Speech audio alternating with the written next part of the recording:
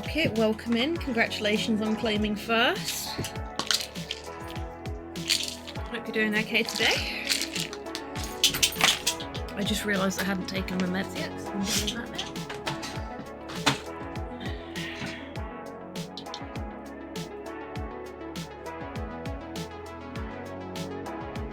now. Hello. Hey Z, welcome in. Yeah, Rocket is at the bar 15 minutes early every day, just waiting for me to go live. He's very committed to getting first. Nothing wrong with second though. It's lovely to see you, my friend. Hope you're doing well today.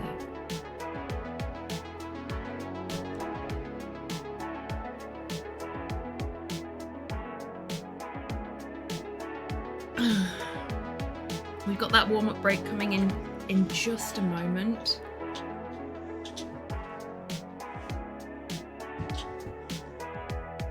In fact, there it is now.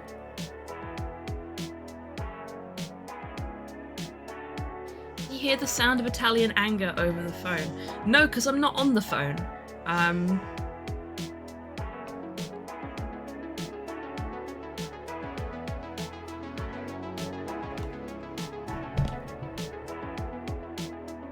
But I've seen what Italian anger looks like, and I'd not care to again. Let's put it that way. Now, I am sat a little wonky in my chair, which means my microphone might not roll slowly. Is wrong. Cypher, why? Porthos, why? Cypher, welcome in. I hope you're doing well today. Because you could. And really, what better reason is there? The scientists spent so long thinking whether they could, they forgot to think whether they should. Yes, Porthos, can I help you? You've been so polite and well-behaved all morning, and the second I press go live, you're in my face harassing me. What do you want? Ow.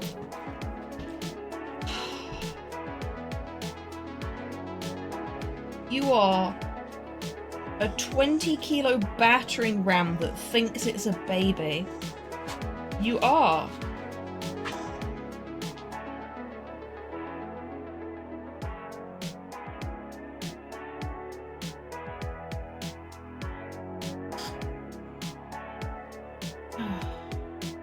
I don't know what he wants, but he seems to be taking, like, I'm rubbing his nose, and he seems okay with that. Do you want nose rubs?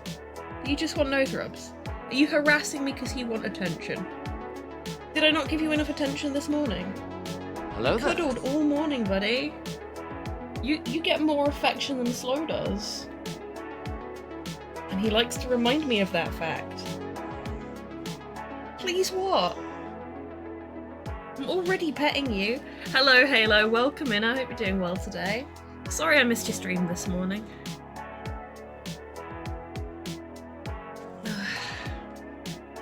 Can see you were playing some Helldivers too. I hope you had fun. Wow, okay, the captions are really struggling with me because of how far away from the microphone I am, so I'm just gonna do a little reshuffle whilst we're in this break and hope that fixes the problem. Thank you, Thumper.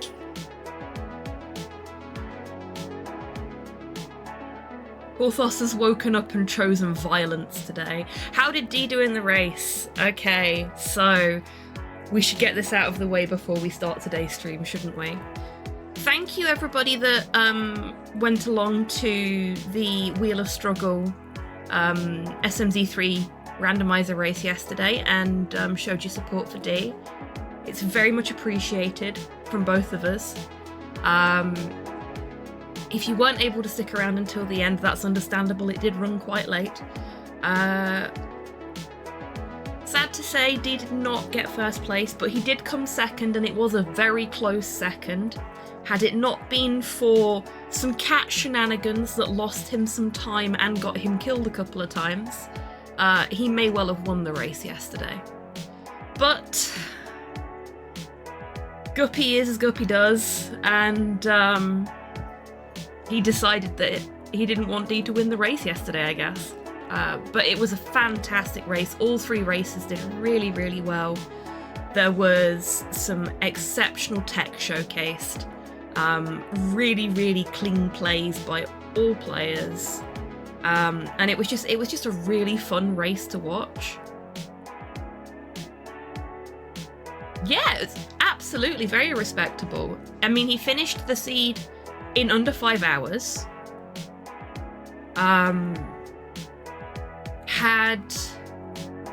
I think he tied with Kylorian for most boss kills. Proud of him either way. He put a lot of time practicing that. He did. He really, really did. And you are not the only one that is exceptionally proud of him. He did so well yesterday.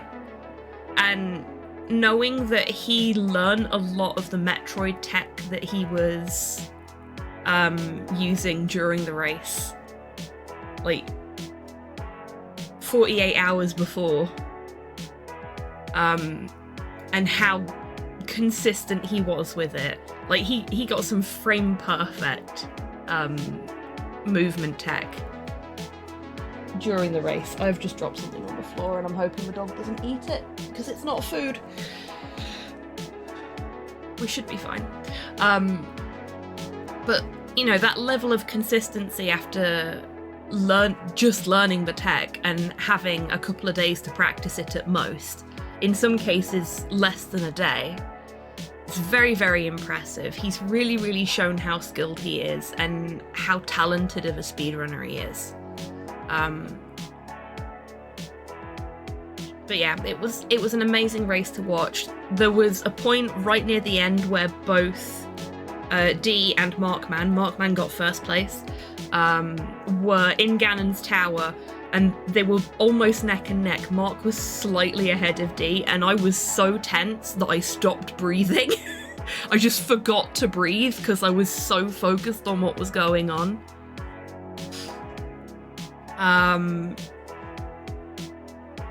It was a very, very good race. It was very exciting to watch, and when Dee killed Ganondorf, I cheered so loudly that I woke both Slow and Porthos up. Neither of them was particularly happy about it. Hate it when that happens, I know, right? I take it that he's recovering today. I assume so, but who knows? We may see him later, we may not. But yeah, it was a absolutely fantastic race. And thank you again to everyone that came along and showed some support for Dee in chat, because he ended up being the people's champion. The most emotes and like general reactions to his gameplay of any of the racers. It was very popular yesterday. The Wheel of Struggle are doing another 5-hour race today. I can't remember off the top of my head what it is. But you can go and watch it when it happens. I think it's happening in a couple of hours, so maybe watch my stream first. But we might raid into them if there's nobody else live that we want to raid into when we finish up, because well, the hosts loved that we raided into them yesterday, so. Is it Advance Wars today? Ooh, that could be fun.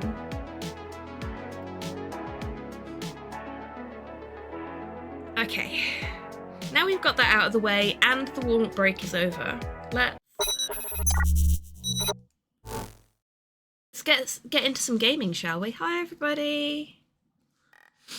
I am a little fuzzy today. Again, I've got the supports on. I woke up and my hands were really, really sore. I've lost a lot of my grip strength today, so I don't know if we'll be speedrunning later. We'll see. I want to do a little bit of speedrun practice if I can, but it's grip allowing, basically. So we'll see how that goes. I checked on Steam when I'd last played this, and it's been more than a month since I was last well enough to do a point-and-click adventure game stream. Geologist just subscribed for 4 months. Feel better soon then. Hey, Elsie, hello. Thank you so much for being Could you subscribed pick me for up so 4 I can bite you? months. That's very kind of you. I will do my best. there. Unfortunately, I have very little control over whether my arthritis is playing up on a given day or not. That is very intentional, Ailsey. So, as a refresher, this is the Crimson Diamond. It is technically a point-and-click adventure game. It's actually a typing adventure game. It's a text parser adventure game in the style of Sierra games. Very heavily inspired by Sierra's work. Excuse me, got a runny nose. How dare I be a human on stream? I can't remember the name of the lady we play. I'll be honest with you. But we play a lady who works at a university and has come out to Crimson, the town, not the colour, to investigate a possible source of diamonds. She's a geologist. And she loves doing like a proper geology info dump on people that will stand still long enough to let her talk about rocks. So we love her. Now the people that live here are being very cagey. There's a lot of like familial disputes and shit going on. And the actual owner of the land's girlfriend has died under mysterious circumstances in the last 24 hours in-game. It looks like she's been poisoned. So now we've got to figure out who did it and why. Does this have multiple endings and such like the old games? I don't know about multiple endings.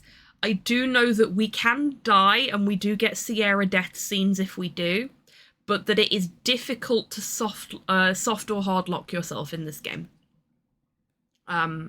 So it's got the essence of Sierra games without the same level of frustration.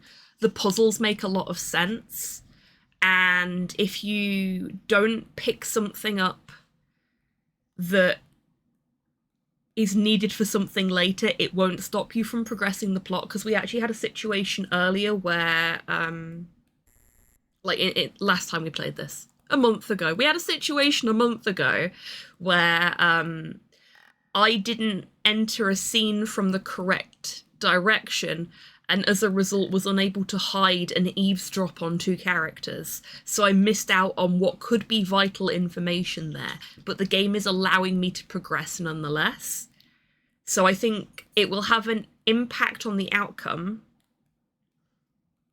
but it's not stopped me from being able to complete the game so far.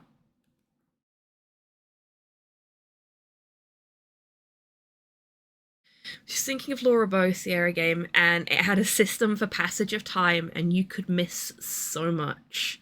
Yeah, this has done a very good job so far of evoking the same kind of vibes as Sierra games without any of the frustration that makes me refuse to play Sierra games on stream. Like, we did Space Quest because it was the Channel Point challenge. Oh, that reminds me, the Resist or Serve Channel Point challenge expired whilst I was off sick, so I've restarted it. So if you want to watch me and DMAC play the X-Files PS2 game on the Late Night Lounge, pop your channel points into that pot, and we'll see if we can make it there.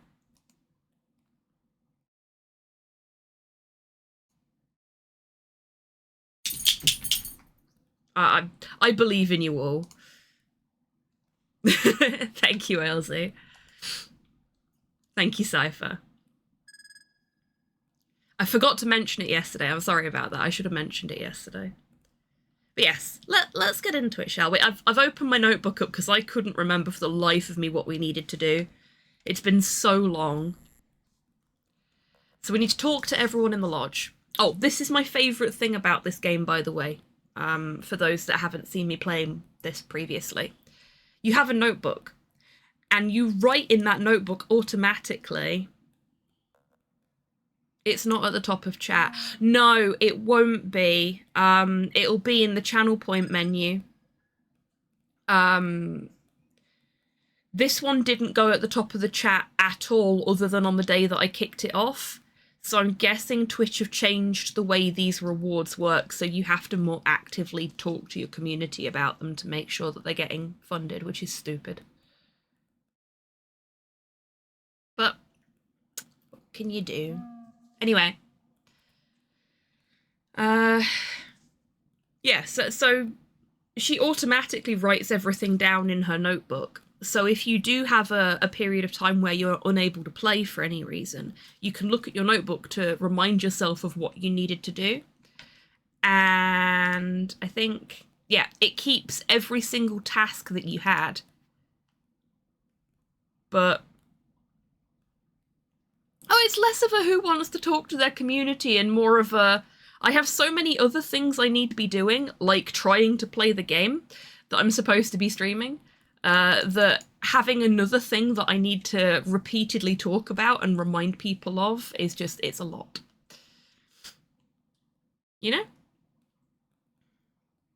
I mean, I suppose I could set something up with Chibi so Chibi reminds everybody about it, but Chibi talks a lot in chat already, so we'll see. I know you know, but I feel like I have to make it clear for anyone that doesn't realise that this is all in jest, you know? Oh, excuse me. Would have muted there, but that came on a bit too suddenly. Okay. So our quest right now is to talk to everyone in the lodge. It looks like we've talked to Kimmy, so we've got Margot, Albert, Nessa, Corvus, Nathan, Evan, and Jack left to talk to.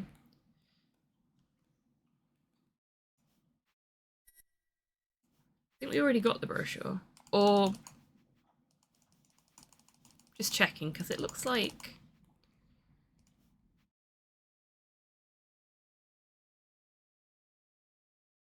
Find out what the silver key opens. Huh. Maybe it started as at the top of our notebook there, because I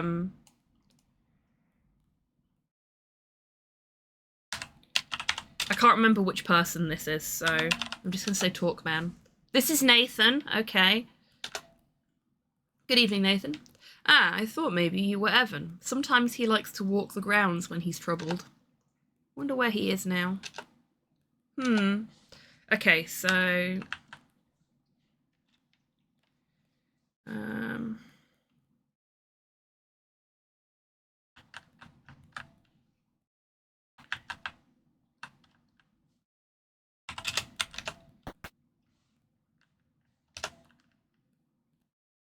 Oh, hello.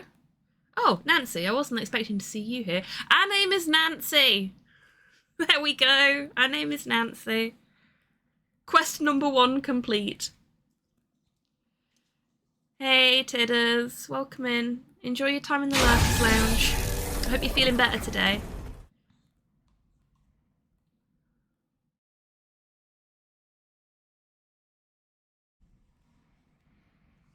There's a lot of activity in chat. It's easy to miss messages from our beloved HobbyTan. I'm glad that HobbyTan is beloved to you. Because some people are just like, no, I don't like them. But I like little Chibi. They try their best. Still coughing up God knows what. Oh, bless you. I really do hope it shifts soon. It took me a couple of weeks and coming off of my meds to get rid of it. So I had basically had to reboot my immune system so that I could get rid of the chest infection I had. But it seems like it's really going around. A few people have had something very similar to what I had. Because it sounds like you've got what I had. From the symptoms you've described previously. But it's a rough one. Yeah, I hope it leaves you be soon.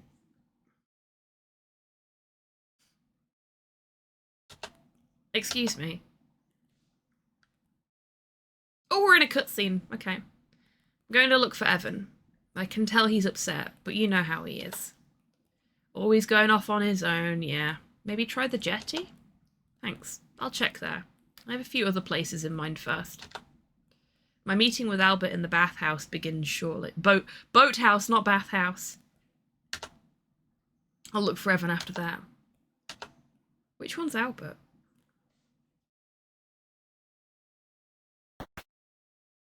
Hey, Sue, welcome in. I hope you're doing well today. Middle one has a nasty cough at the minute. Yes, some that's going round.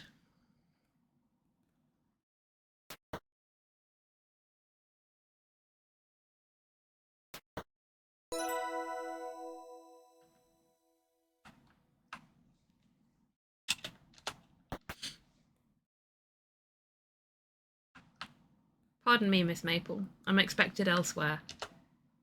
That's fine. Can I leave? I've been trying to leave for like 5 minutes. Have a good night, Nancy. If he shuts the fucking door behind him, I will be so angry. Good night, Nathan. I wonder where Nathan's off to. Good, he didn't.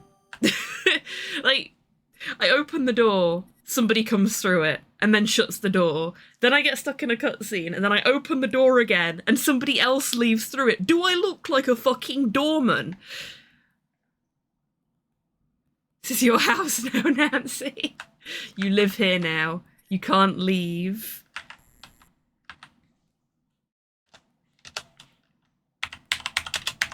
Look, Rock. Okay. We don't see anything noteworthy about that rock, apparently.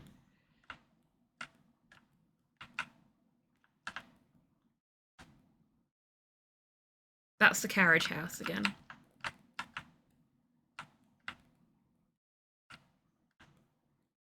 He said boathouse.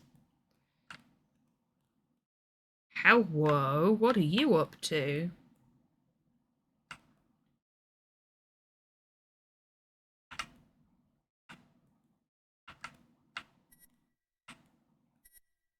Nessa and Corvus seem to be having an intense conversation. Are they fucking? This is when we find out. Yes, I saw your puppy. They're so cute, Soup.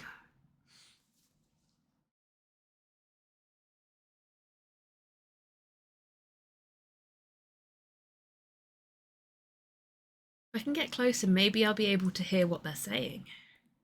I think I need to go this way to do that. Nessa and Corva seem to be having an intense conversation. If I can get closer, yeah, okay.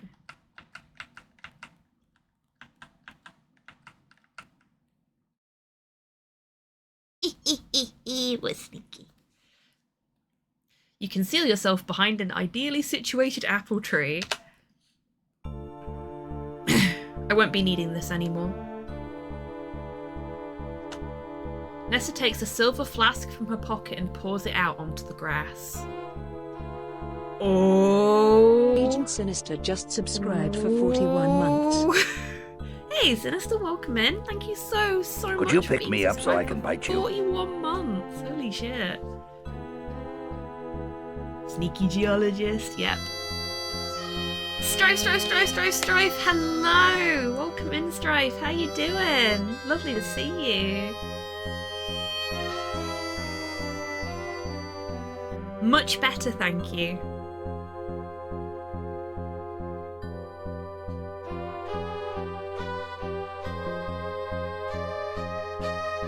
Okay. I know you're quoting Creep there. Did I say something to make that happen, or working boiler as well now? Yes. Some issues with the radiators, which the engineers are going to have to come and sort out. I'm very annoyed about it. But we have central heating, and most importantly, we have fucking hot water.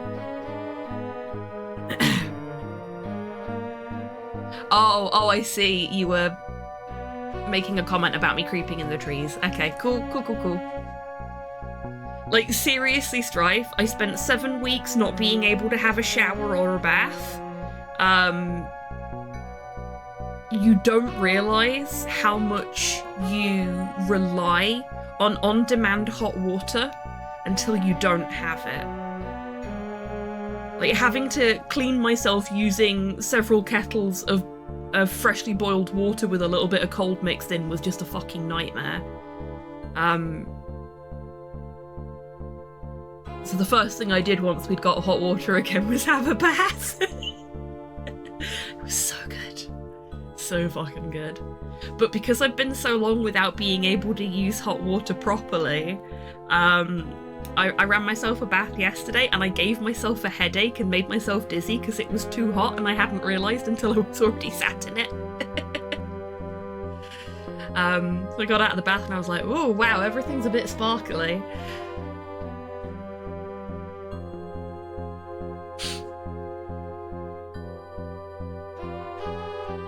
But yes, things are starting to balance out now. Porthos is on a fairly even keel as well, so that side of things is doing okay. My phone is very quickly going on its way out. I had to charge it up 3 times yesterday, but I was planning on getting myself a new phone and had saved a little bit of money for it. And the phone I was planning on getting was on discount yesterday, so I ordered that. That's arriving today. Figured I may as well get it while it was even cheaper than usual. Because I'm moving away from the Apple estate as well, so it's not like I have to take out a small fucking loan to buy a phone anymore. My phone was actually a reasonable fucking price.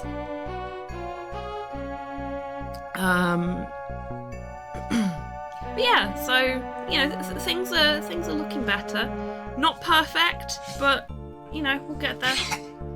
Striving for perfection rather than attaining it at the moment.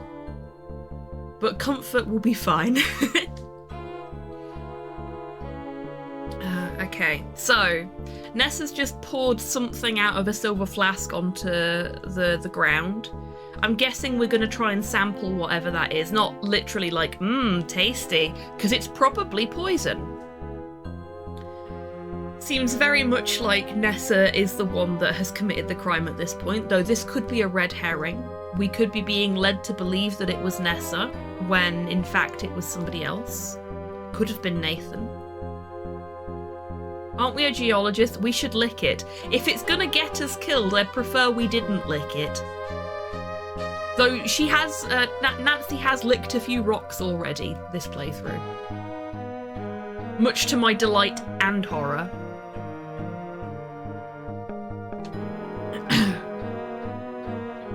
Lick it real good. Oh my. What's that? Water adulterated with poison. I soaked fly paper in a glass jar and poured the liquid into my silver flask.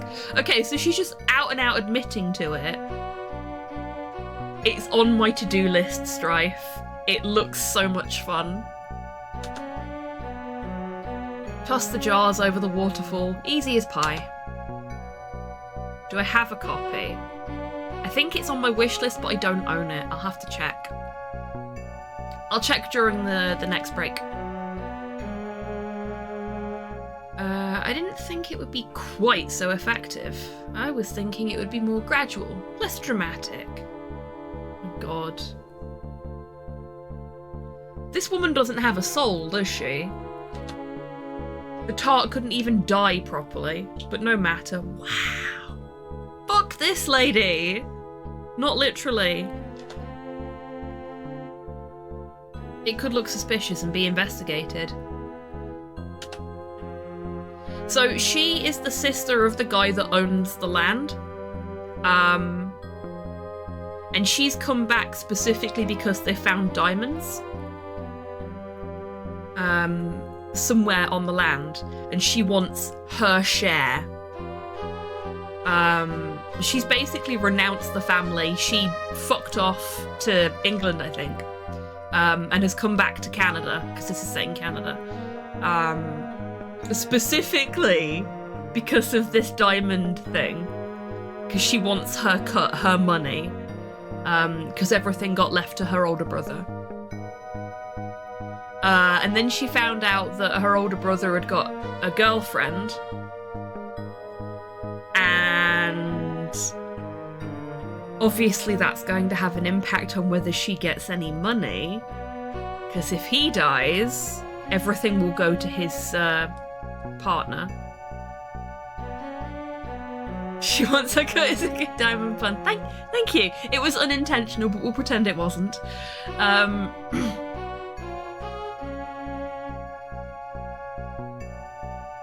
So she's just offed the competition, basically. But that leads me to wonder whether she was planning on poisoning her brother until she found out her brother had a partner. Like, was she just gonna kill the rest of the family so she could take what she feels is rightfully hers, whether it is or not? Like, she wanted nothing to do with the family business or the land or anything like that until it became worth money. She's a horrible person. Her brother has stayed here because this is their family home. This is making me want to play Murder She Wrote. Yes, it is very Murder She Wrote. Yeah, she's a horrid person. Cold. And clearly very calculating. What does it matter? There aren't any rangers around. Or any other form of law in this godforsaken place. I don't know, I think Poundland Poirot might actually be law enforcement. He's certainly not a geologist, even though he says he is. We don't want any more complications. This will all be over soon, but we'll need to be bold. I'm ready for the next step. Good.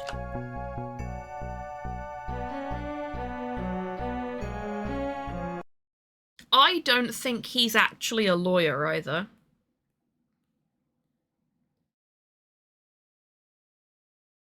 What a strange conversation. Nessa mentioned tossing some jars into the river by the waterfall. I should go to the waterfall and take a look.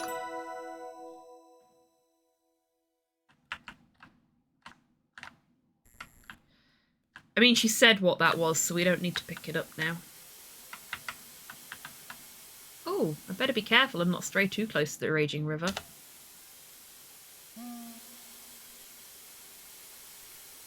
I can't remember what the command is for this, so I'm going to try get. Get jar?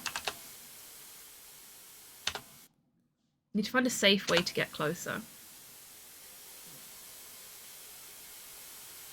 What have I got in my inventory?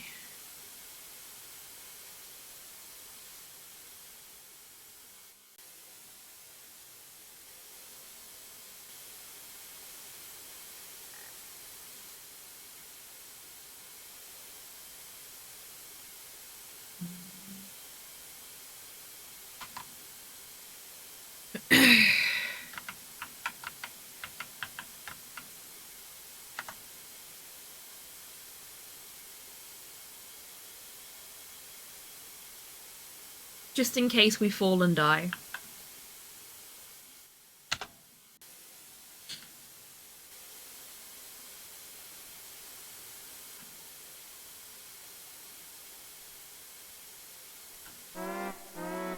Like that.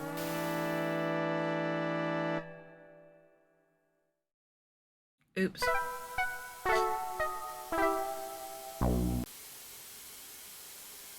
Okay.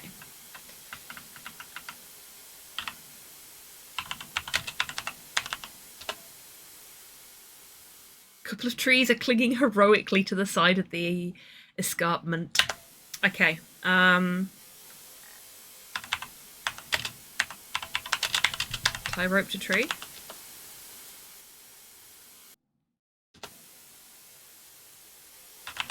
Tie rope to self.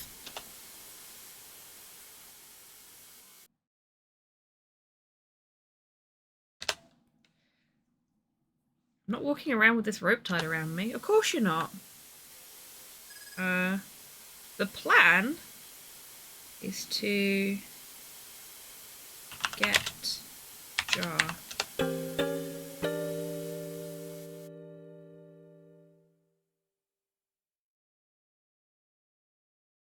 Yay!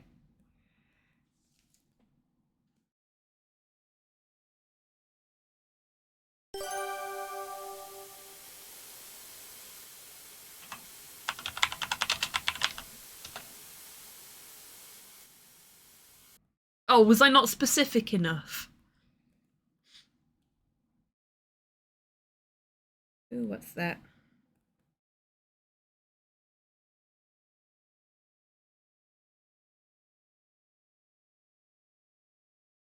Oh, yay. Sorry, the phone is 7 stops away, apparently. So I'm probably going to have to pause or send us to a break or something like that shortly to go and get that from the front door.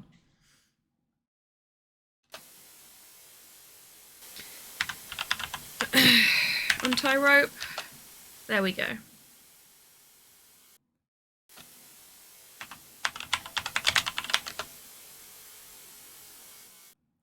In your enthusiasm to secure the rope to the tree, you created a series of utterly undoable knots. That's okay, the rope has done its part. Thank you for your service, little rope. Ah, Mr. Richards, there you are.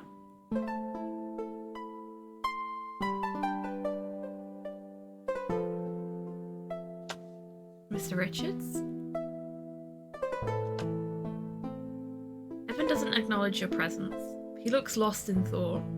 Or maybe highly inebriated. Possibly both. Been there.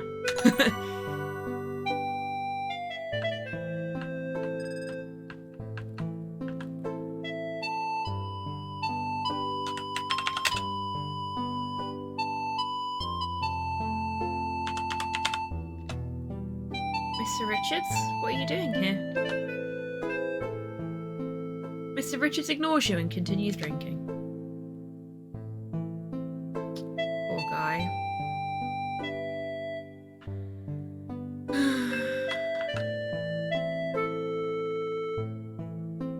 Hear a rumbling in the distance. Is that thunder? Sounds like an automobile heading towards the carriage house. Is Jack back from the train station? Rope was the friends we made along the way, indeed. Maybe I should head over there and see what's going on. Or I could head to the lodge and see what's going on there. No, we want to go to the boathouse. Which is not the bathhouse, as I misread it earlier. He's not here. Okay.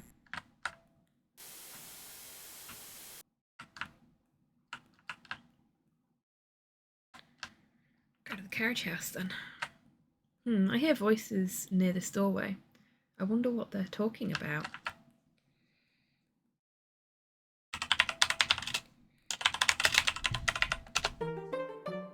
With the help of the drinking glass, you can hear a conversation behind the side door.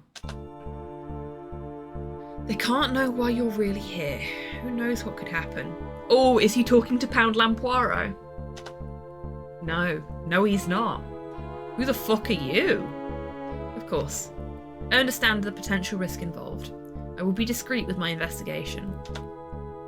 We'll just say you were in the area and that's how you got here so soon. Not that you were already on your way. Understood. The young lady. Margot. Yes, Margot. Is there any reason to believe her death was suspicious? She's always been a bit sickly. Don't bother yourself with that.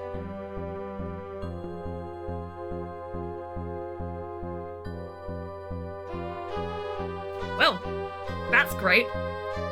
Why did you say that? Why? Just make like you're looking into her death. That'll be a good cover. But focus on what you're really here for. Okay, Jack. Conversation seems to be over.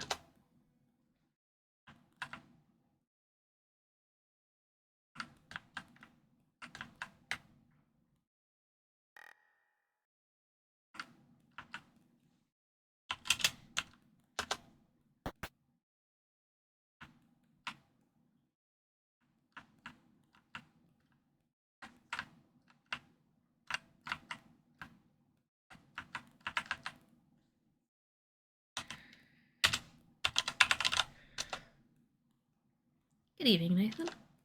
Good evening, Nancy.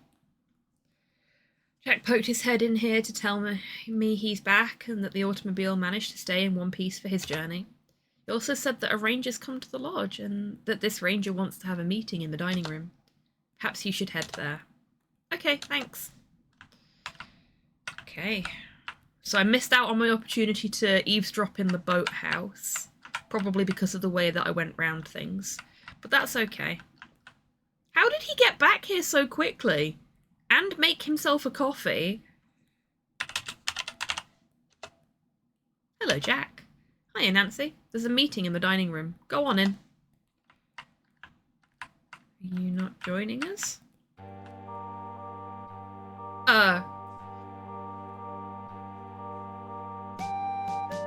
What is this guy, part Enderman?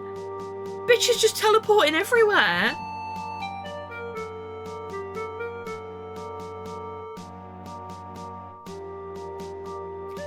Ah, Nancy, there you are. We're about to get started. Identical triplets, yeah. Turns out that Evan is actually like a super scientist, and he's been making robot versions of his assistant. So one of them is actual like meat Jack, and the rest of them are robot Jacks.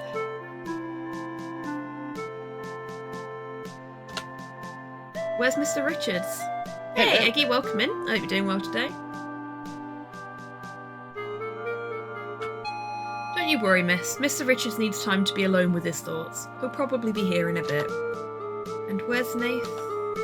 Never you mind, Nancy.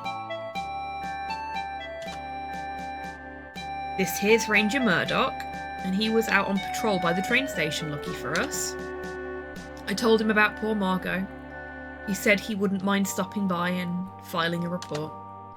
A report? Whatever for? She had a fit and died. Bury her and be done with her. Gives me the creeps having a dead body around. I'm sure nothing's amiss, but how could I turn down Jack's hospitality? I'll take a look, file a report of the death, and save old Doc Travers a trip up here. What about the bridge explosion? Do you have any news about that? Bridge explosion? News doesn't travel very fast in these parts. I'm out in the bush most of the time. Of course, I was so distracted by Margot's death that I completely forgot to mention the bridge to Ranger Murdoch. Anyway, I sent a telegraph to the closest town. I'm sure the appropriate authorities are handling it. Game?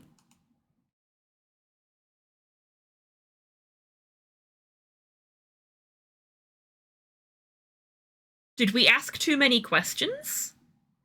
The game just crashed. That was odd.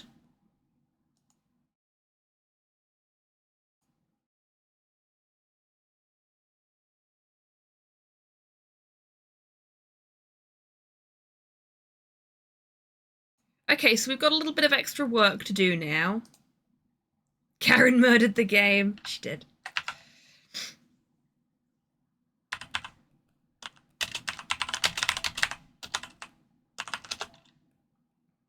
At least we know what to do.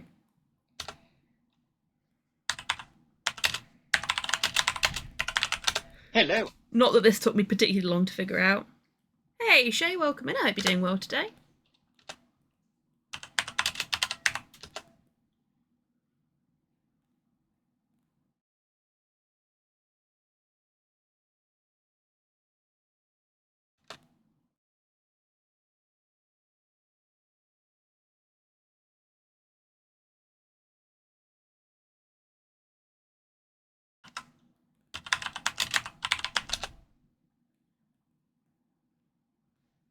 And we already know we can't remove it from the tree, so...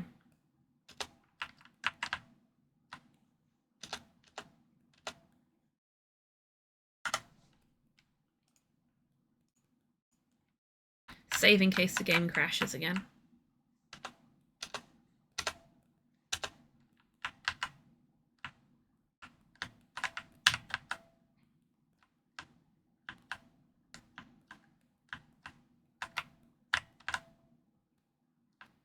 Taking the long way. Taking the very long way because I got lost. There we go.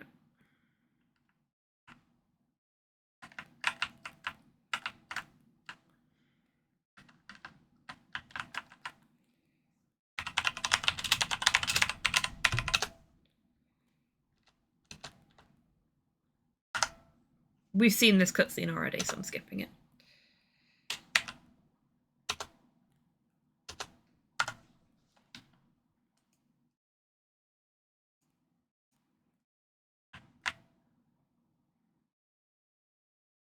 Oops, too far. You can't see the game! Oh gosh, I'm so sorry.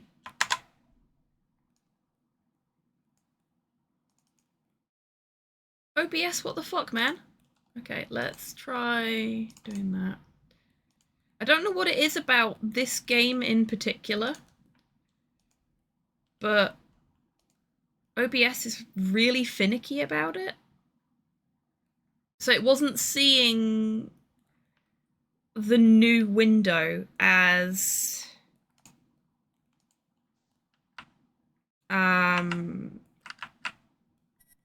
It wasn't seeing the new window as the same thing, so it wasn't picking it up for some reason. Despite me having it set up to just capture windows of the same type if the window closes. It really just doesn't like this game. There's no audio at the moment. You should have audio now. A little bit of music. Yeah. The level of music in this game is very inconsistent. Sometimes it's very, very quiet. Sometimes there's nothing at all. There's been a couple of occasions when it's been horrendously loud and I've had to turn it down. But hopefully it's just right now.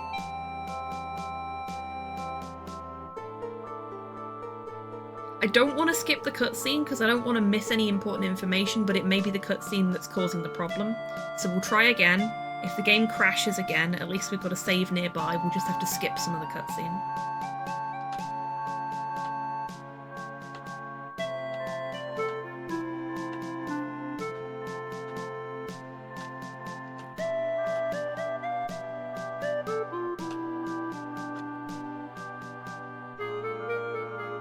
I'm sure. Bears and raccoons are more my jurisdiction.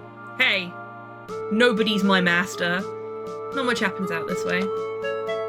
Tomorrow morning, I'll take a look at Miss Margot and be on my way. Nem, nem, nem. Sounds good. My, it's late. You must be bushed. I'll get you set up in a spare room upstairs. The raccoon police. Indeed. I don't trust him. No gods, no masters. Exactly. Are we done here? I'm dreadfully tired. Yeah, killing a person will do that to you. I am tired as well. Okay, so the Oscar goes to this guy, clearly. Jesus. Nessa and Corvus leave the table after exchanging what seems to be a series of impatient looks. They're so good at covering up what they're up to, aren't they?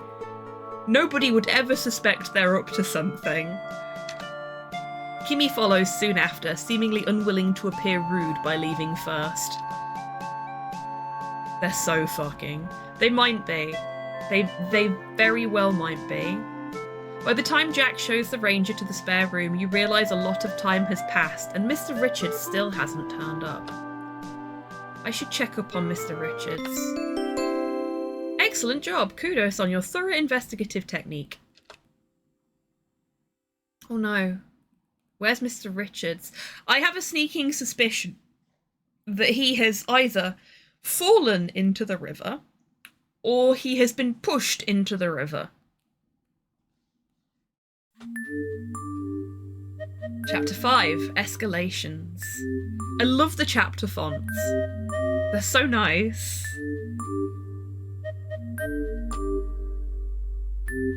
You are shocked to see such disarray. I don't like the look of this.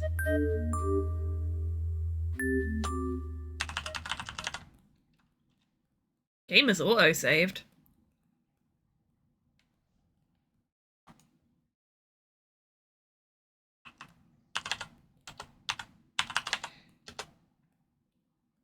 Is there any evidence of Mr. Richards' movements on the jetty? I should take a closer look and try to find some of his footwear too. Why his footwear? It would be helpful to learn Mr. Richards' shoe size. Oh, are we sure we're a geologist and not just an amateur detective? Because she's good at this. She's very good at this. Escalation from murder? I know, right? Where do we go from here? She might just like feet. This is true. I did see Mr. Richards on the jetty. I wonder if he left any fingerprints behind. Can I place anyone else at the jetty? Other than yourself? I'll need everyone's shoe sizes before I can figure that out. Geologist and shoe sniffer. Goodness gracious.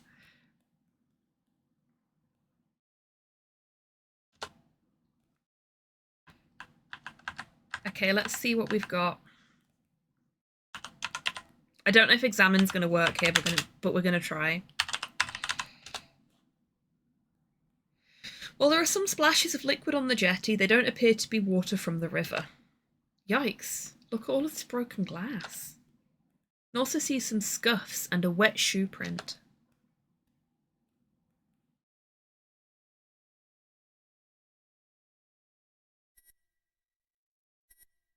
Hello!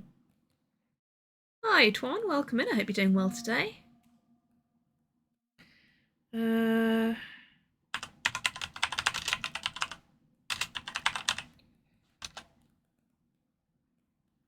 On closer inspection, you ascertain the shoe print came from a size 14 foot. How?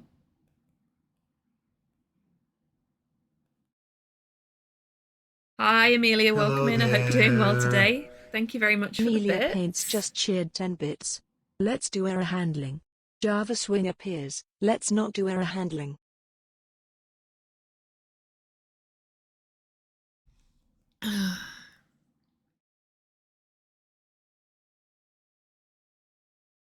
You're most welcome, Tuan. How do we know that's a size 14 foot?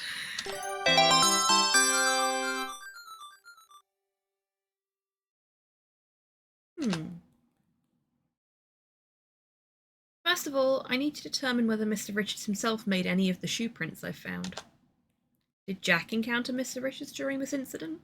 I should find him and ask about his shoe size. Who knows what size Nessa's feet are under that long skirt? I'll need to investigate.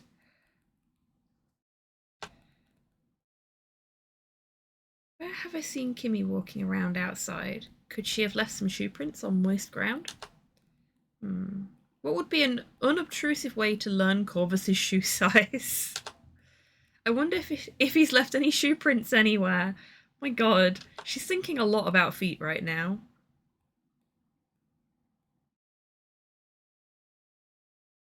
Expensive shoes, Shay. That's what they say about someone with big feet, right?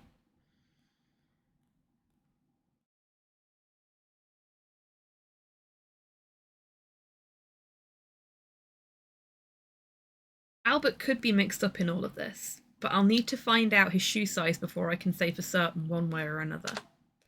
Nathan could have made those shoe prints. I certainly can't rule him out. Have I seen Nathan walking in an area where he could have left shoe prints? I think so, and not too long ago. Size check to review whose shoe sizes you still need to learn. Amazing. Okay, I would give him pets, but he is fast asleep right now. So I don't want to wake him up. So you can have Porthos Cam for a little bit instead.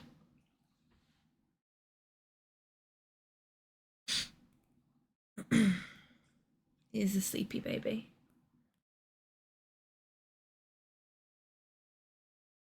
People are scared of clowns.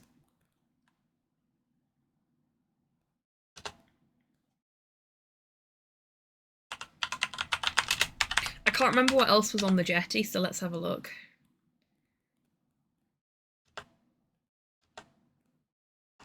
Okay, examine glass. Glass has been knocked over. Its contents spilled out onto the jetty. Ah, what a waste of good Canadian whiskey.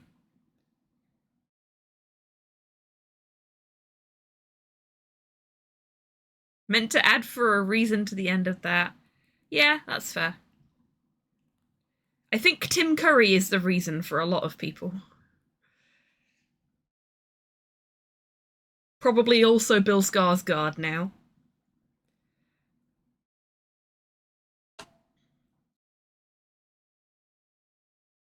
You think you can see an oily mark on the outside of the overturned whiskey glass?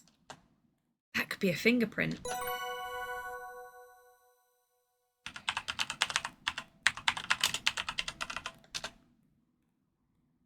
You carefully dust the overturned drinking glass for prints and reveal... Aha! A fingerprint. Better be careful not to stray too close to the edge of the jetty. You put yourself there, love. I didn't put you there.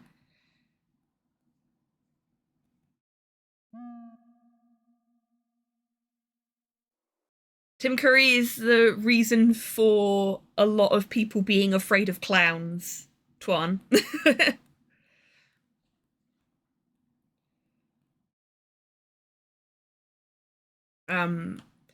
People of a certain generation in a certain part of the world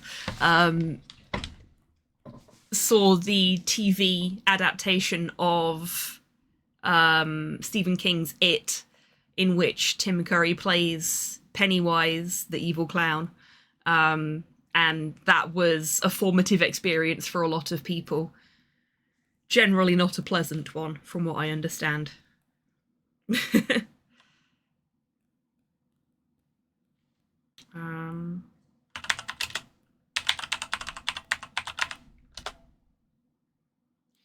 Tear off a piece of tape, press it into the powdered fingerprint. I only remember him from space. We actually have that as a sound command on the channel. Which I can't do because it'll bug the game out, but it's there if you want to use it. Exclamation mark space.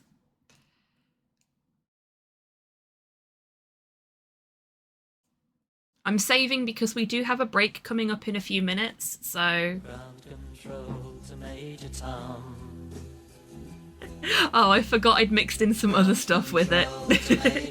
So you get a little bit of David Bowie instead. Surprise! Yes, thank you, Chibi, I'm aware. Okay, so there was... Can we examine the liquid? She'll probably just say that it's Canadian whiskey again. The liquid here has yet to be absorbed into the dock. Even in the moonlight, you can see it's golden yellow and that it's whiskey. Surprise Bowie is always welcome. Agreed, agreed. What a waste. The liquid on the jetty is definitely alcohol and not river water. Mr. Richards was here not that long ago. If he'd drunkenly fallen into the river, I'd expect to see watermarks on the jetty where his impact caused splashes. This is a fair point. Well thought through, Nancy. This is very true, Ace Roy, but hopefully someone will defeat the fucking idiot before he can do anything about it. Or he'll defeat himself, because he's not exactly that smart.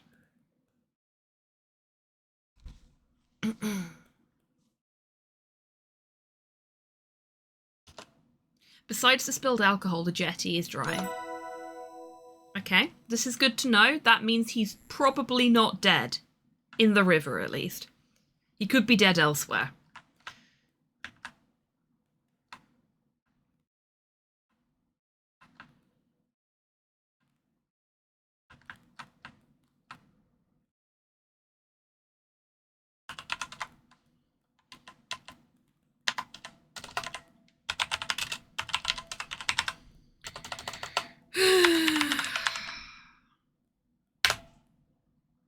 That would not benefit from closer examination. Well, I don't know what else to specifically examine to check for shoe prints for Nathan. Check for shoe prints? Maybe noteworthy.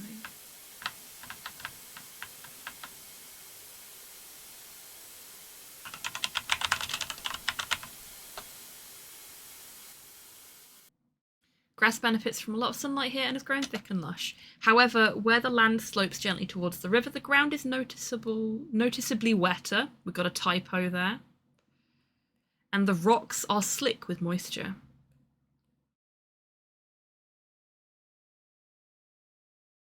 Oh, we've got a break in less than a minute, so now is a great time, everyone, to grab a drink, grab a snack, have a stretch, get some fresh air, all that good stuff. Document some people's shoe sizes, maybe. And I will see you in 3 minutes after the break.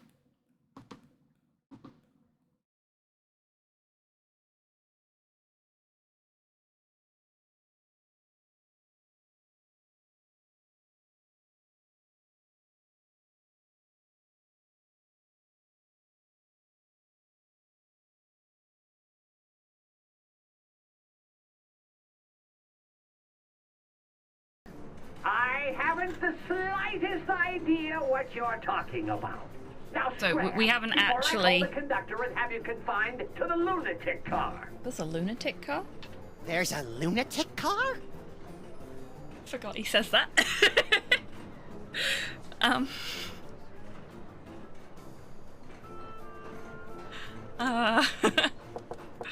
Who is it now? Feeling a little called out right now.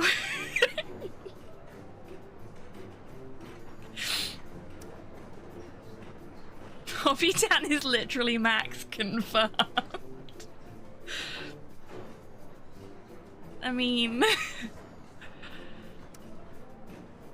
I can't really argue with that, can I? Your mother is a necrotic object! I'm fun! Look at me sparkle in the light of the projector!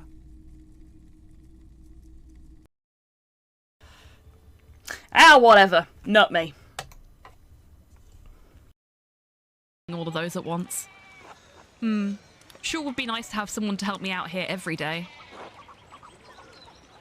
Have you considered a child?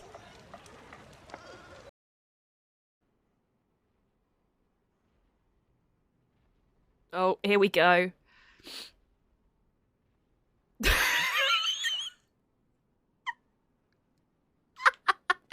What have you done?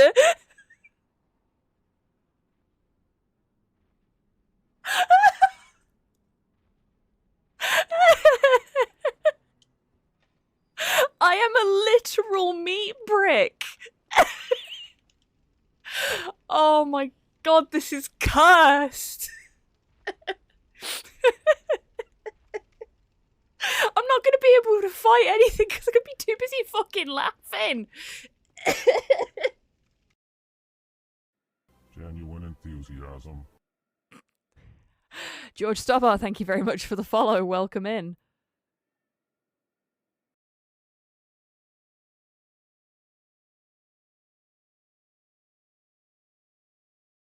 There's a username I didn't expect to see. He has arrived.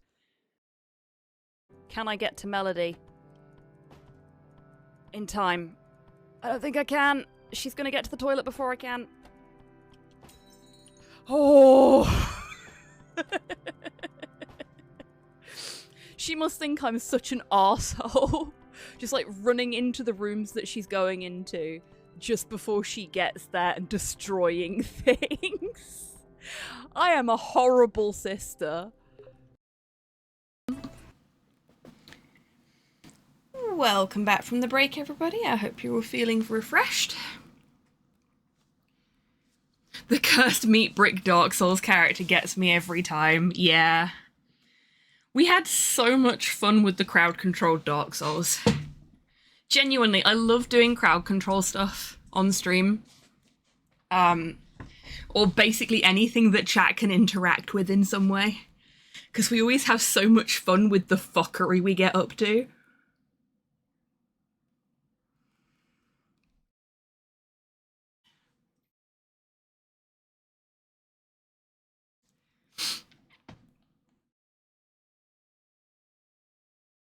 And yeah, absolutely, Ace Roy. He's not a good businessman at all.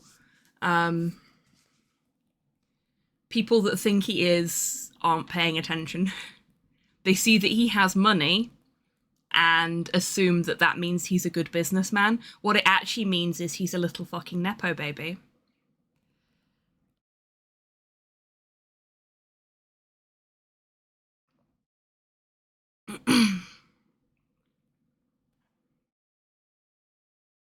Anyway.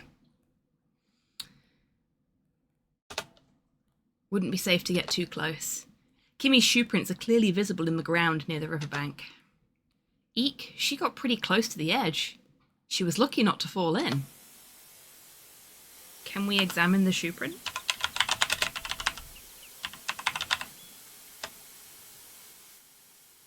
Upon closer inspection of Kimmy's shoe prints, you conclude that she wears a size 6 or a 6.5. Okay, hey Slow.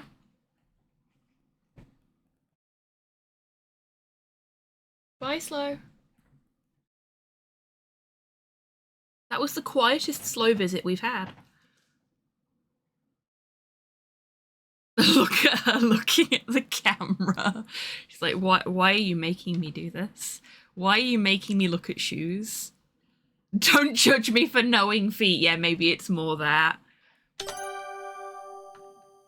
Oh, I'd better be careful and not stray too close to the edge of the river. Bitch, you put yourself there. If you fall in, it's your own fault. Okay, so we found Kimmy's, we found... Oh.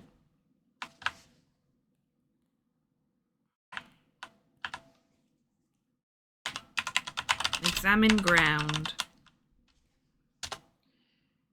Okay, so there's no shoe prints here. There can't be.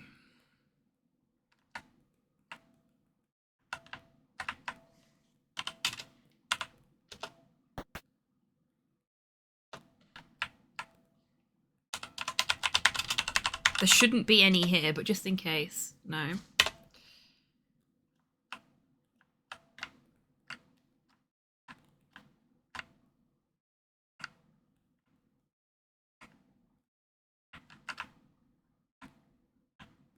It's almost like they don't know what they're doing. I know, right? I mean, the same could be said of me right now.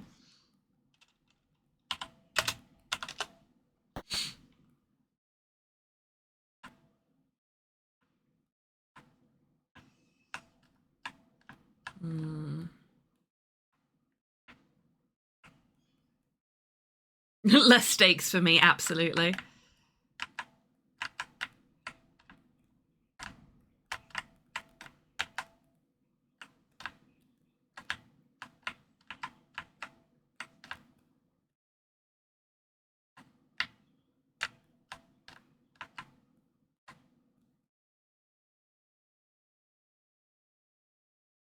Well, not that we know of. But that's because I don't mess up, Twan.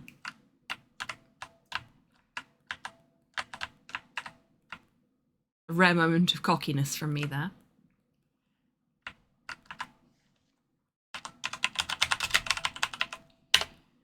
Which boots would you like to examine? The women's boots or the men's boots?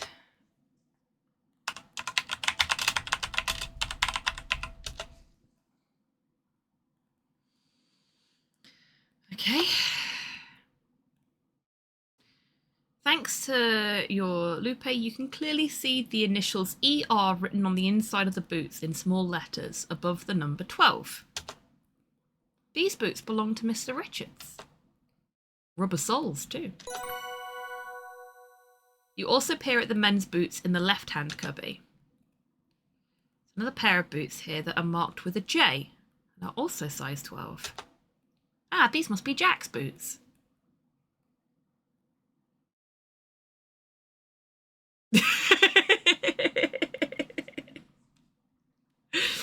I think we can do that one. I think that should be fine.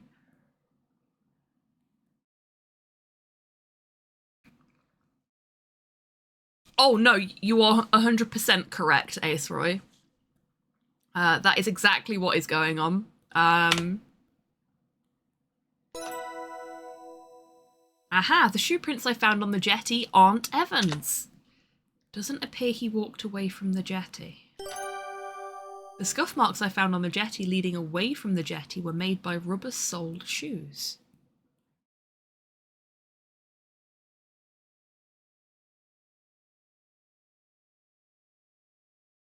I thought that one worked, Cypher. Hang on a second, folks. Sorry, I've just had a text from my mum. I will be back as soon as I can. I'll put the clip reel on, but I won't run an ad.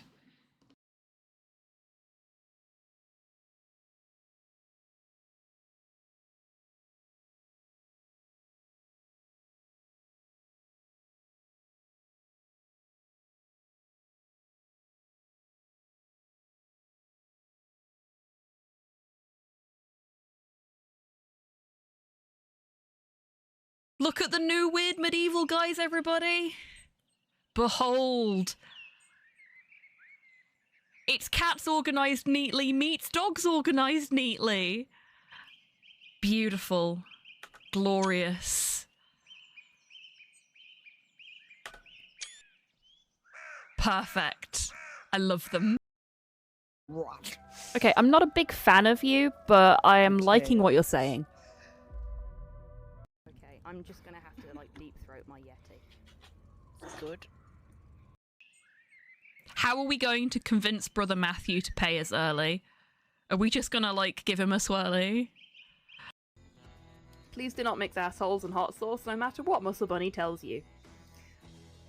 Indeed. Do not forget, Brother Guy, the fate of the youths who jeered the aged prophet Elisha outside of Bethel. Are you comparing yourself to a prophet, Brother Adok? I'm comparing you to an impudent youth whom the Lord, in his ineffable wisdom, may choose to strike down. Okay, that's a pretty good burn back. Genuine enthusiasm. George Stubber, thank you very much for the follow. Welcome in.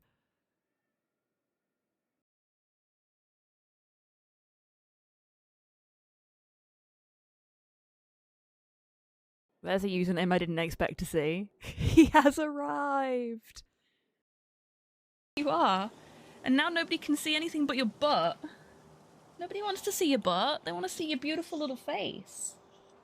Which they still can't see because you're too short. Oh, baby. No, no kisses. Ah, he licked my nose. The tail wags.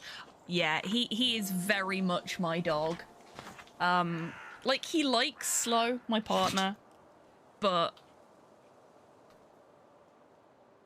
fucking loves me. Anyway, if we could just continue on our way out, please. Thank you. We're being chased. Good plan. Ashton glances over at Christy. Oh my god, you used his name. He used his name. He gets one. This is a momentous occasion. Run now, explain later. We gotta get out of here.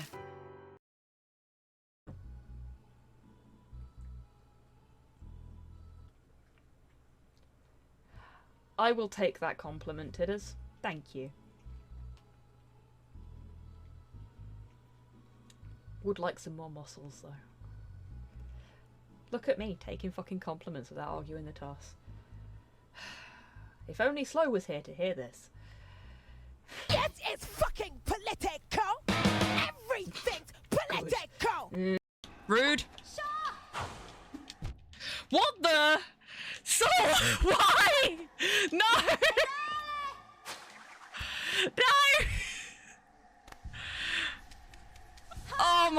This is weird. All my timings are off.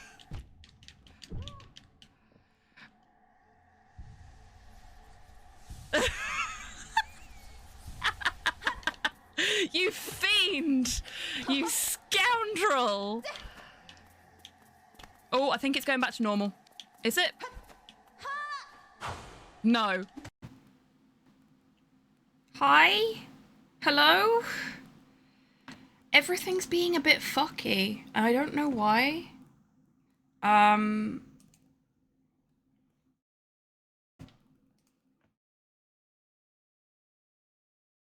It's very strange. Are we back? Can you hear me?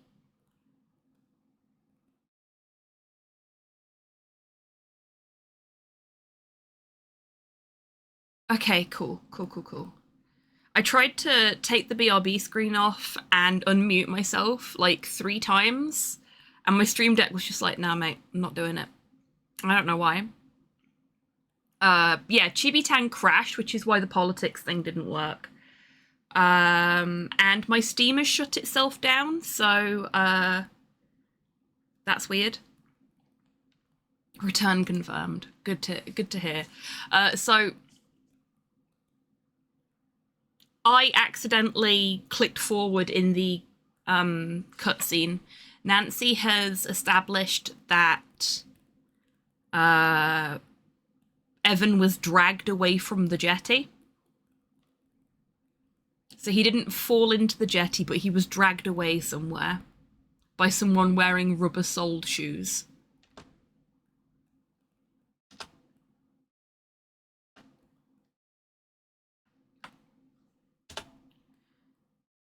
And I'm sorry about the sudden disappearance there. My mother had texted me. My grandmother is in hospital at the moment, and I'd been having a bad feeling all morning that something had happened. So when my mum texted me and was like, have you got 5 minutes? I panicked. But my grandma's okay. My grandma is okay. My mum had just forgot that I stream on Sundays because it's been so long since I've been on schedule because of being unwell and because of like everything else that's been going off. But yeah, so I was having a little panic. But it's all good now. And Porthos is still asleep.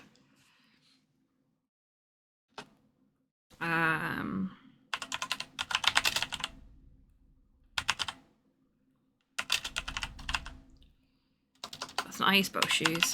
There we go.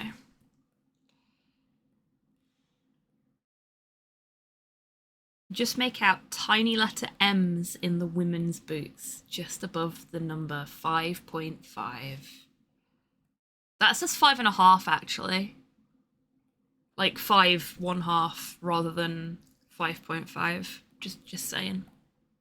Just saying. That confirms these boots belong to Margot and that she wears size 5.5 boots. Well, I don't think we're going to be seeing much of her shoe prints because of, you know, the whole being dead thing, but that's okay.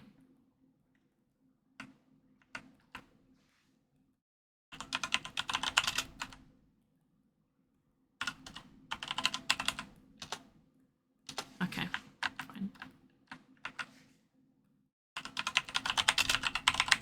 Anything on the floor? Okay, so we know Jack's shoe size. We need Kimmy's shoe size.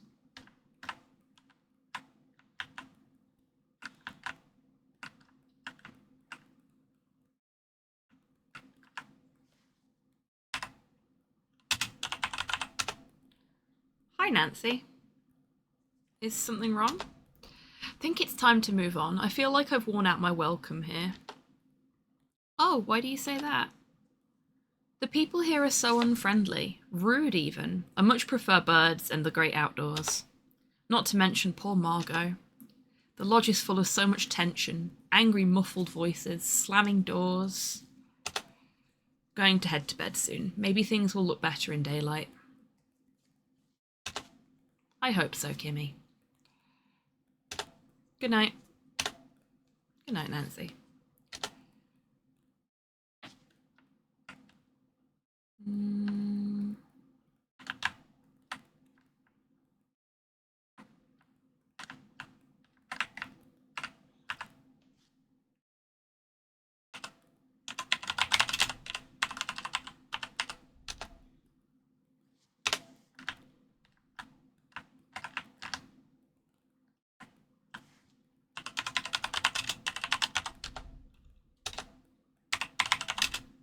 Oh, let's try open trunk. Trunk is locked.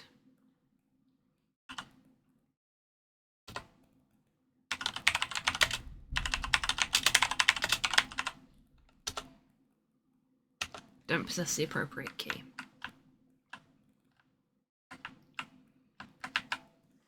Oh, unlock dresser.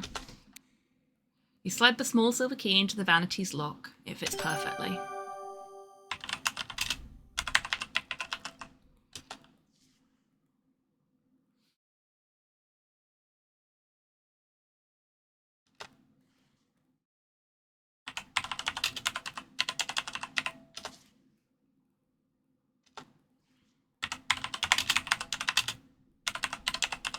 Look left drawers.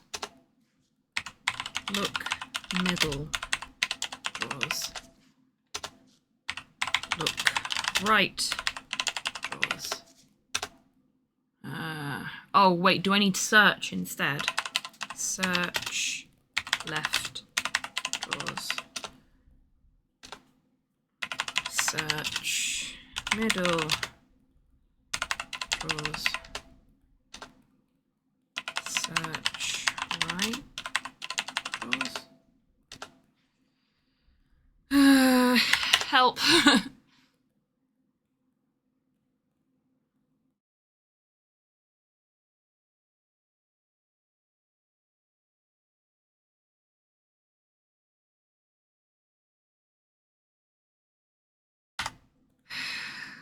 Excuse me.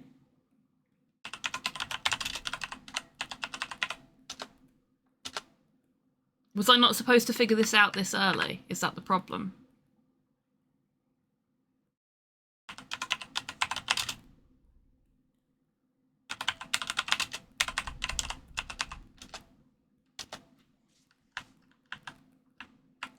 What was that? I didn't see what she said then because it was letting me move and it just disappeared.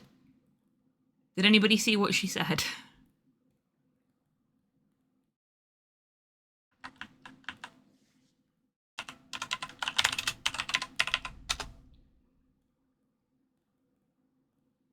The last of the water in Margot's glass has evaporated, leaving a white powdery residue. I wonder what it could be.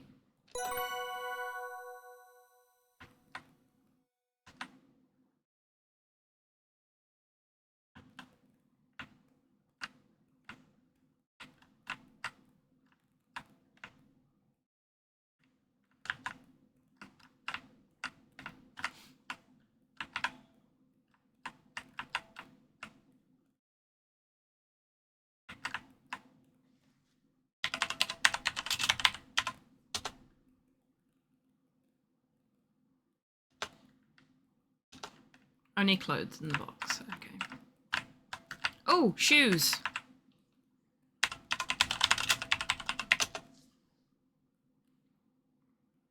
You peer into the shiny, well-maintained shoes. Thanks to the lupe, you can read a size printed on the inside, even though it's a bit faded. I see, these shoes are size 14. Seeing as they are set down by Corvus's bed, I think it's safe to assume that they're his shoes. Okay, so Corvus is a prime suspect for having dragged Evan away.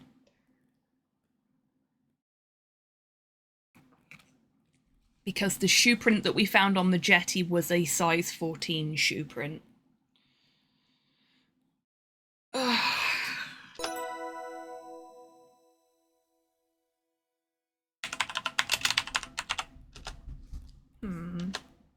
Need to figure out whose shoe made the shoe print. Mr. Richards wears a size 12. He definitely didn't make shoe prints on or around the jetty. Shoe prints on the jetty came from a size 14 feet. Jack's a size 12. I know Jack didn't make these shoe prints, but who did? Who knows what size Nessa's feet are under that long skirt? I'll need to investigate. Kimmy wears a size 6.5. She wasn't involved. What a relief. Corvus wears a size 14. He could be involved, but I can't say for certain until I learn everyone else's shoe sizes. Albert could be mixed up in all this, but I'll need to find out his shoe size. Nathan could have made the shoe prints. I certainly can't rule him out. Okay, so I need to figure out where Nathan's been walking that I can get his shoe print from. And I need to find shoes for Albert. Forgot to lock my door again. Had more than enough of your company, Nancy. Please leave me to my work. No. You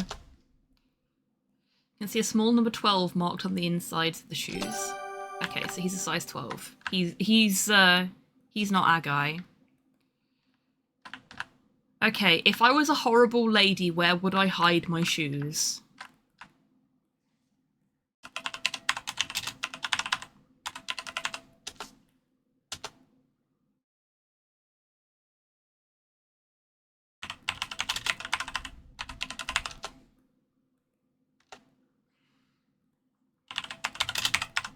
Oh, do we need to open it first? It's locked. Bugger. I suppose I should have expected that.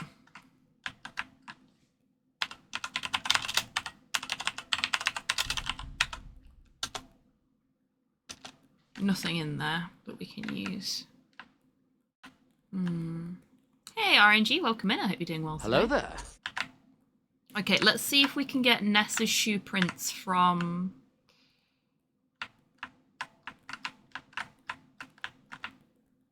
the orchard.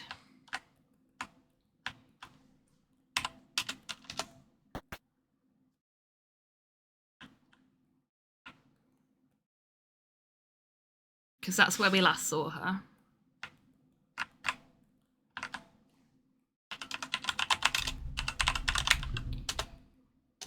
No.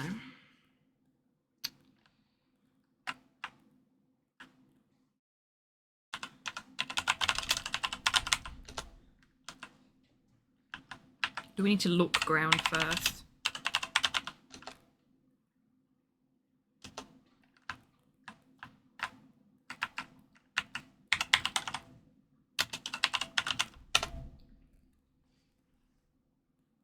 Grass in the orchard thins out beneath the canopy of apple trees. Overripe apples litter the ground. Okay, that's a no on the ground. Hello? Signs of a struggle continue in the area around the smokehouse. The scuff marks and shoe prints continue along the path and into the smokehouse. Ah, she must have heard something outside. That was what the message that popped up that I didn't get the chance to read was. That is a ton of progress. Congratulations, RNG. I'm really happy for you. And I'm sure the remaining fingers will catch up in no time. But yeah, that's really great progress.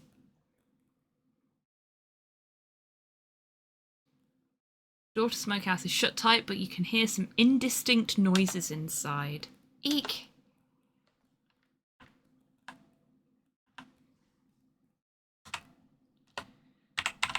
What's that shining on the ground? Scuffs and shoe prints on the path. Sparkles. Get button. Let's have a look at this button. Who could this belong to? I should look more closely at people and what they're wearing.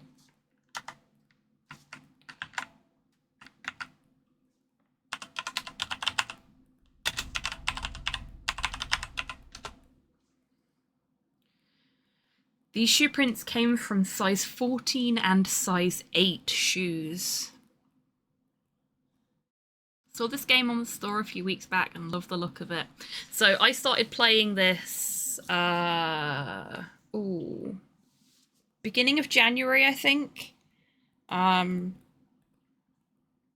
I'd had it for a little while. The devs gave me a code for it so that I could share it with you all, because they were aware of the fact that I play an inordinate amount of retro point and clicks.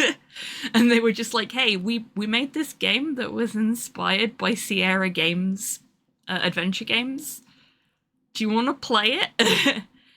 And I went, yes, sure, we'll give it a go. And then other things got in the way, namely Disco Elysium, which took way longer to complete than I expected it would.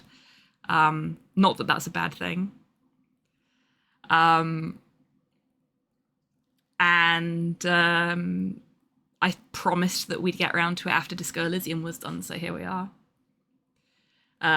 Unfortunately, we had to have a month off from playing this because I was really, really unwell last month. But now that I'm back, I can get back into it. You've become a name in the industry. I wouldn't go that far. But, yes. My Twitch streaming metrics in terms of the types of games that I play are getting me noticed by very specific kinds of indie devs. I keep getting offered retro-style pixel art type games and queer games. And you know what? I am A-O-fucking-K with that.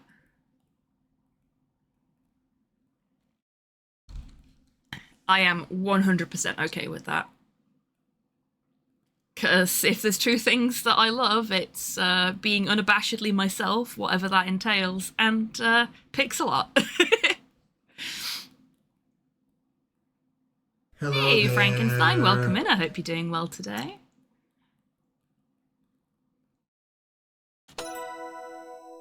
It appears that someone wearing size 14 shoes made these shoe prints. You need to examine the scuffs by the smokehouse more closely. Maybe that will reveal something.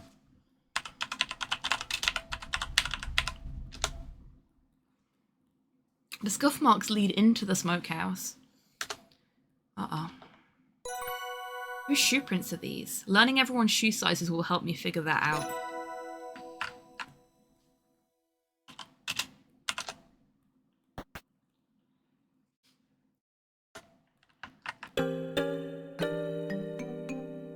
Oh!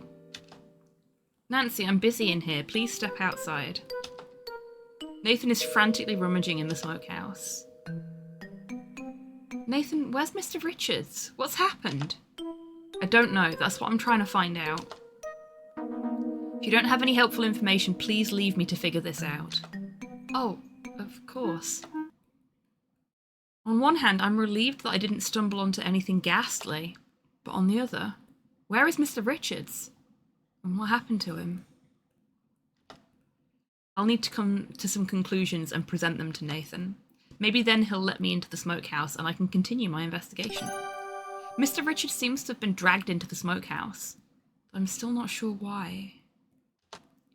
I need to learn everyone's shoe sizes before I can make definitive conclusions about who was involved. Ask Calcifer just subscribed for 58 months. Hi, Hello. Mom! Lovely to see you. I'm going to assume that you're still with Gran, so on the assumption that you are, hi, Gran! I know you can't see me right now. Hang on. Porthos is sort of awake, so he's getting pets now. There we go.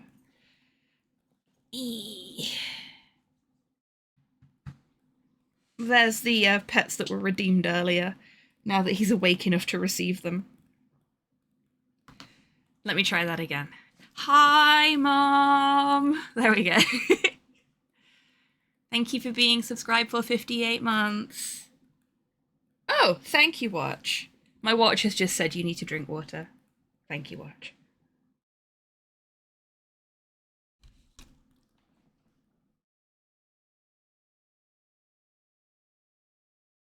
So the one downside to the whole phone situation is that because I have an Apple phone, I also have an Apple Watch because they work best together.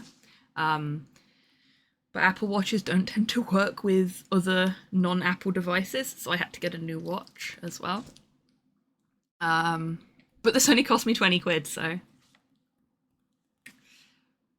Supposed to be like 90, and there was a massive discount on it. I was just like, oh, yes, thank you. I will I will very, very definitely take that £20 watch. Thank you very much.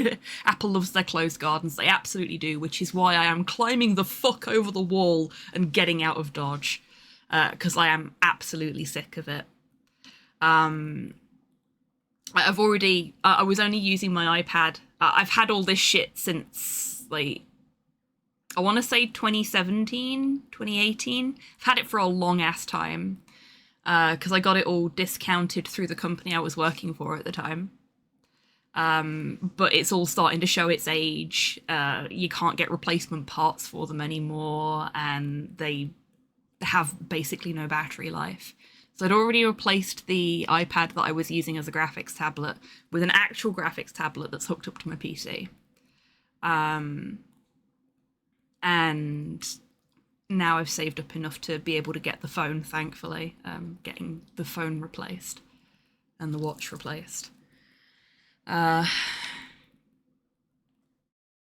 Probably sell the Apple Watch, get a little bit of money back, because it's still in really good nick. The watch is actually pretty decent. It's just that the phone's old and tired. Because they also love their planned obsolescence. I've never owned a watch. I didn't up until I started swimming actively, and then I wanted a way of tracking my fitness whilst I was swimming, and most smartwatches are watertight rated for swimming pools, so I just ended up doing that. It worked out quite well. Quite like having a watch.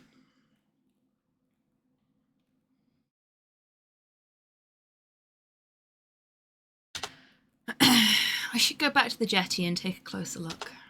Okay, so we're gonna go investigate the... Oh dear. I nearly just threw myself into the river there. Oh, I see. We were supposed to just follow the... Yeah, we were supposed to go this way, and I just didn't. Because I got so caught up in the idea of following the... going to where people's shoe prints were and stuff. Uh-oh. You see some possible signs of a struggle. There are scuffs and shoe prints in the grass and on the path, and some tree branches have been snapped off.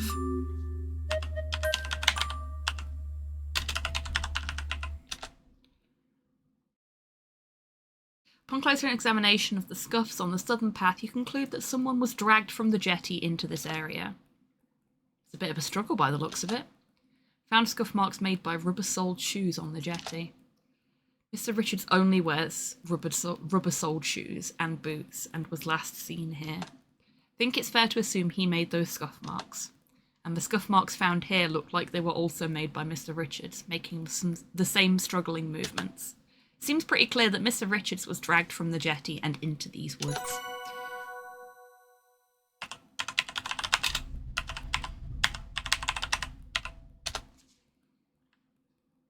You can see a smattering of shoe prints here that appear to come from two different size shoes. Most of these look like they came from a size 14 foot, but there are a few here that look to be size 8.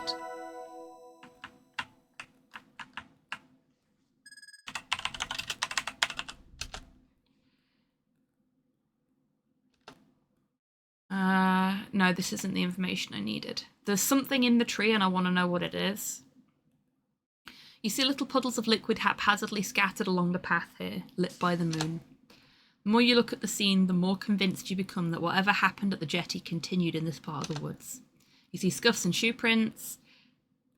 You also see some freshly broken branches.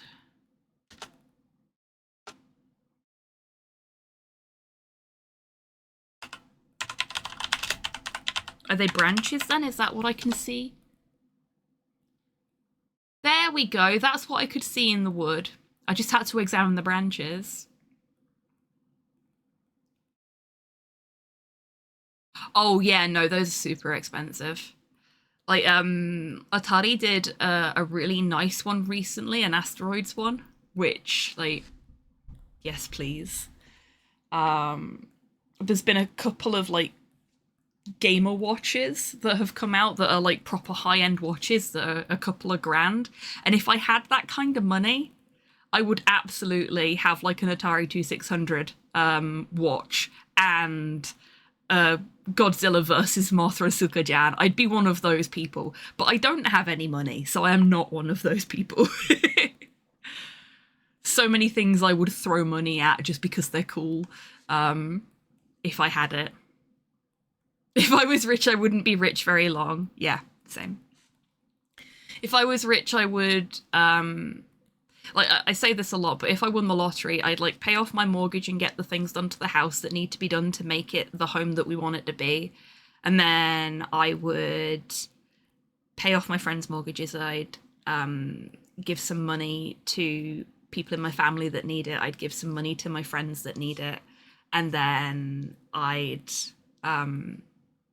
invest some of it so that I could go part-time and stream more often. And I'd donate a massive bunch of it to various trans charities. But I'd basically put myself in a position where I would be comfortable for the rest of my days. As many of my friends and family as possible would be as comfortable for as long as they could be. And everything else would just be, like, normal. Like, I wouldn't quit my job. I'd just rebalance things so I could do more of the things I love. And then any excess cash I had would go to trying to make things better for people not in as comfortable of a position.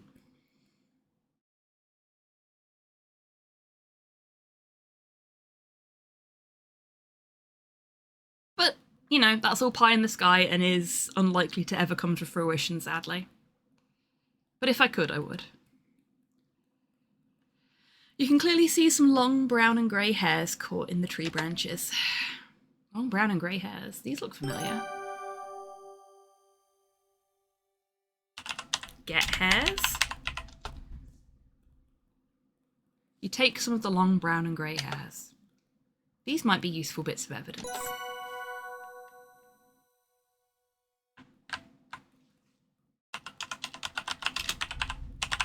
So it looks like Evan staggered towards the jetty from the northern path and was then dragged when he was drunk along the eastern path.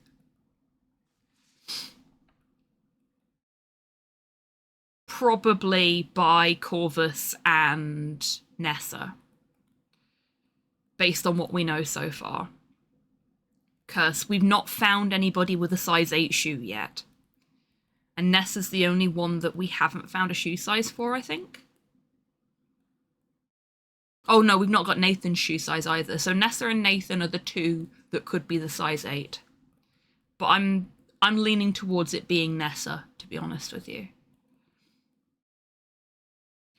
Puddles of whiskey are staggered at irregular intervals both on and off the path, almost as if whomever was responsible for them was also staggering. This doesn't bode well.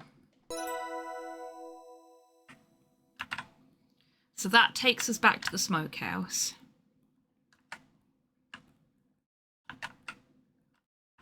Let's follow the yellow drip road.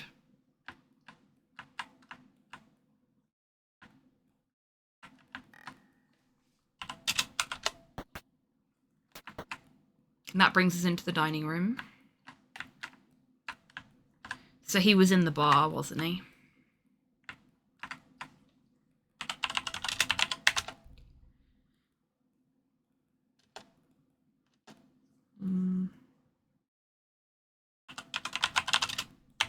Examine bottles? No, okay. Look bottles. Multitude of bottles sit on the back counter of the bar containing various liqueurs. Okay. It doesn't go into any further detail than that.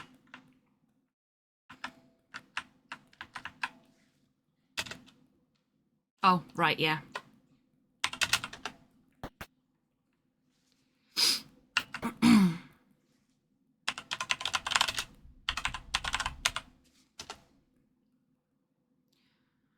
Porous paving stones have soaked up most of the liquid, but you still smell a strong aroma of alcohol. Oh dear. No worries at all, RNG. You enjoy your time in the Lurkers Lounge. Okay, so we've done all of the investigation of this path. I mean,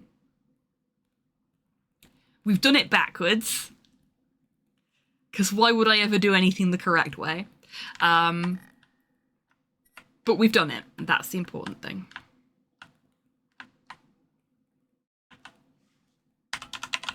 What we were actually supposed to be doing was re-examining the jetty.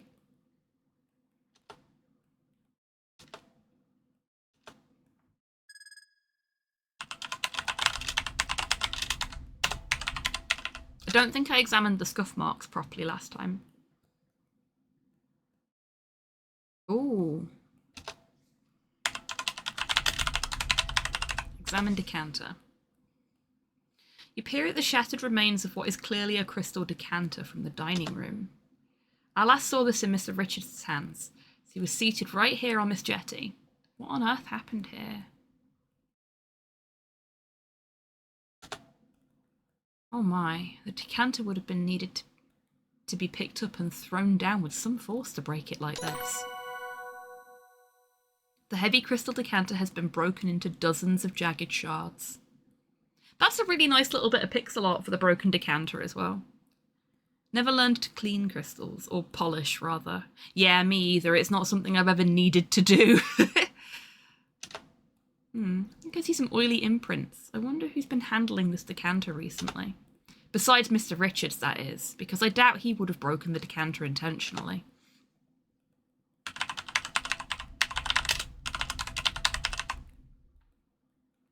Oh, for goodness sake, stop talking about straying too close to the edge of the jetty when you put yourself there, and let me enter commands, please.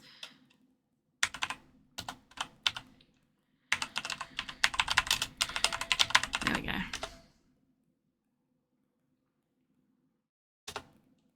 Two fingerprints. Ah.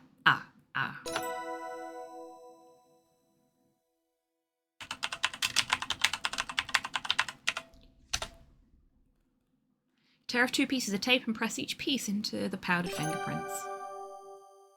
We're good at this. Very good at fingerprinting.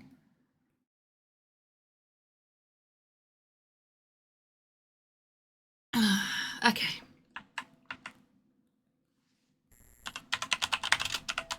I said I was going to examine the scuffs, so let's do that. The direction of the scuff marks appeared to lead away from the jetty and into the woods to the north. These scuff marks were made by rubber-soled shoes. Okay. Mr. Richards wore rubber-soled shoes and boots. These scuffs were likely made by him. He definitely didn't jump or fall into this fierce current. It's more likely that Mr. Richards was dragged away from the river. I did see Mr. Richards on the jetty. I wonder if he left any fingerprints behind. We already did that. Can I place anyone else at the jetty? I'll need everyone's shoe sizes before I can figure that out. Okay. Have I missed anything on the jetty?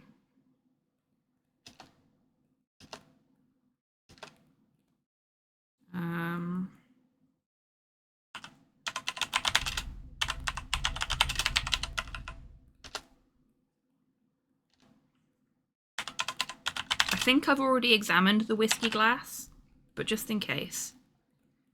Oh dear. One of my arthritis supports has a stray thread, and I've just pulled on it, which was a stupid thing to do. Do you ever get that? Like, you've got a stray thread on a shirt or something like that, and you know you shouldn't pull on it because it's only going to make things worse, but you just can't help yourself. Yeah, I just did that with my arthritis support.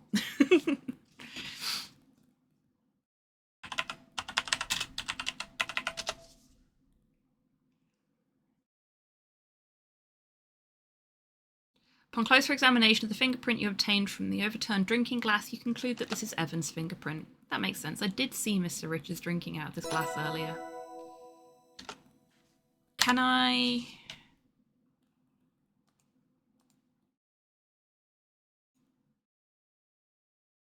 Revealed a fingerprint on the overturned drinking glass.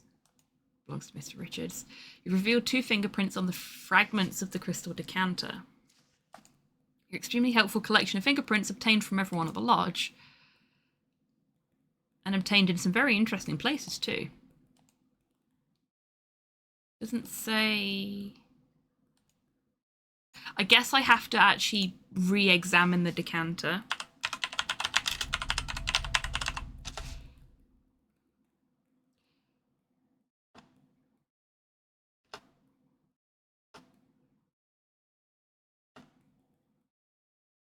You've revealed Evan's and Nessa's fingerprints on the decanter fragments. There we go. So Nessa was definitely here, and we have a size 14 shoe that was here as well. Would you pick me up so I which can was bite likely you? Subscribed for Corvus. 55 months. 14 more months until the nice number. Hello, Cyborg. Welcome in. I hope you're doing well today. Thank you very, very much for being subscribed for 55 months. And indeed, just a little over a year until the nice number. Suppose I best not stop streaming then, eh?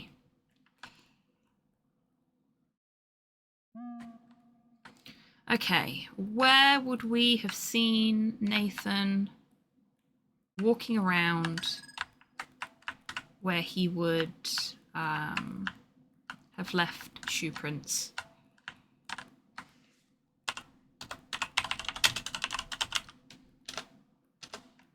Not here.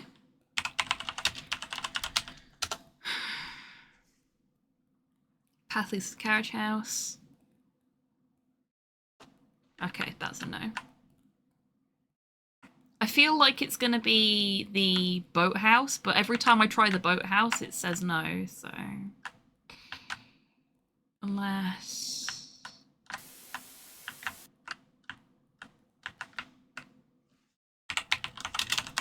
Was I just using the wrong command? The riverbed looks muddy and damp. You don't see any shoe prints or other interesting marks. Damn.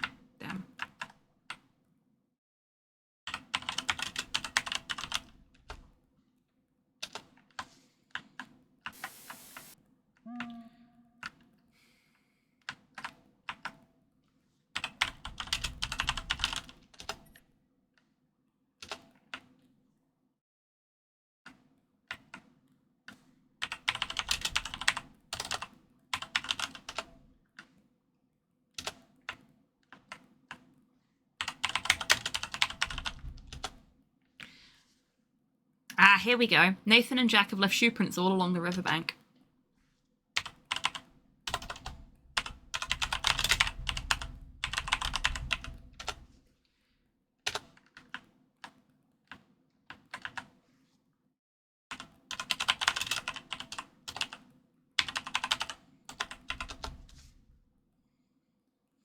Jack was walking quite extensively on this part of the riverbank. These shoe prints are a size 12.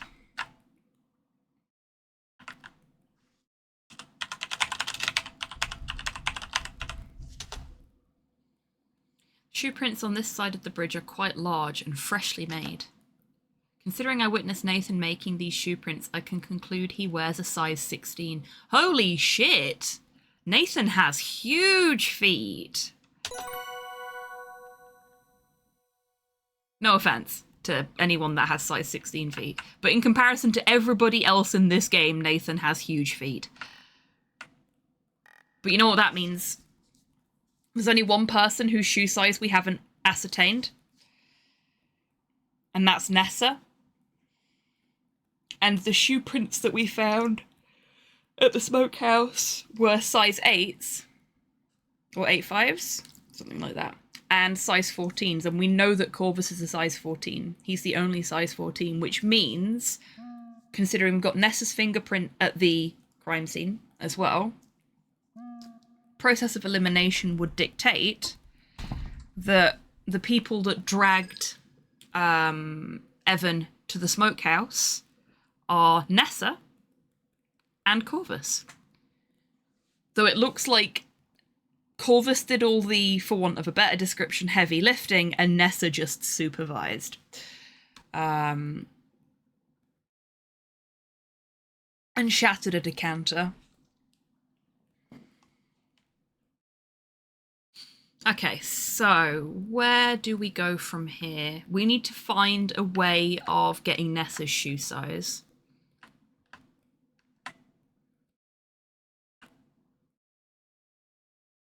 I struggle enough to get size 11 shoes. Can't imagine his shopping nightmare. I know, right? Like, Slow is a 13, I think. 13 or a 14. And it's a fucking nightmare finding anywhere that sells shoes in his size. Let alone shoes that actually look nice. I do feel for the tall folk of the world. Because nothing is built for them. Everything for them is hard to get. But at the same time... must be nice being tall. Only Ickle.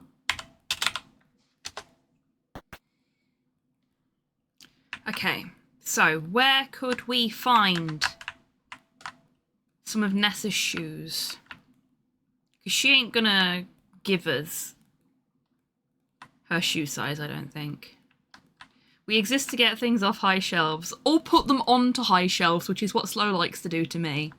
Puts things way out of my reach, but just within my eyesight range. So I'm just like, this is the thing I need, but it's too far away for me to get it without assistance. Like, I've actually bought a little collapsible step ladder so that I can get things off of the top shelf in the kitchen, because Slow always puts stuff just on the shelf that I can't quite reach. And he gets mad at me if I climb on the countertop. Apparently it's not safe.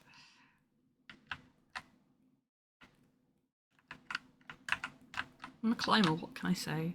It's what I do. Where the fuck am I supposed to get her shoe prints from? Not her shoe print, her shoe size from. This is a really difficult one.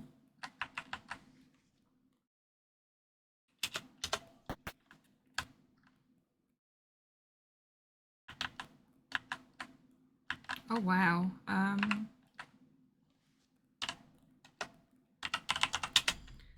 Look, desk. This Seven's desk. Sturdy mahogany surface. Hello, Dee. Welcome in. I hope you're doing well today. Our people's champion of Struggle R. He lives. He do live.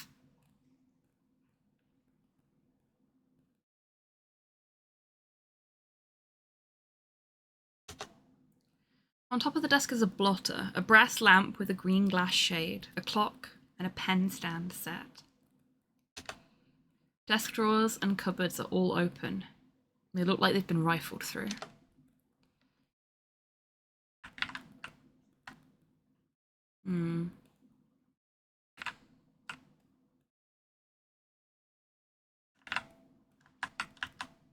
What did they turn the room over looking for, I wonder? Seeing as we had that little unintended break, I've got you on the radio. I mean, that's certainly one way to engage with the stream. I do have the perfect face for radio. We all know it. Yeah, seeing as we had that little unscheduled break during this last hour of the stream, what I'm going to do is I'm going to snooze the break for 5 minutes just to balance things back out. So we'll just keep going for a little longer before we have our next break.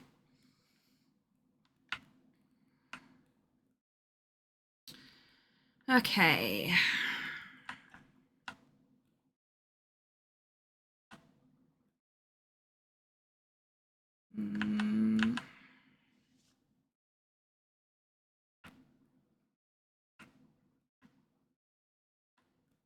Faint noises coming from the closet. It sounds like someone's in there. Now, Nancy. We don't want to be forcibly removing people from the closet before they're ready. I don't even know which one is the closet. Is it this one?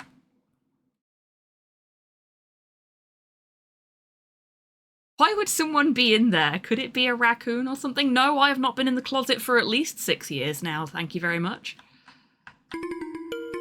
Oh, pardon me. Ah, it's the raccoon police. You've stumbled upon the ranger rummaging in the closet.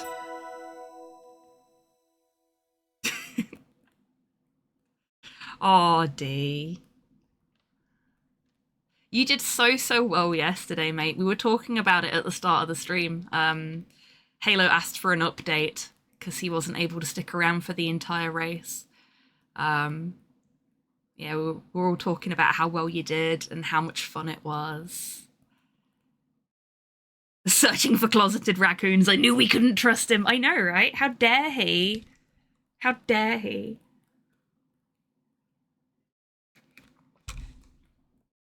I mean, at least we haven't stumbled onto Nessa and Corvus being illicit. I don't want to get banned from Twitch when I've literally just got back. Orange Murdoch, what are you doing in here? Oh, Miss Maple, is it? You certainly gave me a start. Jack directed me to the bathroom, but I don't seem to be in the right place. Yeah, you were definitely looking for the bathroom. Get a better line, mate. You were snooping. We all know it. Weren't there books on that shelf before? I'm used to being out in the wilderness, but a bucket doesn't seem that appropriate as a bathroom, eh? The bathroom is across the hall from the spare room. He's been eating the books, maybe. Maybe. Oh, I thought Jack said across from the stairs. My mistake. Excuse me. Uh-huh. Sure. I don't trust anybody in this game.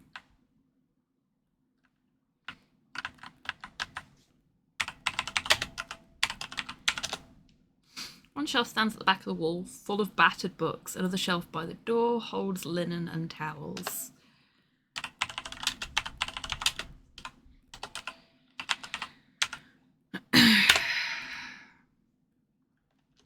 Okay, no, she doesn't have anything to say about the shelf with no books on it.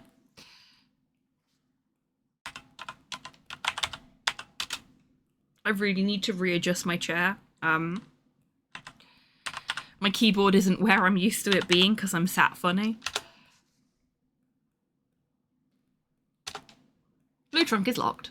We don't have a key for the blue trunk. That may even be what he's here for, to get into the blue trunk.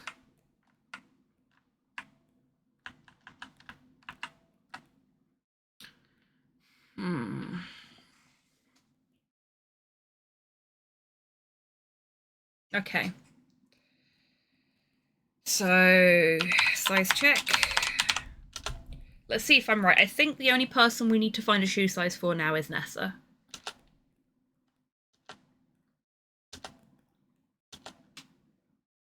Mr. Richards wears a size 12. Shoe prints came from a 14. Jack's a size 12. We still don't know what shoe size Nessa is. We know that. Kimmy's a 6.5. Corvus is a 14. Albert and Mr. Richards have the same shoe size. Neither of them could have made any of these shoe prints. Nathan's are a 16. Okay, yeah, so Nessa is the only one we don't have a shoe size for.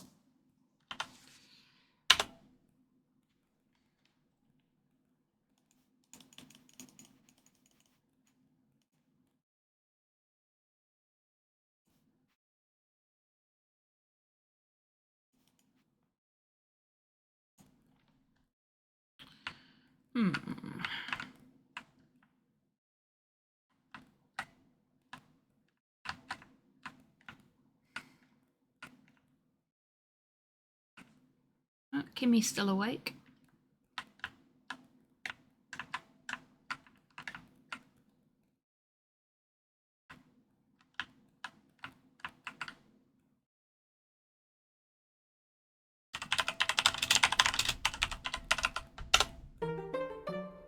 With the help of the drinking glass, you can hear a conversation behind Albert's bedroom door.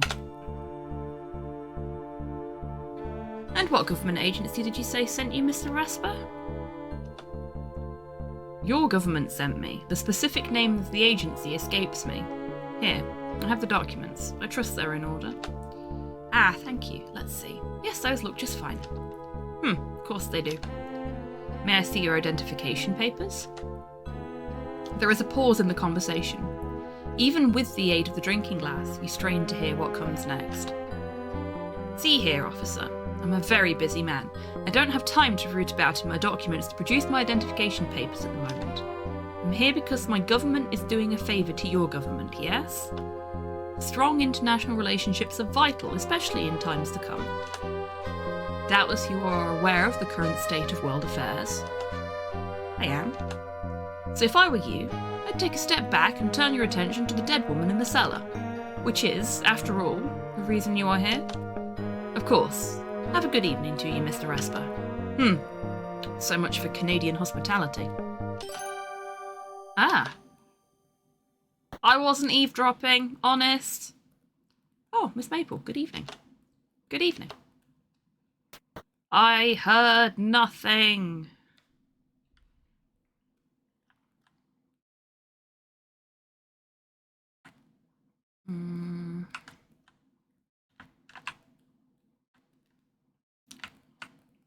There's the bathroom, which means he's in here.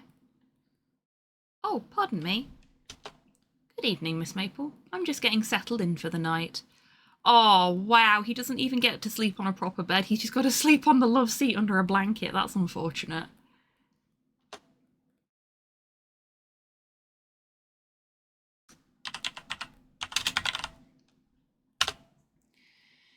Here's my chance to tell an officer of the law about what's happened to Margot. Oh, this isn't going to go well, is it? I should tell Ranger Murdoch about my investigation. Margot's illness and death seem quite suspicious. I should tell him about that. Good evening, Ranger Murdoch. How are you settling in? Oh, hello, Miss Maple. I'm settling in well. I had no idea there were so many folks at the lodge tonight.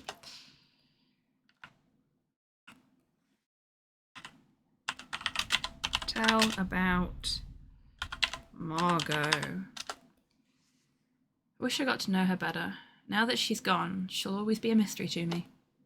I know that feeling. I'm sorry. I should tell the ranger about what I've learned about Margot's murder. Oh, for goodness sake, I have to be so specific sometimes. Tell about murder. Ranger Murdoch, I'd like to discuss my investigation with you. Your investigation? Yes, into Margot's suspicious death. I smelled garlic on Margot's breath. Do you think that might be significant? It could be significant. We'll look into it. I found some white powdery residue in the bottom of Margot's drinking glass. Earlier this evening I saw Nessa bring Margot a jug of water and a glass. It would have been the perfect opportunity for Nessa to poison her. I should tell Ranger Murdoch about Margot's illness.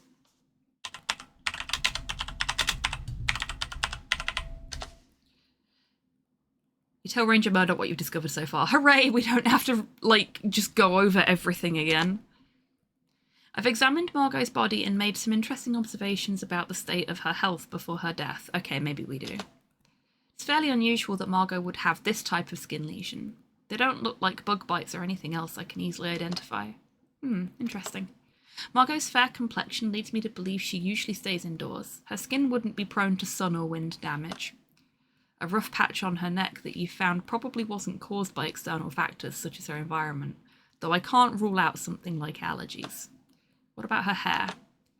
I don't think allergies would account for the poor condition of Margot's hair. It's brittle and seems to be falling out, creating thinning and balding areas on her scalp. But I'm no doctor. Maybe taking some of her hair to a laboratory for analysis would be fruitful. I noticed these strange white lines on Margot's fingernails. I see. I may have read about those in a medical text, but I'd need to check on that. You mentioned a garlic scent around the body? Yes, I noticed that near Margot's mouth. That could indicate a number of things, the most likely of which is that she ate garlic shortly before her death. Ah yes, I suppose so. I never asked her or anyone else about garlic. That could be useful information. Garlic scent, yep, exactly. Oh, thank you for the snooze. Margot suffered from aches and pains that had gotten more acute recently. That would be suspicious. Do I need to tell him about anything else?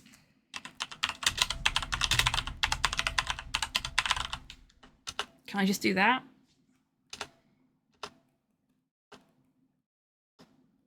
No, that's the same information again. Oh, no, there was extra there. Never mind. Your findings are very helpful. I'll collect my own evidence and make my own inquiries. Thank you very much. You can leave this with me now. You're welcome. I'm happy to help.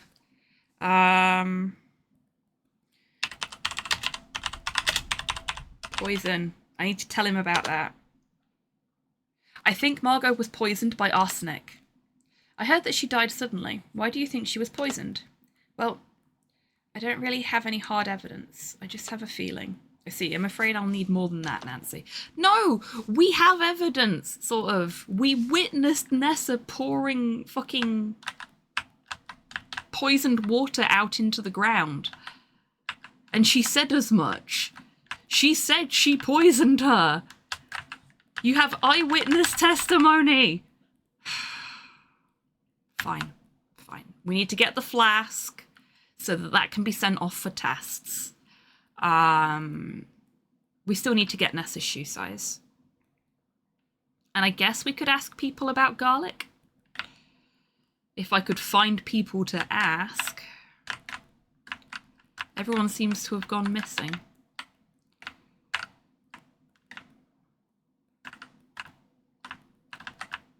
But even Jack's not in his usual haunts. Okay.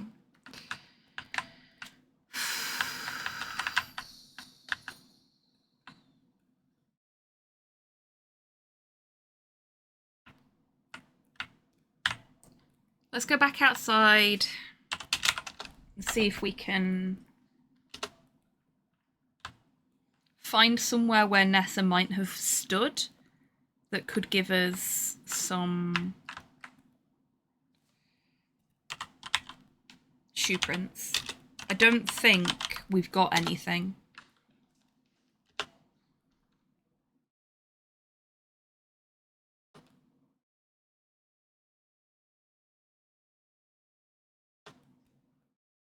Oh, maybe. Let's examine those.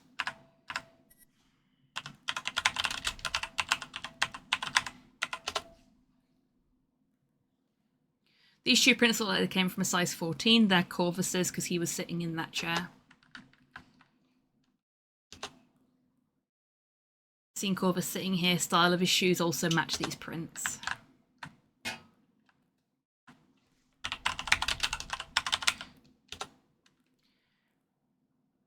Stray shoots of grass working their way through the gaps. No shoe prints here, though. Okay. Let's try the other side of the house. I think we are genuinely running out of locations that we can check the ground for shoe prints.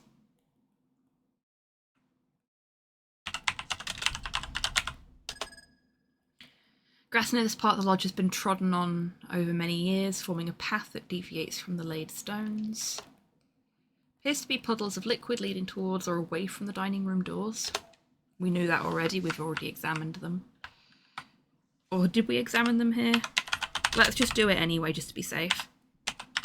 We want to be as thorough as possible in our investigation.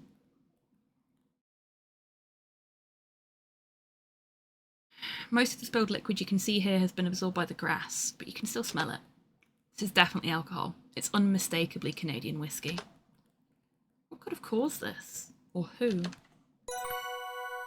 Okay, I hadn't examined that specific patch of liquid. So this is where we saw them conversing and pouring out that poisoned water. But when I tried to look at the ground before, we got nothing out of it. The most evil kind. No, he was absolutely trash, and he's spilled the whiskey as he's been making his way to the jetty. He's a very, very sad man who'd had an awful lot to drink. Grass in the orchard thins out beneath the canopy of apple trees. Overripe apples litter the ground. Yeah, there's no evidence of... Oh, hello, Poirot. You made me jump.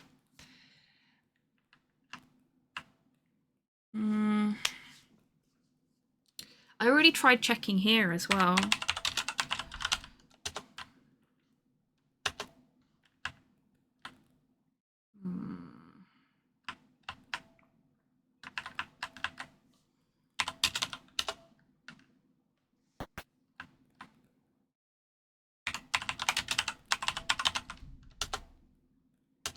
simple dirt floor, but no shoe prints.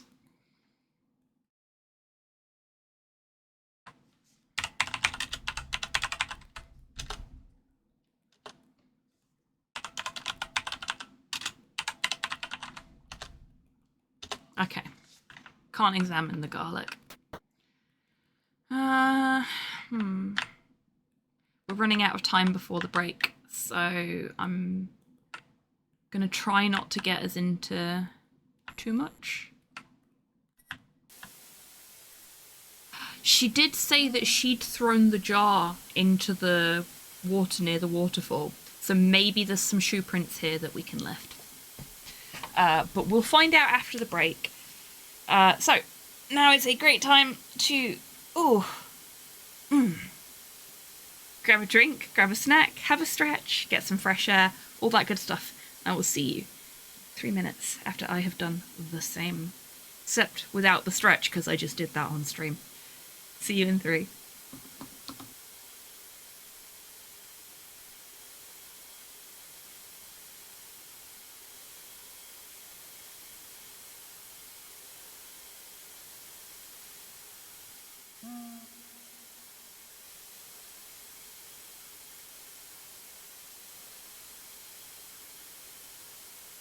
All to yourself.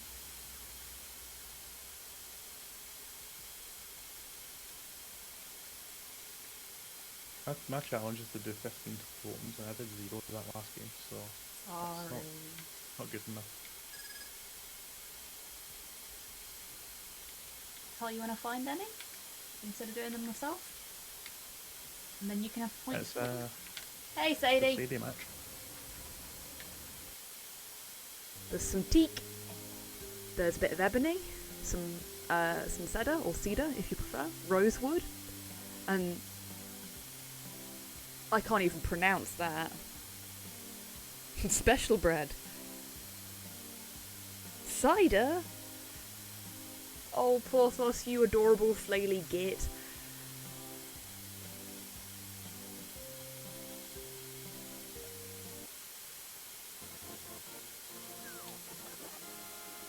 First try. Yay! If you get hit while you're swimming, it will break the game. Because when you get hit, it will cancel your fake flipper, but also the game doesn't know where it wants to put you because you weren't on safe ground on this screen. I would. Oops. Yay, we're safe. Kind of. Okay, I was gonna say I might just get hit so I can see what happens, but now we know. Now we know. That's great. I mean, you could literally stand at the basement door and wait for it to go out and just follow it.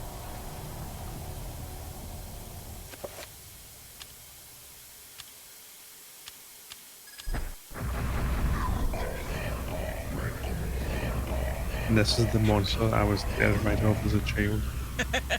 And now we're bullying it. Hi! How you doing?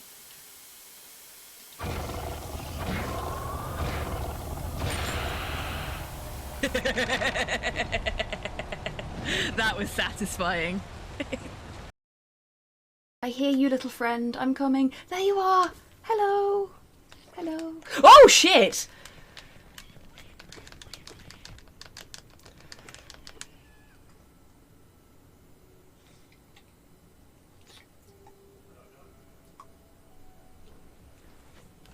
This is rubbish. This is an abomination.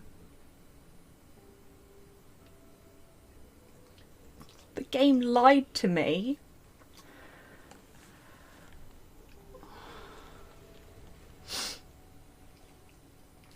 I feel betrayed.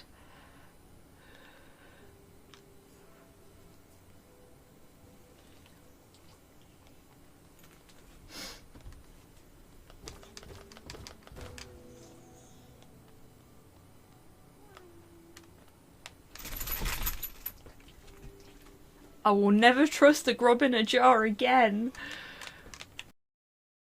Sorry, folks. And in true Blue Peter fashion, here's a child we harassed earlier. That's fine. Just pick the one you'd most want to boink. Okay, Tidders, get ready with a poll, I think. I think that's how this is going to end up going. They ruined my life.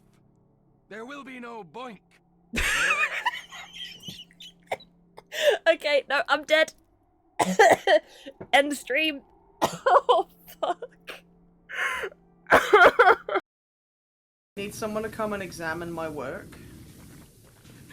Have you drawn a penis on the side of the... Where are you? Please, I'm an artist. Snape attempted Yeah? to. Come over here. Let's have a look. Oh, for fuck's sake. I hang you. No. Excuse I'm having me, quite a bit of please. fun, actually. Yes. Please. Yep. Snipe, Oh, you why? prick. Okay, you know what? I'm gonna climb back up this ladder, and you are gonna let me mount you. I'm going for a break. Folks watching my Yeah. channel. Yes, lick the boot. Lick the boot. Lick it harder. Yes. Happy Squig. Very happy Squig.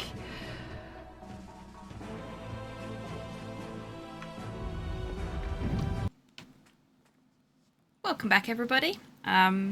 Sorry about the delay there. I was investigating why Poirot's skin change request for Chibi didn't work. Because, like, they didn't respond or anything. Which is... weird. I don't know why. So I just manually triggered it. Odd one, though.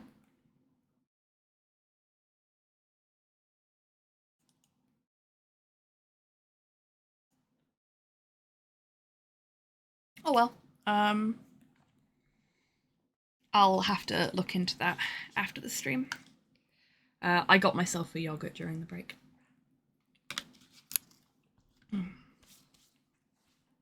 And then didn't finish eating it. Thank you for the compliment on my shirt, by the way, dear.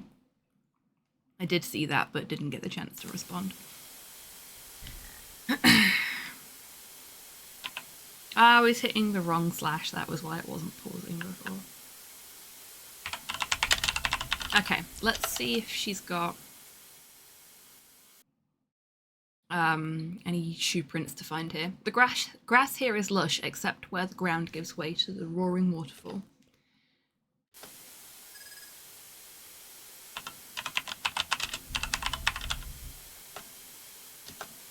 Oh.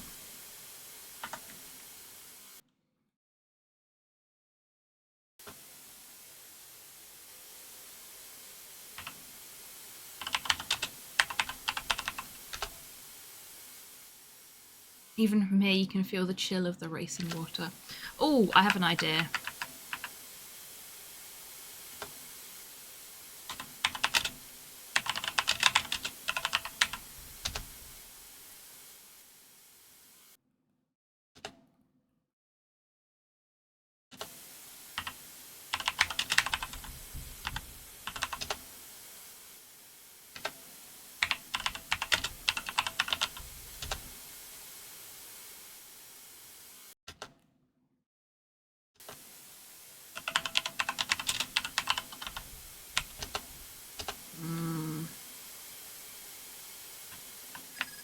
She refuses to move from the tree while she's got the rope tied around her waist, so maybe this won't work. I can't, like, walk her around.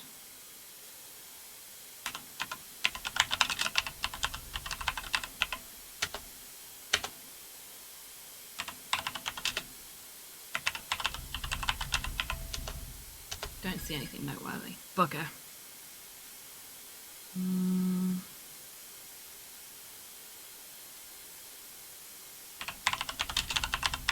Are we sure we don't?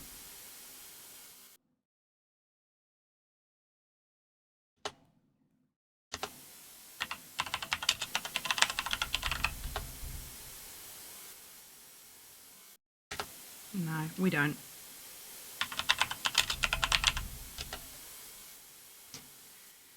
Okay, so that didn't work. Where else could we find shoe prints for Nessa?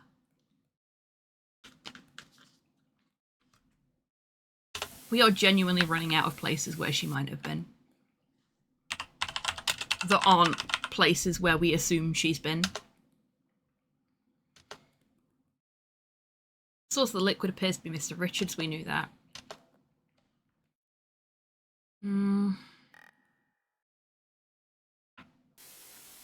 Oh, I wonder. Do I need to say look Riverbank?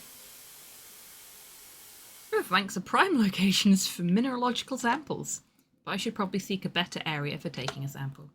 Current here is very strong, and the rocks look wet and slippery. Okay.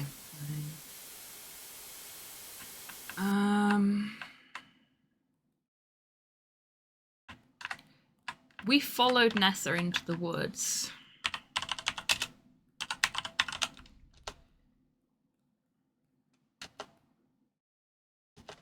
No, we already saw this already. Don't need to say already twice. Where did we follow her from? We followed her this way. I think. No. Where did we follow her from? Because we followed her to the orchard.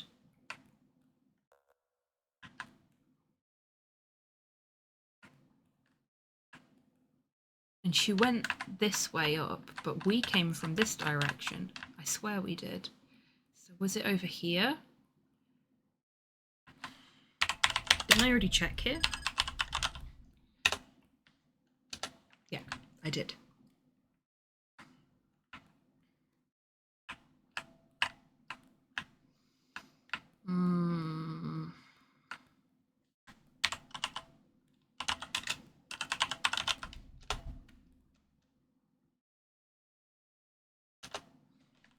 We checked here too.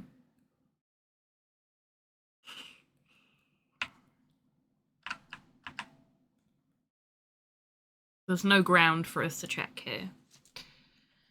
I don't even know where Nessa is, which is the worst part, because it's not like I can even try and...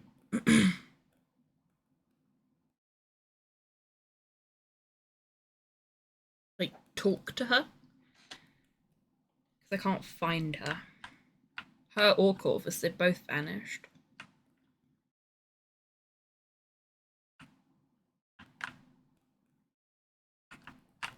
We go this way? No.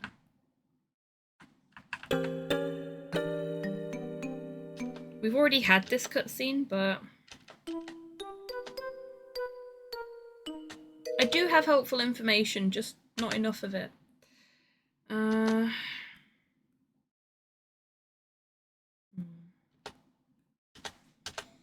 No, we've already been through all this.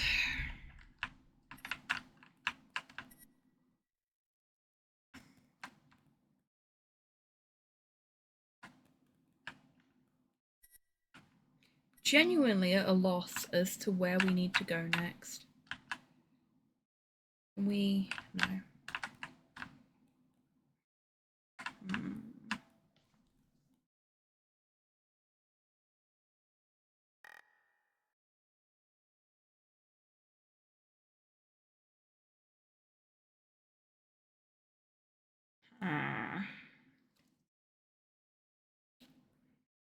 I feel like we've looked at every piece of ground that is available to us.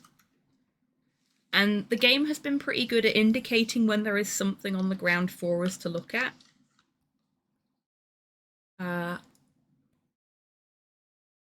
So I don't think we're supposed to get Nessa's shoe prints from the ground.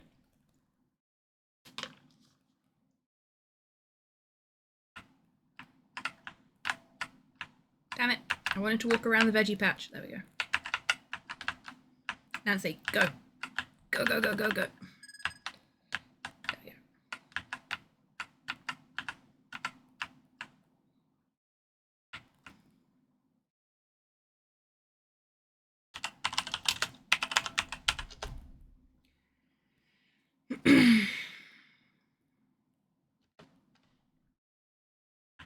Wasn't there some flypaper in here somewhere?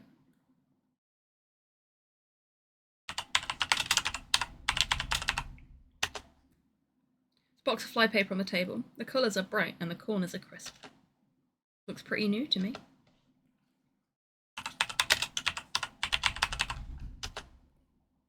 Right, we've got the flypaper. We're gonna need that later.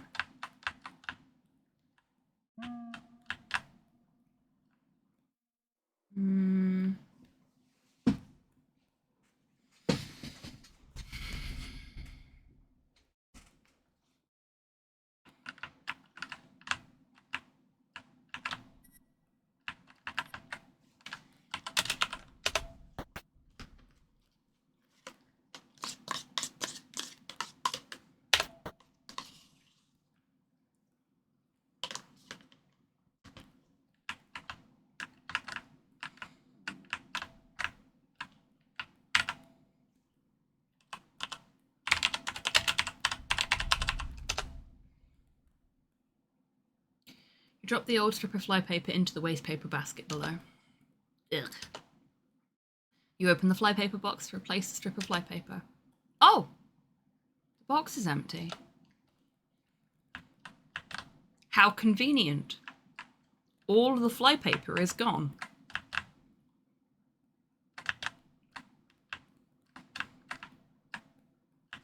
Oh, here's Jack. Hello, Jack.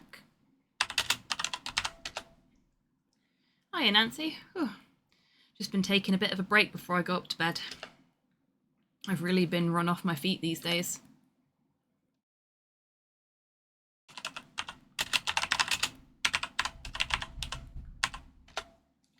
Thanks for fetching the box of flypaper. Do me a favour and replace the flypaper strip over the door in the kitchen.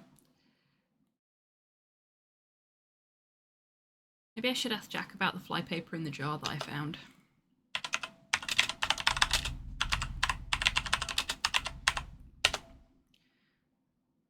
Oh, yeah, that's one of my jam jars for sure.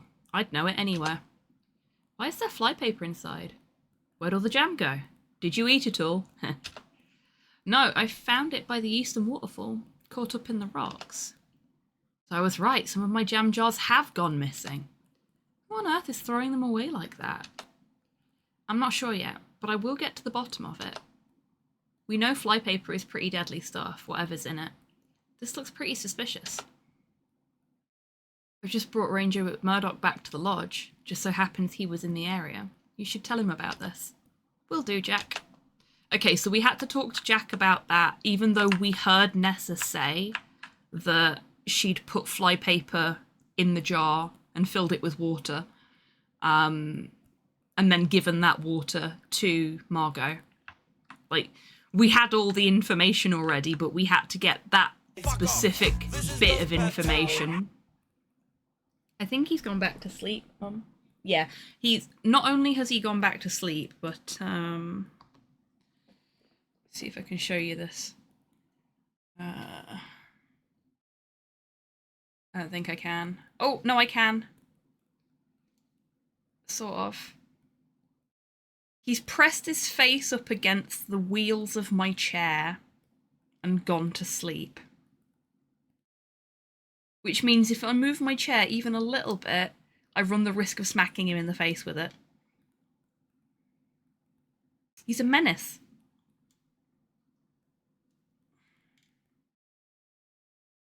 He's an absolute menace. Oh. Thank you for the treat for the bar staff. The intention, Rocket, is to go for the standard scheduled length of time. I do love him, but he is a menace. Welcome back.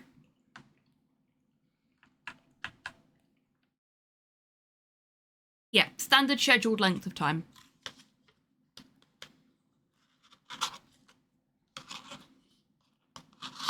So we've got a good bit of time left yet before I finish up. So I would not advise you start guiding a raid right now.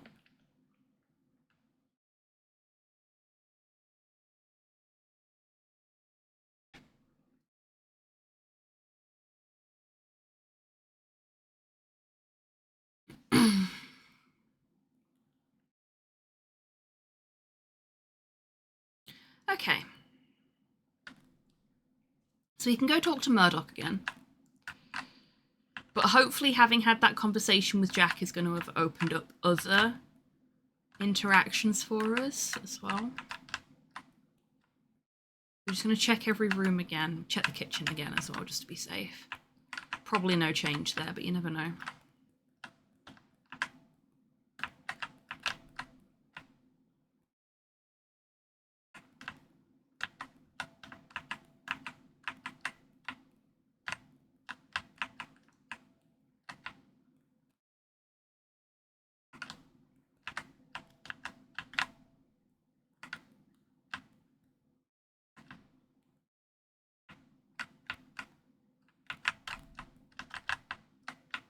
Nope, she's still not here. Oh, yeah, of course. Done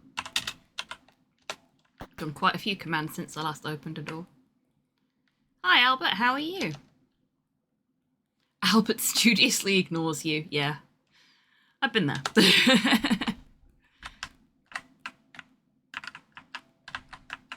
I mean, not... Oh, that looks new.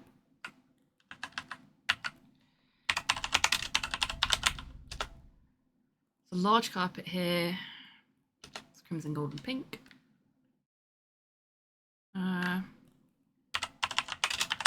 What's that on the bed?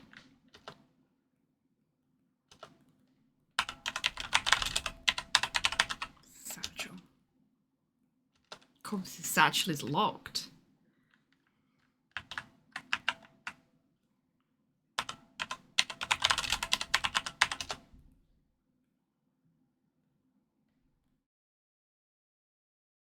Your close examination of the carpet and under the carpet reveals nothing of note. Okay. So I guess that's just shadow, it's not dirt. Fair enough.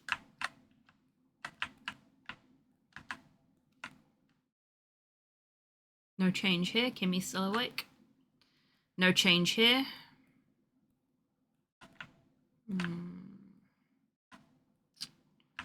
Okay then. No change there.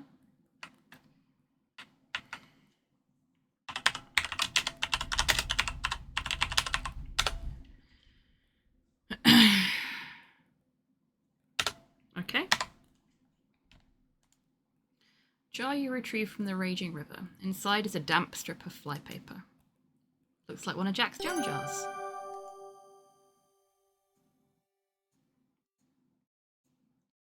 New box of flypaper with a drawing of an unsettlingly large fly on the front. There's a very small label on the side of the cover. Box feels a bit light. Can we read the label on the side of the cover? Oh. Very small label. Label sports a skull and crossbones. Thanks to your lupe, you can read danger. Contains arsenic. Do not eat. Uh-oh.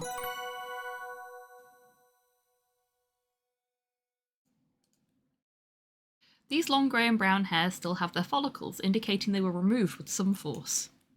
Found these caught on some broken branches. It looked like there was a struggle in the woods. Only Nessa has hair like this. Metal button is shiny and appears to be pretty new. Who could this belong to? Should look more closely at people and what they're wearing. Closer inspection reveals a white powder residue at the bottom of the jar, a strip of damp flypaper inside the jar, and a small oily spot on the outside of the jar.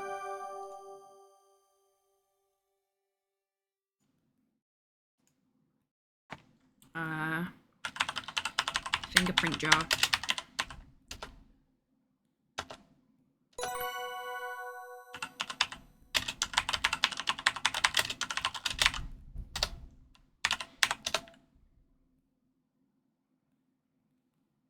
Oh, okay. Fair enough.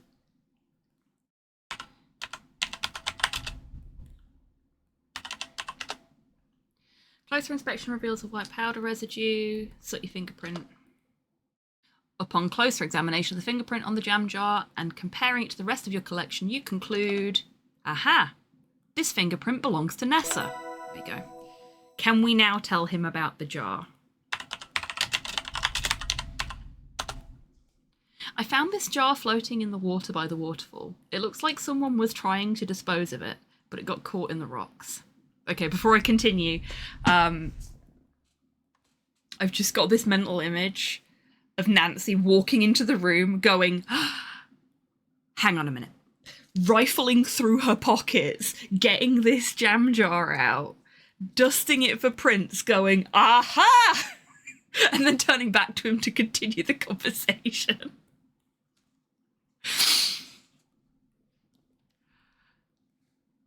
Honestly, if somebody made a TV series, like an animation or something like that, that was a detective series, but if it was being played by somebody who doesn't know what they're doing, I would watch the fuck out of that.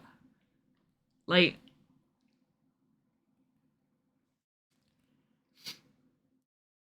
because you'd have little moments like that, just really silly comedy moments, and then you'd know when they'd looked at a guide. Or got somebody else to help them, you know?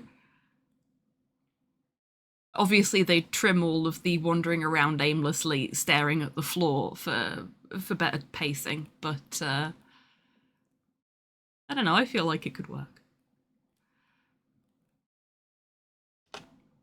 There's a white residue and a strip of damp flypaper inside. White residue? Maybe it's dried soap? I don't think so. This flypaper's got arsenic in it. I think the residue is actually arsenic. I believe someone was soaking the flypaper in water to extract the arsenic. Who would do such a thing? I witnessed Nessa pouring the contents of her silver flask out onto the grass. She could have used that flask to store water that had been adulterated with arsenic. I found Nessa's fingerprint on the outside of the jar. She definitely touched it. Why would Nessa do such a thing? I think Nessa poisoned Margot. She was afraid her brother would bequeath the lodge and lands to Margot and not her. I see. That's a very serious allegation. Do you have anything else to tell me about your investigation?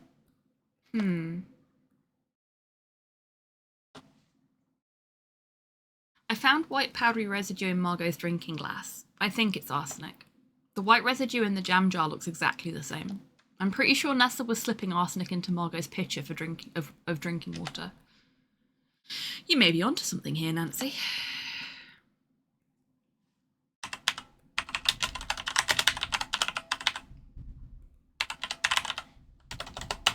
Got a Y in there that shouldn't be there.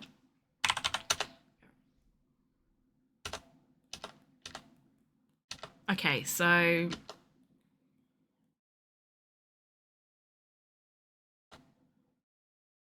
this is all stuff we've already given him.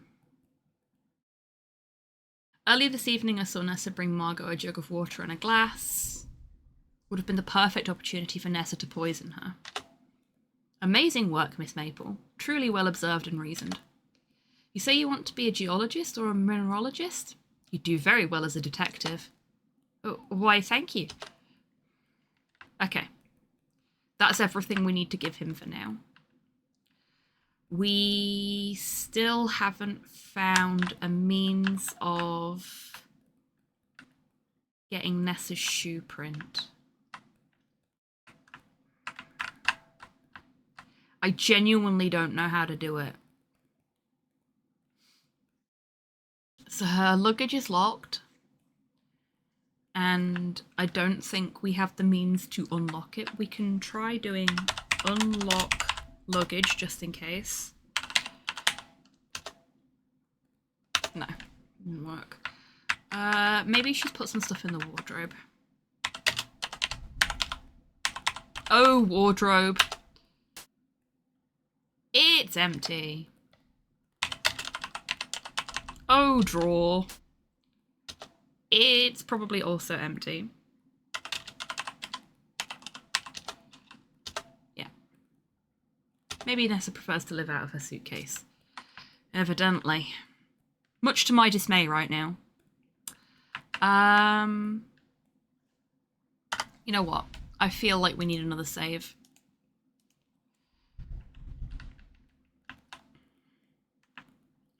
I'm just so terrified the game's gonna crash again. don't you find your friend Kimmy, or someone else who would appreciate your attempts at drumming up conversation? Wow. Rude. Damn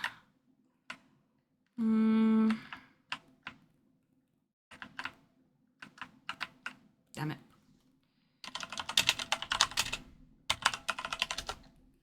I have no idea, Nancy. Please. I'm a little upset right now. I'm sorry. I'll go away.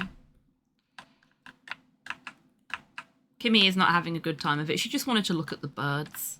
That was all she ever wanted.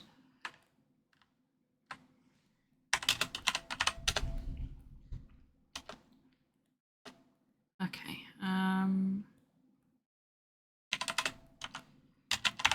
Oh, ask about garlic. Jack, I think I smelled garlic in Margot's mouth when I was down in the root cellar. Nah, impossible. Margot never ate garlic. Maybe there's something that smells like garlic? I don't know. Yeah, there we go. So we've got another bit of information to give to Murdoch now. Ask about Nessa. If Nessa was a nicer person, I'd say the theft of her brooch was a real shame. I like you, Jack. You have a way with words that I appreciate.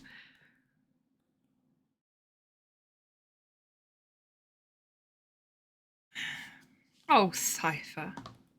You filthy animals. Oh, Porthos just did a little sleep bark. That was very cute. And another one. I really hope the microphone picks these up sometimes because they're so cute. Corvus. Huh, Nessa's lackey. I think they're both in Margot's big closet room. Nessa thinks Margot stole her ruby brooch, so they're tearing the place apart looking for it. Jack, you fucking legend. Thank you. Thank you. The one place I didn't think to fucking look.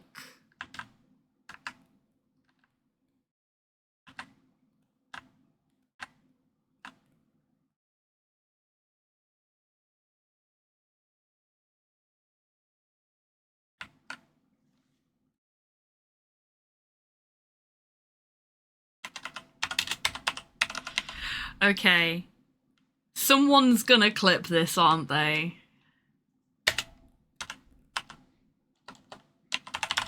Ask Nessa about feet. She doesn't care about feet. About shoes? Nessa smirks at you.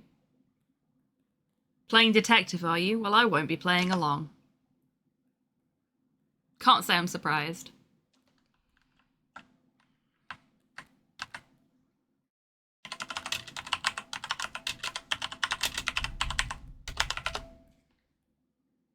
Corvus narrows his eyes at you suspiciously.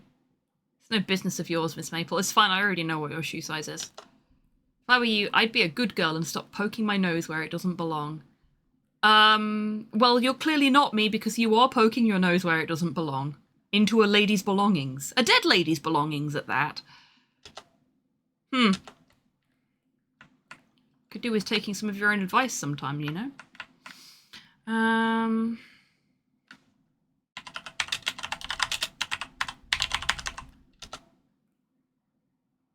Flypaper? Why, I've never touched the stuff. If you say so. What I know about that would probably go over your head. Oh, really?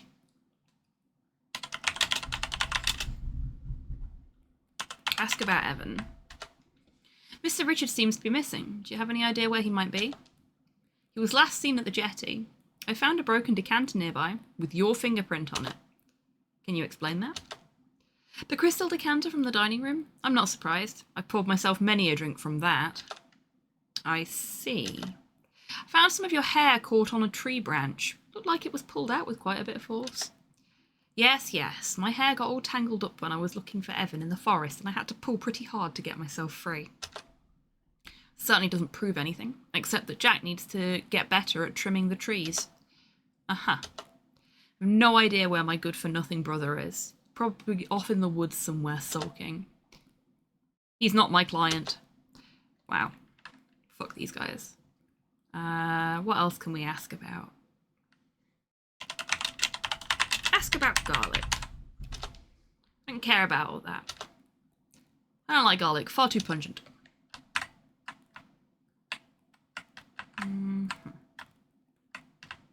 Actually, you know what?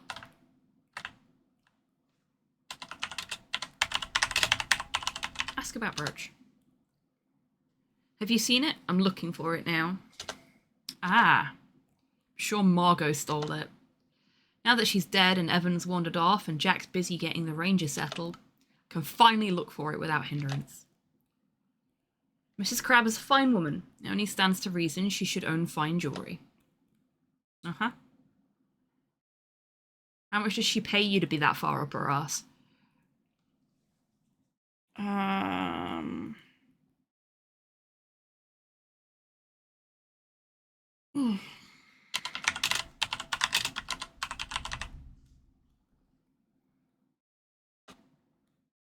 Well, I certainly like her a lot better now. Wow! I'm not surprised. Women like her often meet at ignoble ends. Jesus Christ, these people are so horrible. What do you mean by that? Sure, a nice girl like you wouldn't understand. Huh.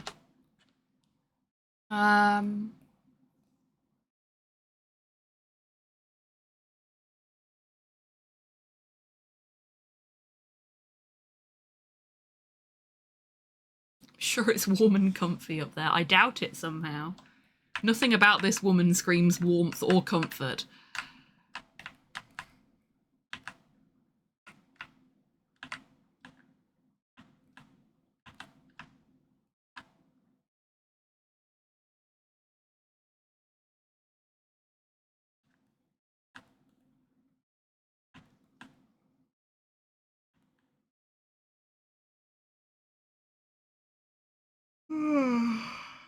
Excuse me. I was up rather late last night. Can you tell? Getting tired now.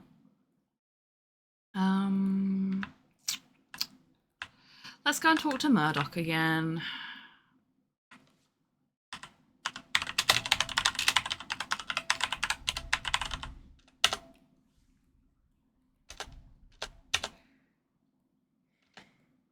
She didn't ever eat garlic either. That could be significant. We'll look into it. We've already done that bit. Okay, that's everything. He's had all of the information from us now. What next?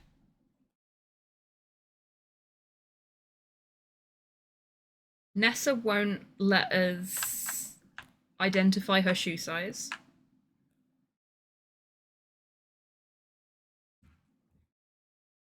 Oh. She's also not left any shoe prints anywhere that I can find. So...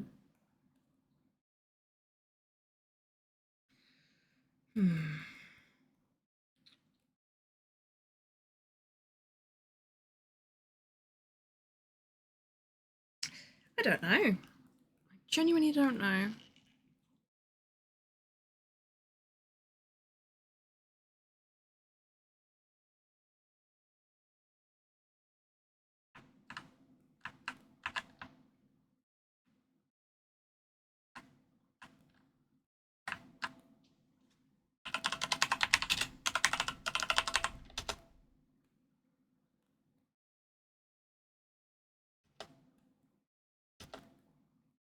Oh, here we go. You see a slim wooden box with a hinged lid and a smooth leather handle.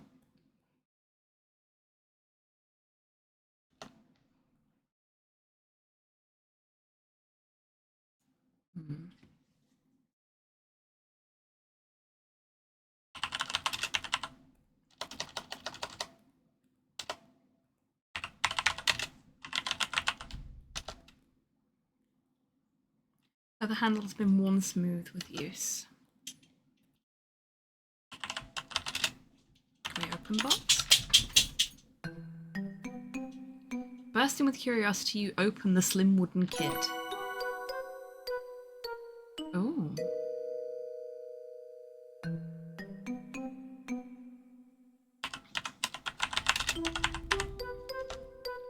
There are a number of interesting items in the strange kit. There's a glass bottle with rubber tubing attached to its top. A small glass ampule with a blue label catches your eye. A metal box with rounded edges is polished to a mirror shine. And above all, a pamphlet printed with tiny type on smooth onion skin paper, set into a little niche in the inside of the lid.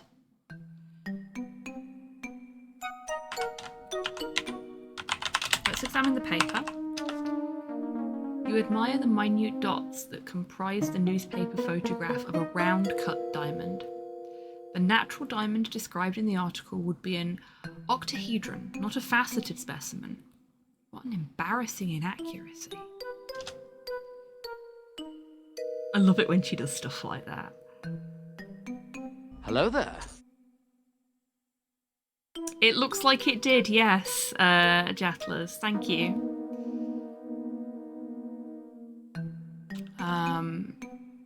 Welcome in. Hope you're doing well today.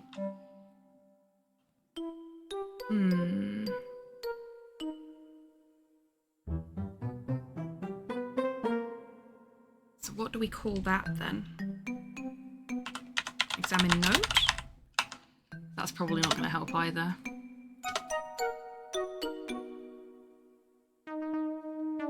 What did it say it was? Let's examine the kit again.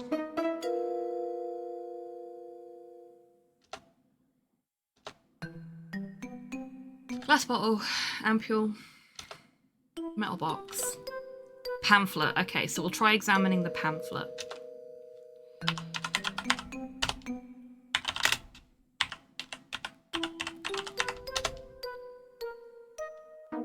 The smooth onion skin cover of the pamphlet seems to have a spot of oil on it.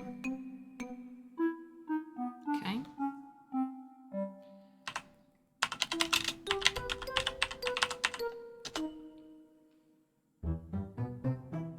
Cover of the pamphlet reads, Ehrlich's Magic Bullet, kit prepared by W. Martindale, chemist. Okay.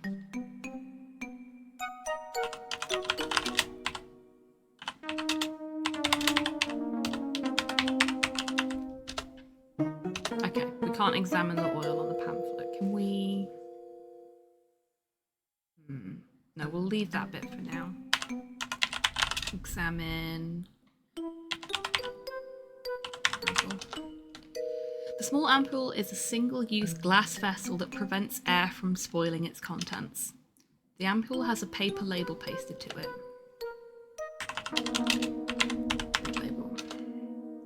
Label reads, Salvarsan 6 grams, single use, manufactured by W. Martindale. Even a smaller print near the bottom of the label that you can't quite make out.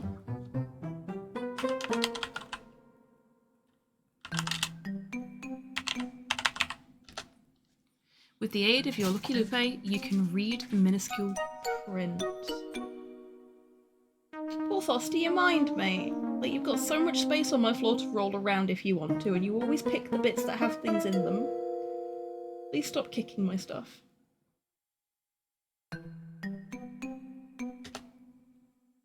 This compound contains arsenic. Administration in excess may lead to nausea, seizures, and death. Do not exceed appropriate dosage. Arsenic? Oh dear. So she was taking arsenic and was then given arsenic, hence the sudden death.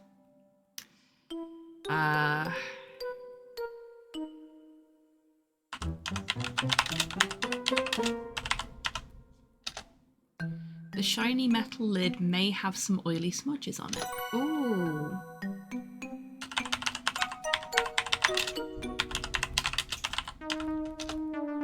Apply some powder to the metal box. 2 fingerprints. wonder if there are more fingerprints to be found.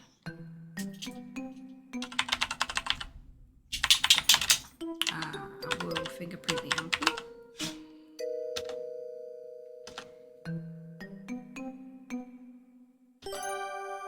Yeah, that's reasonable.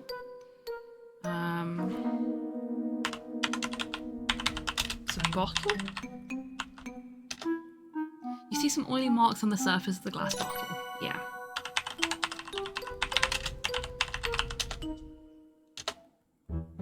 Two fingerprints here as well.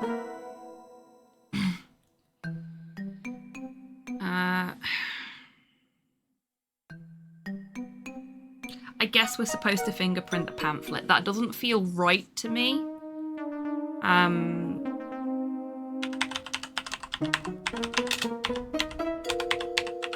But we'll do it anyway.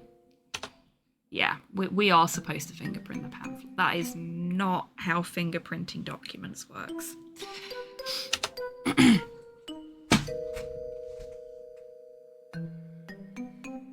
But that's okay, we'll let them off.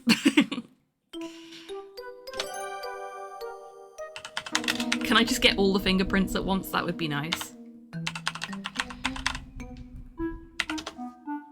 Please be more specific. No, I can't. No, not ampule, bottle.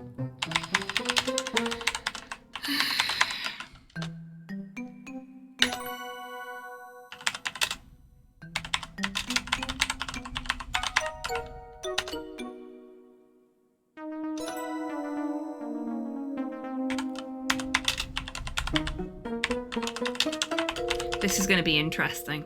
This shouldn't work. But it does.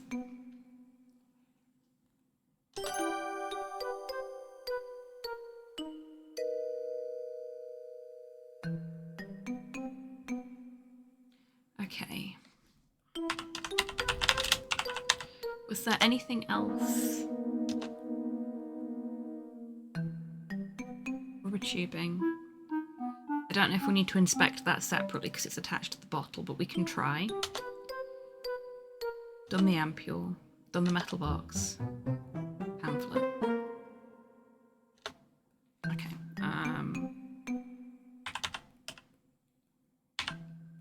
Inspect? No.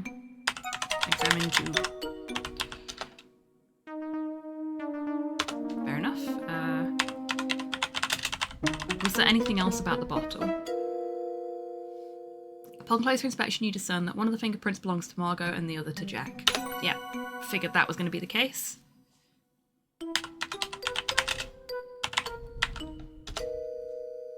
Margot and Jack. Margot and Jack. And I'm guessing this one is just gonna be probably Jack reading the instructions on how to do what he needed to do. Oh no, it was Margot.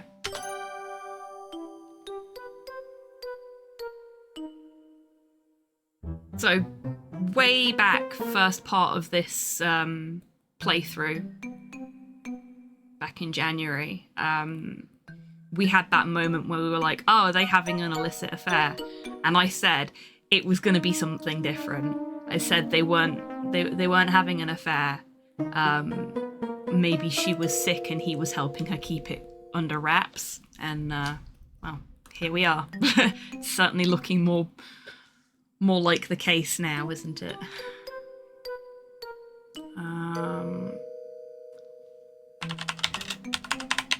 Open mailbox.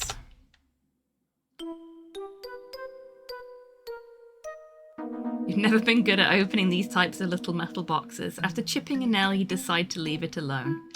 Okay, so we have gained one chipped nail.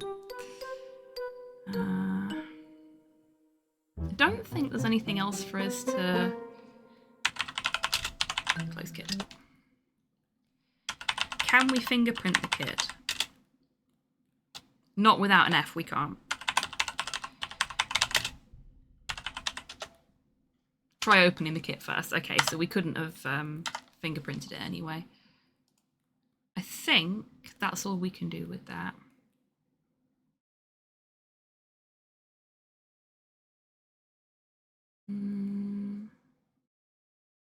Let's have a little save just in case the game crashes again.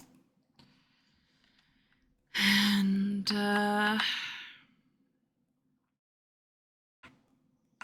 let's go talk to Jack.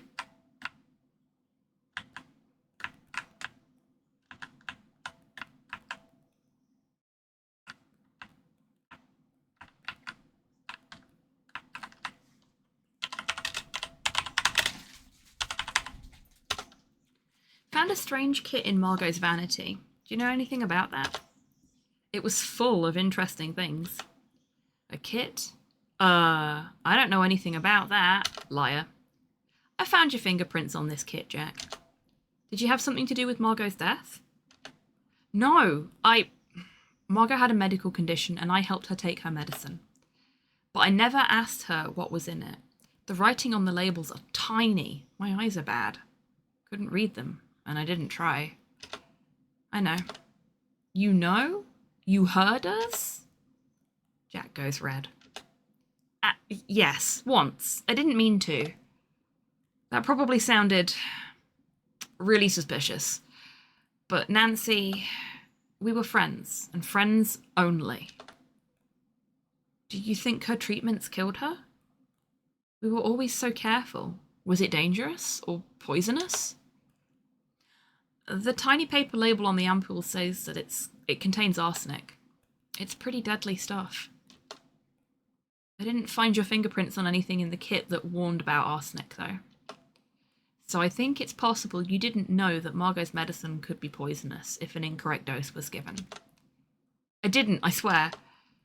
The little glass ampules are single use. We couldn't have used too much. I didn't find any fingerprints at all on the ampules, which supports your claim that they were used once and then discarded. I think I may believe you, Jack. While it looks like Margot was getting regular doses of arsenical compounds, it doesn't appear her death was caused by an accidental overdose or intentional poisoning with her kit. I wonder what could have happened. We know what could have happened. We already got that evidence. Look, Nancy, Margot and me were friends. I never meant her any harm. The doses had to be injected, which she couldn't do by herself. They were extremely painful, too. Why don't you investigate people who didn't like Margot? Nessa, for instance. No secret those two didn't get along. Jack may be onto something there. It's not a bad idea, Jack. Thanks. Go on, then. Nessa has been up to some suspicious activity, actually. I saw her pouring liquid out of a silver flask in the orchard. And she was having a furtive conversation with Corvus. They didn't want me to hear it. But I managed. Nessa dumped a bunch of jars over the waterfall to the east. I found Nessa's fingerprint on the jar, so she can't deny it. You don't say. I found some white residue at the bottom of Margot's drinking glass. Could be mineral deposits, or it could be something more lethal. I see. That does happen from time to time. I haven't washed Margot's glass in a while. We should keep this to ourselves for now. Can't risk raising a ruckus and upsetting Mr. Richards for no good reason. Talk to the ranger privately about this, after the meeting. Will do, Jack.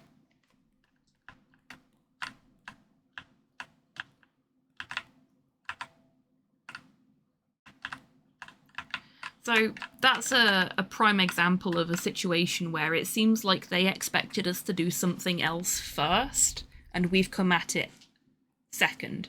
Because I immediately went to explore the grounds and found Evan and all of the evidence around Evan and started doing the shoe print analysis and stuff like that, and didn't come back to the house until I'd done as much as I could outside.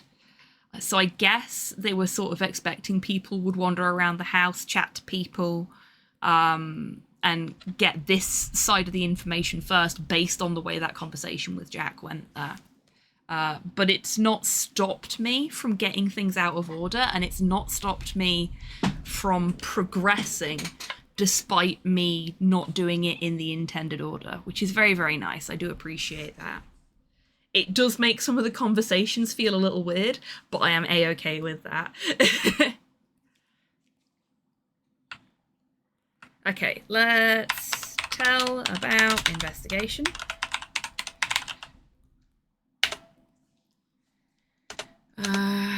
Okay, what new stuff have we got? She didn't eat garlic. We know that. We've already told him that. We told him that. And that. Okay, so we can't tell him about... Maybe we have to do that as a separate thing.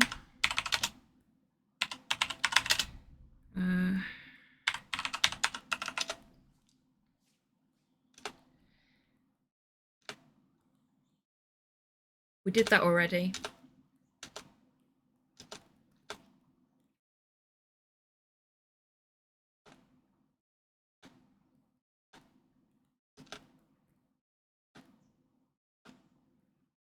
And that. Here we go. I know Margot never ate garlic, and Jack never served it to her. So I have no idea why a garlicky smell would be in or near Margot's mouth.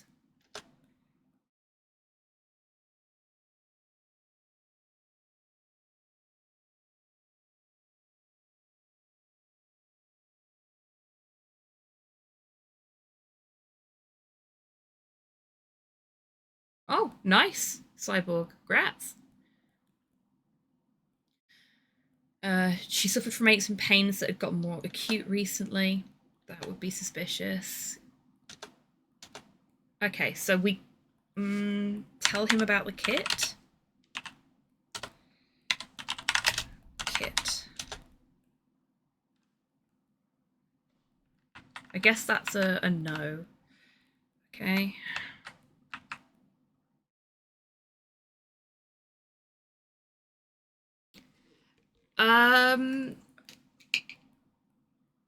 Considering the time of the year and the fact that it's held in a holiday park, Cyborg, would it happen to be Sci-Fi Weekender you're going to?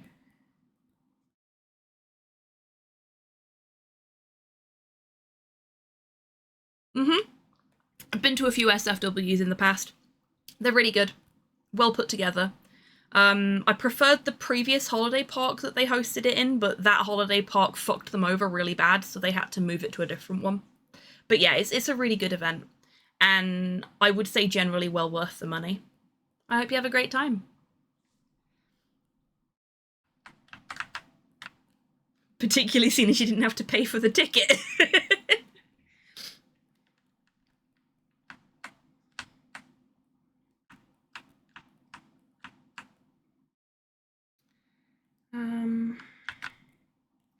What meeting though? Because there's no meeting happening right now.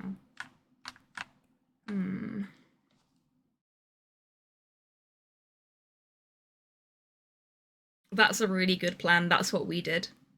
It was caravans when we went, so we got a caravan for the... I think there was 6 of us that year. It was fun.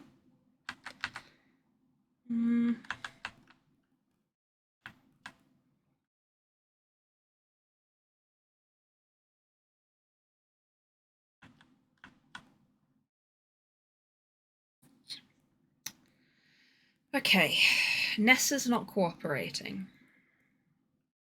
She's our last, like, bit of...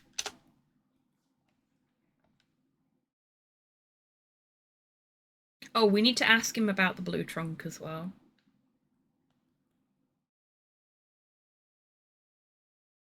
I have already told him about the Margot investigation, but the fact that that's not checked off yet suggests that we still have more to tell him.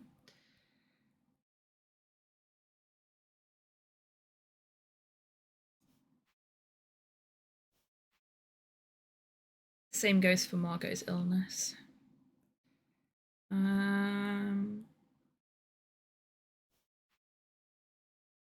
Examine the fingerprints on the decanter. We did that already. Why isn't that checked off? And we examined the long hair on the tree branch. Interesting. A couple of things here that we've absolutely done that haven't been checked off. So I guess we go back and examine the decanter again and see what happens.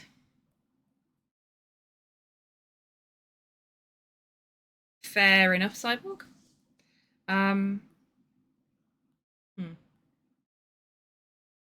Okay, so we've got the break coming up, and it is unskippable because it's been snoozed a few times already. So I am going to step away. When we come back, we'll go and reinvestigate the decanter, see why that hasn't checked itself off. We'll take another look at our notepad and see if there's anything else that we've done but hasn't been ticked off, see if we can do anything else in those spaces. And then we'll have another crack at trying to figure out how we get Nessa's shoe size confirmed. But first, it's time for us all to grab a drink, grab a snack, have a stretch, get some fresh air, cogitate on shoe sizes for a bit, and I will see you in 3 minutes when the break is done.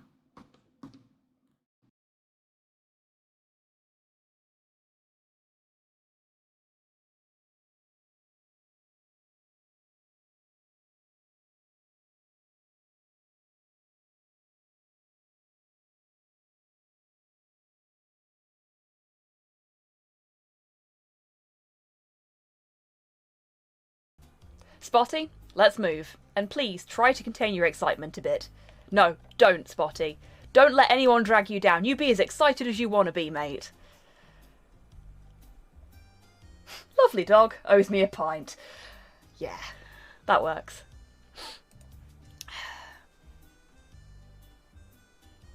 I'll try. I promise. I'm just very happy to go on an adventure with you. Oh, Spotty, sweet pea. Oh. I wish to pet. Okay. Follow me. Look at his tail. Yeah, I know! Isn't he brilliant? He's brilliant. He's a good boy. Well, a street urchin. You what? Very good, Nick. Cost you 1 shilling. Need someone to come and examine my work. What have you drawn a penis on the side of the... Where are you? Please, I'm an artist. Snape attempted to. Come over here. Let's have a look. Oh, for fuck's sake!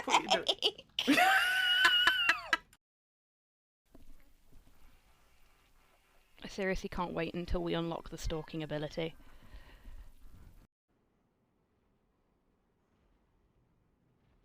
Oh, here we go.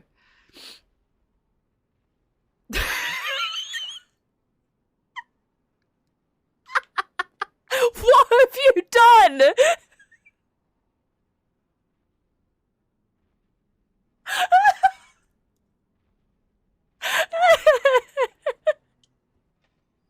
I am a literal meat brick. Oh my god, this is cursed. I'm not going to be able to fight anything because I'm going to be too busy fucking laughing.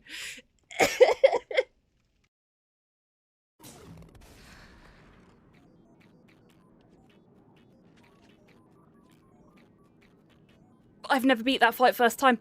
I've never ever beat that fight first time before. Holy shit.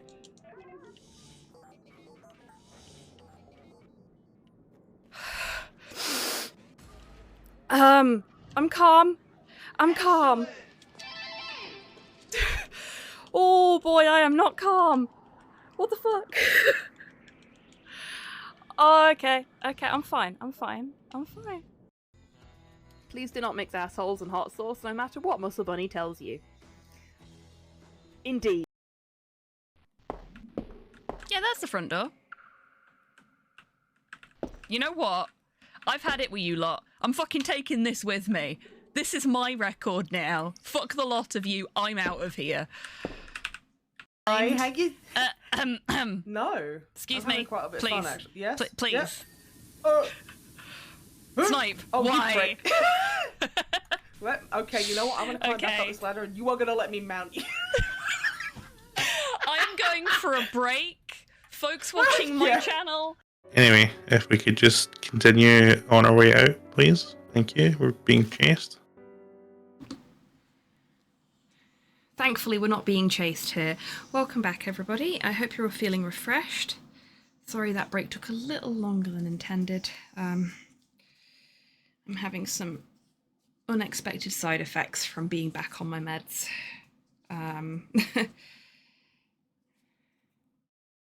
Actually, I need to swap up my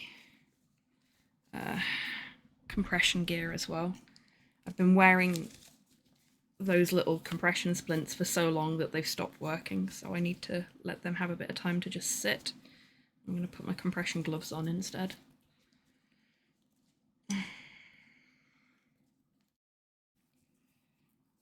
Heck, I might even just take some painkillers. It's getting kind of irritating now.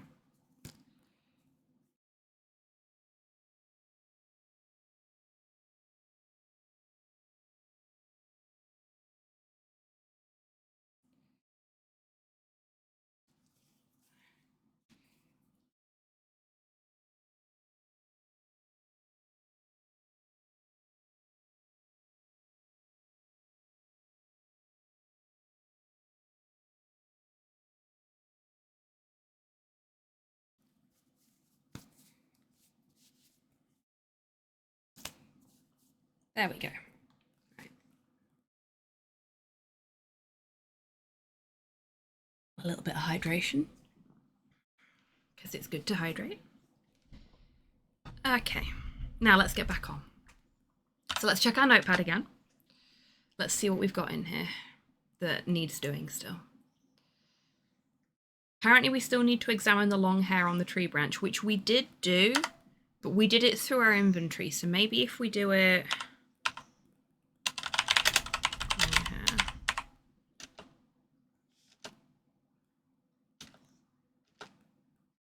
We just got the same information as if we'd done it through the inventory. Did it tick it off though? No. So let's go back to that tree branch and see if we can do something with it there instead. Maybe that's what's missing here.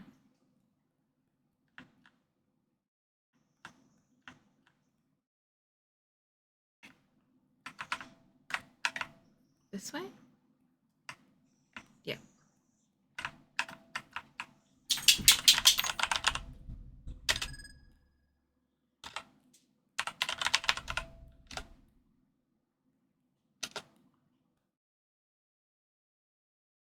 Okay.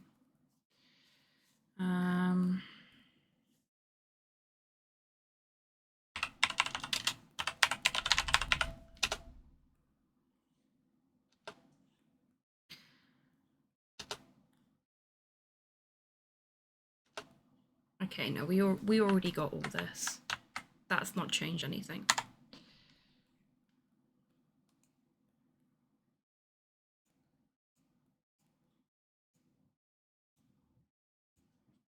So that's given us nothing new, unfortunately.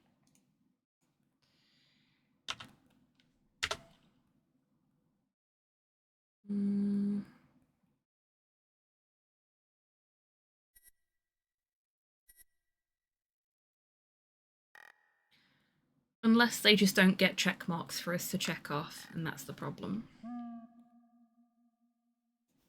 Because we've powdered the decanter for fingerprints and got the fingerprints off of it already. So that should be ticked off if it was capable of being ticked off. See?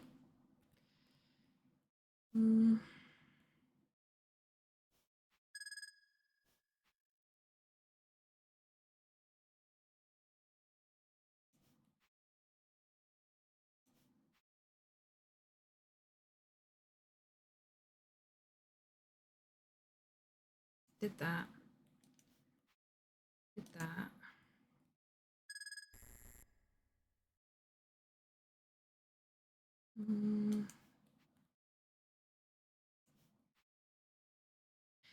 Just tell him about it after the meeting, which means we need to do something to progress the game towards that meeting. And the something will undoubtedly be finding Nessa's shoe print or shoe size. We can't ask her for it. She won't tell us. We've already established that. I'm not in the least bit surprised by that turn of events. There is nowhere on the grounds that she has put a shoe print. The two places where she could have, she hasn't. There's nothing there.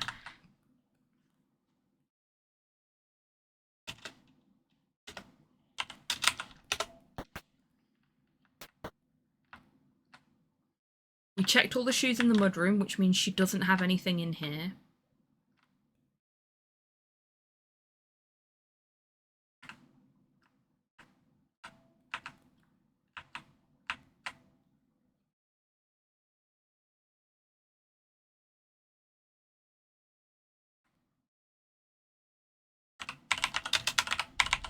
Now, she's clearly been in here, because there's nobody else turning the entire house upside down looking for something. And this place is a mess that it's never been before. Like, it's never been this messy before.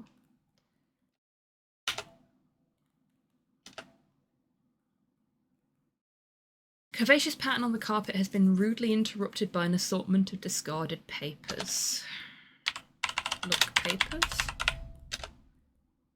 Contents of the desk have been strewn all over the carpeted floor. At a glance, the papers are old guest receipts from the lodge's glory days, as well as some general bookkeeping. Someone has inconsiderately stepped on some of the papers, too. Oh, here we go. What a mess.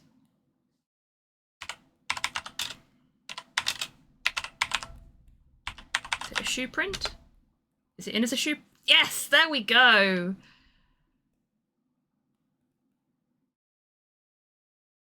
Because I said look ground when we were in here before, instead of look floor. And it said that there wasn't anything to look at. It's all about the words you choose. Yeah,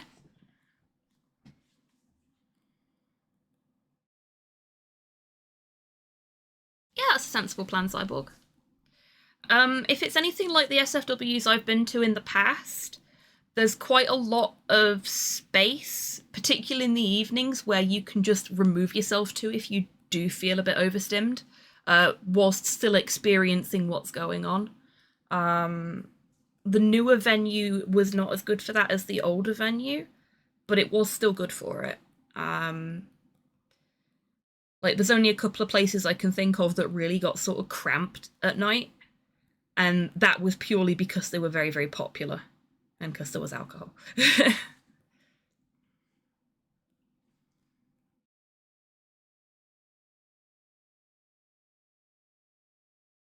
Someone has stepped on the documents scattered over the lush carpet and created a very clear imprint of their shoes. Ah, I already know Kimmy's shoe size, so this shoe print must belong to Nessa. These shoe prints definitely came from a woman's shoes, judging from the heel, and none of the men have feet nearly this small. I'd say this shoe print is a size 8. Nessa's shoe print matches one of the shoe prints found outside the smokehouse. Now that I've collected all the shoe sizes of everyone in the lodge who could have made those shoe prints out by the smokehouse, I can definitively say that Nessa had something to do with her brother's disappearance. There we go. God. I was wandering around, and I even came in here thinking, well, there's shit off in here, maybe it's in here, and if I'd have just used the right word the first time round, this would have been so much easier. That's one of the joys of a text parser adventure game, though, isn't it? You've got to figure out the right way to ask the game for the information you need. Corvus wears size 14. He was involved in the altercation at the jetty. Nessa and Corvus's shoe prints were found leading away from the jetty. Not to mention their shoe prints are all around the smokehouse. According to what I've deduced, Nessa and Corvus attacked Mr. Richards at the jetty and dragged him into the smokehouse. Their shoe prints are all over the jetty and leading to the smokehouse. The scuff marks I found came from rubber-soled shoes of the kind that Mr. Richards wears. I'm really struggling with the reading right now. I'm sorry about that, folks. No one else at the lodge wears shoes or boots with rubber soles. Some of Nessa's hair was caught in a tree between the jetty and the smokehouse. That's definitely unusual. Nessa and Corvus were discussing something about a will, but whose? Oh, but I remember overhearing a conversation between them about looking for Evans and Nessa's father's will. Could this have something to do with that? What's up, Porthos? What's up, buddy? Oh, don't tell me you want to go out. We've literally just had a break.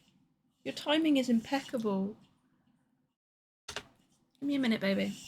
Okay, I'm gonna have to put us in a BRB so soon after a break. I'm so sorry, because the dog needs to go out, but I'll finish this thought first. I'm satisfied with my investigation so far. It's time to go inside the smokehouse and share what I've learned with Nathan. Upon closer inspection, you think you can barely discern a couple of oily spots on one of the papers. Okay, we'll quickly fingerprint the papers. Though you're reluctant to soil the papers with soot, you decide the situation merits it. And you find a couple of distinct fingerprints.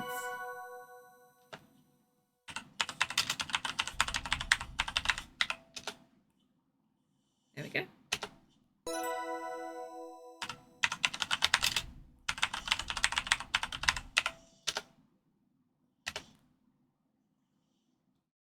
We just did.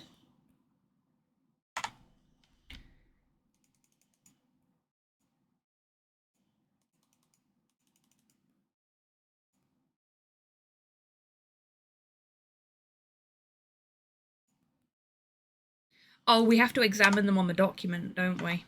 That's why it's not working.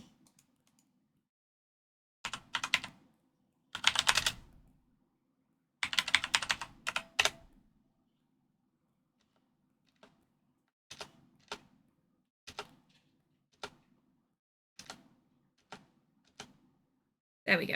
Upon closer inspection and comparing with the set of fingerprints you've collected, you conclude one of these fingerprints I lifted from the documents in the study belongs to Mr. Richards, which is as it should be, but this other fingerprint belongs to Nessa. There we go. Right, now that I've done that, I'm going to have to put us back to BRB, I'm afraid, whilst I let Porthos out. So I will be back as soon as I can. I'm not going to kick another break off. Seems a bit rude. So enjoy the clip reel while I'm gone, folks. I'll be back as soon as I can, though.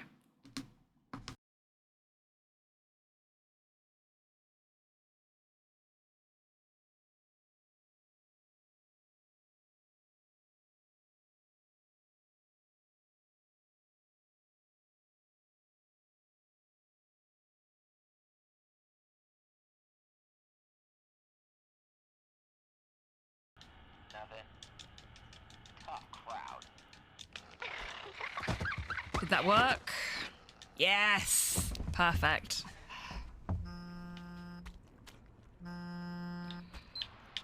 Hey. Sorry. For what? Well, I don't know. Everything. No need. Listen, I board in another 15. Stay safe. Or leave. We can finish this thing together. I can't. You can't? Or you won't? No, I mean, I physically can't. The house won't let I got all of Doll Skip. I'll be there as soon as I can. He doesn't need you. You pushed him away. That was a perfect tapless Doll Skip, everybody. I've never done that before. I haven't the slightest idea what you're talking about. Now, So we haven't before actually... I call the conductor and have you confined to the lunatic car. There's a lunatic car? There's a lunatic car? Forgot he says that.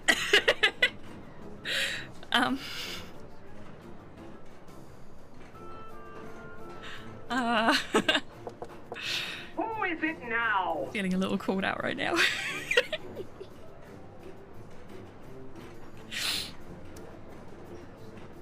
HobbyTan is literally Max confirmed. I mean... I can't really argue with that, can I? I'm gonna take a photograph of you first. Oh shit, no, I don't want to take a photograph from inside you. That seems a bit rude. Not on a first date. Giving the poor bugger a spectral colonoscopy.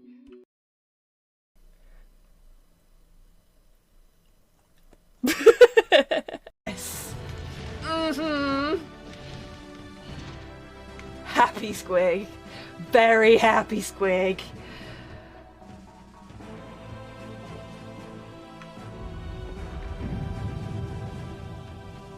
This is so cool.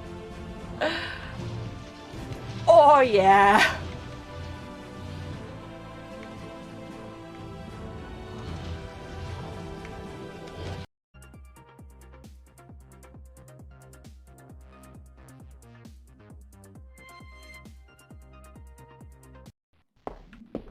Yeah, that's the front door. You know what? I've had it with you lot. I'm fucking taking this with me. This is my record now. Fuck the lot of you. I'm out of here. I seriously can't wait until we unlock the stalking ability. This run, I don't want to jinx it, but it's going pretty good.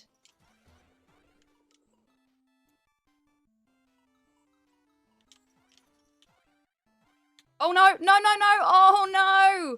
I went the wrong way! Come back whenever you find something, Nelson. I'll be out. I can And stay so up will all Nelson. night. Oh boy. Oh boy. Well then.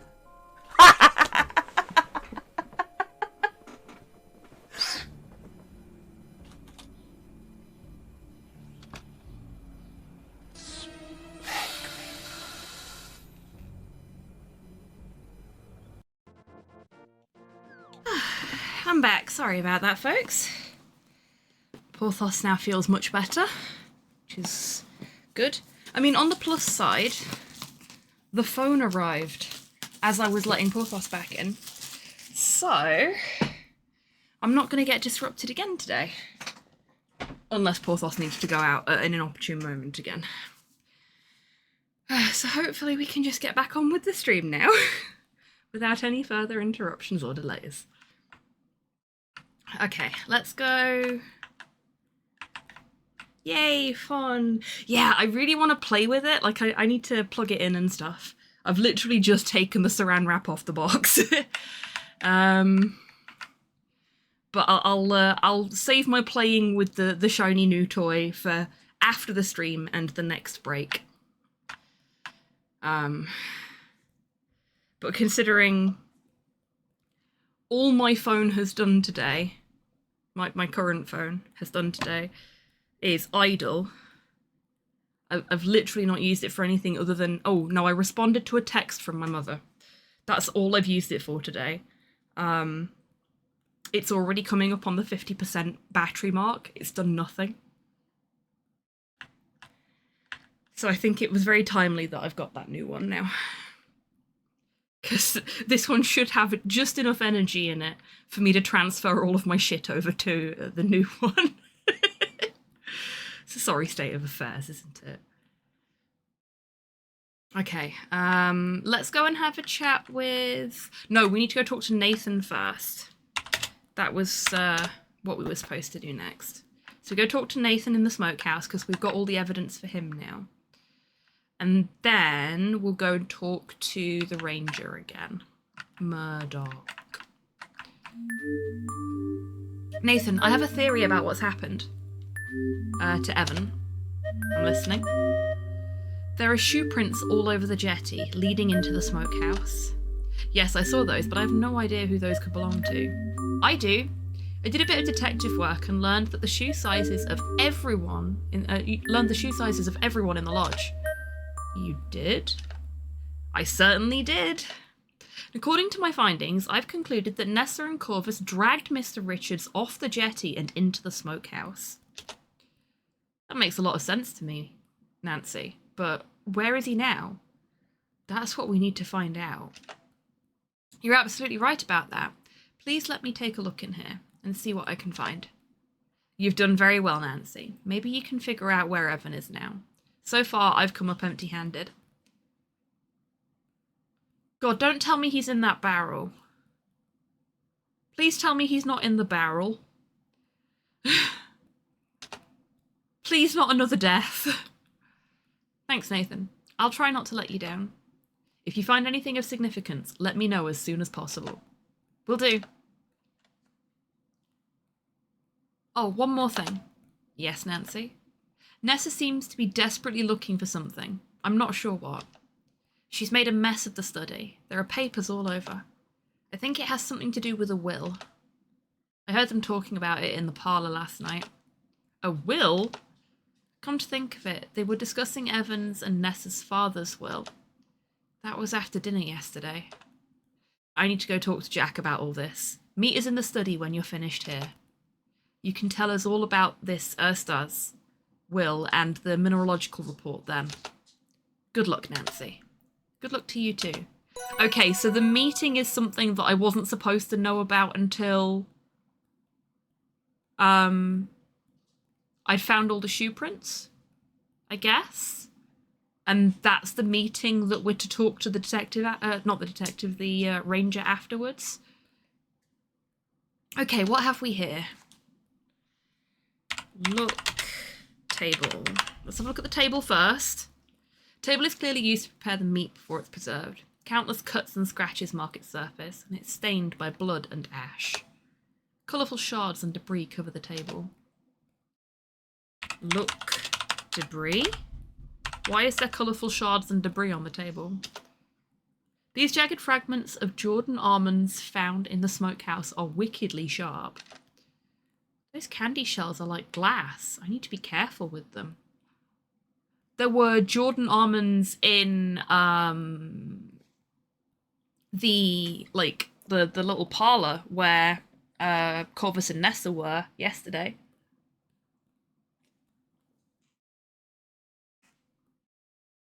I say yesterday, I mean yesterday in game rather than yesterday real world.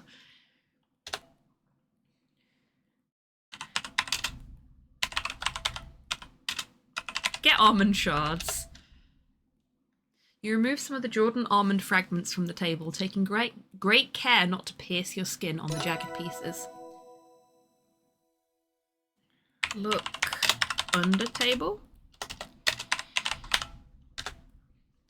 The rough stone walls of the smokehouse, much like the floor, have been blackened by smoke. You can just barely make out a symbol low on the wall and under the table. Ooh, do we have cult shit going on? What could that be?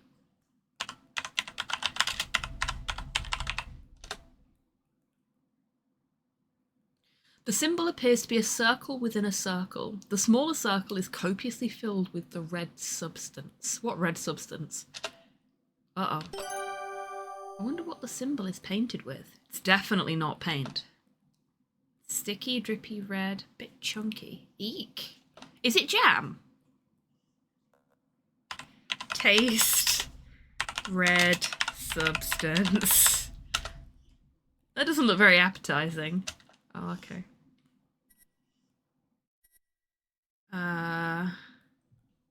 Look. Barrel. Looks like it might be a pickle barrel or a barrel for salted meat. Open barrel.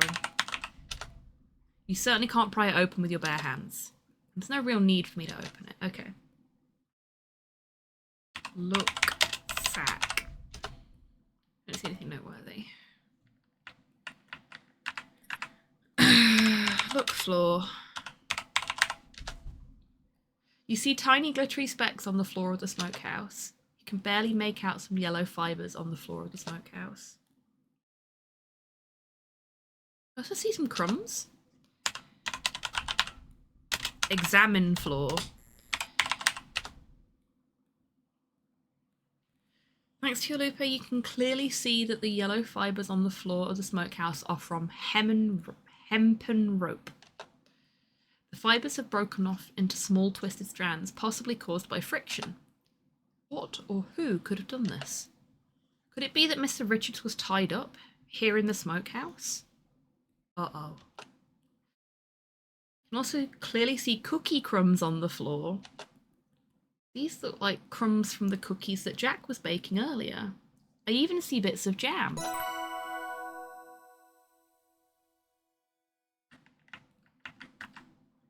What was the other thing she could see on the floor? Glittery specks on the floor of the smokehouse. Examine glitter. I'm going to try examine glitter because it's easier to type than glittery specks. No. Specks. The little specks could be salt. Their proximity to the bag of rock salt increases the plausibility of this observation.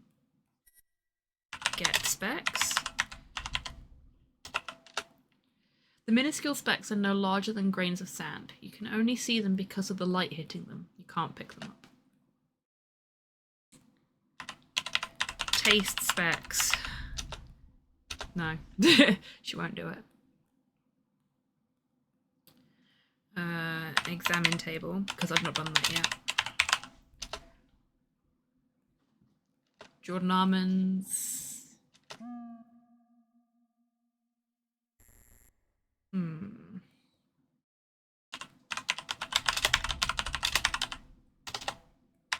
Examine under table. Symbol marked as something sticky and red on the smokehouse wall. I'm almost certain that's jam.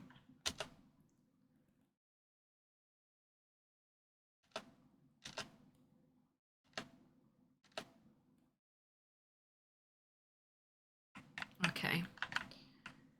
When I leave, there's no telling who could come here and tamper with the scene inside. I don't think I'm quite done with my investigation here. I should examine the inside of the smokehouse more closely. Okay. I must find out what the sticky substance is. Need a way to tie Nessa or Corvus to this scene. Yep, okay. Finding fingerprints would be great, but there aren't many smooth surfaces here. How dude. Hello. Hello, Michael. Welcome in. I hope you're doing well today.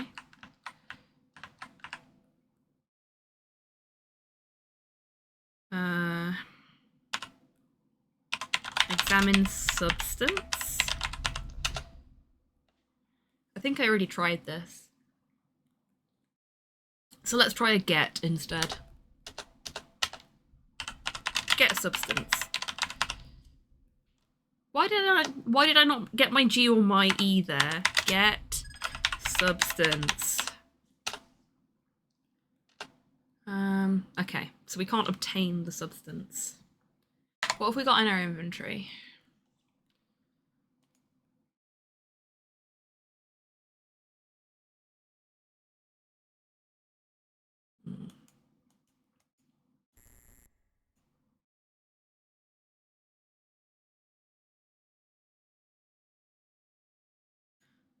We could scoop some up on our hat.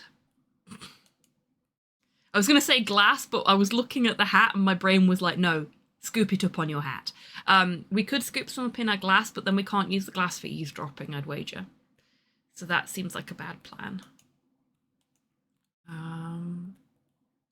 There's no way she's going to be willing to use her tools to get a bit of it.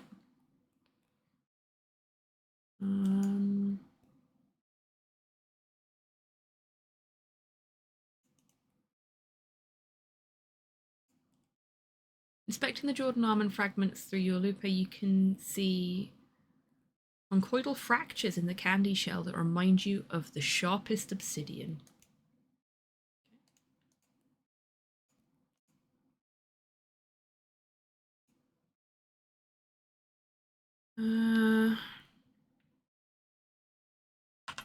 Examine salt. The rock salt would benefit from a look under your lupe. Okay. Taking a little handful wouldn't hurt. There's plenty here. Get salt. You scoop up a handful of rock salt. Can I now examine that salt by saying examine salt? Yes. As expected, the rock salt is composed of irregularly shaped crystals, but are generally cubic in shape. They are whitish to colourless. Some of the crystals appear irregularly shaped, more octahedral than cubic, but salt is fairly brittle and is water soluble, so they can be just about any shape. Salt facts!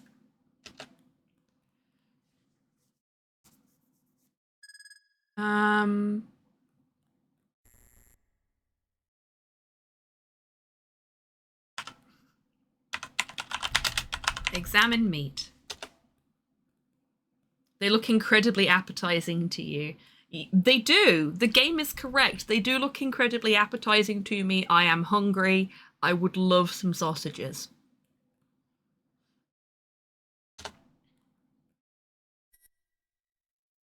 Or any cured meat, really, at this point would be nice. Any meat at all, as long as it's in an edible state. Just very hungry. Are they fish as well? Examine fish. They also look incredibly appetizing to me. Look pot.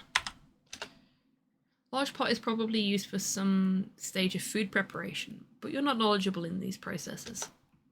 Okay. Can we examine it anyway? The large iron pot doesn't benefit from closer examination.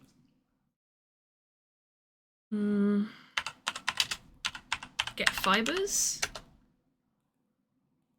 You decide the frayed rope fibers aren't worth taking. Okay.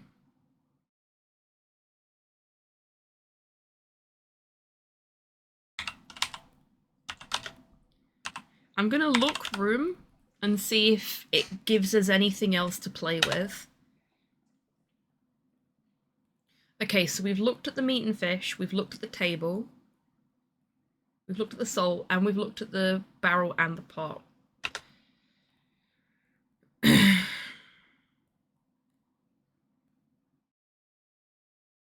Smokehouse is in disarray, debris covers the table and floor, there might even be something on the wall.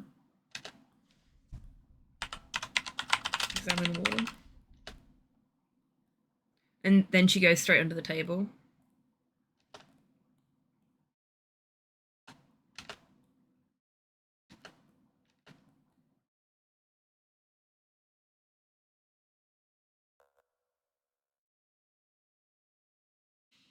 And when I examine the table, it just shows me the almonds again, doesn't it?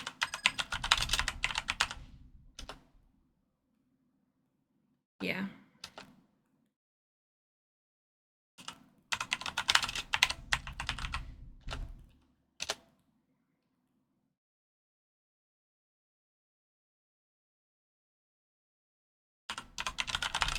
I already examined the fish, but I didn't look at the fish. The meat and fish look delectable. Your mouth waters. Okay. That's equally unhelpful. What haven't we done in here? Did we look at the salt before we examined it? Or tried to examine it? The rock salt appears fairly unremarkable. No, we didn't. The bag of salt has been opened, revealing the coarse rock salt inside.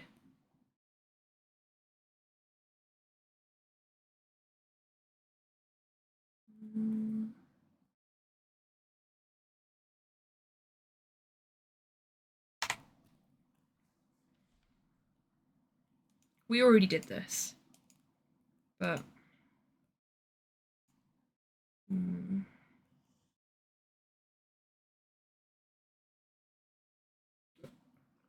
Hi, Porthos. Thank you for making me jump.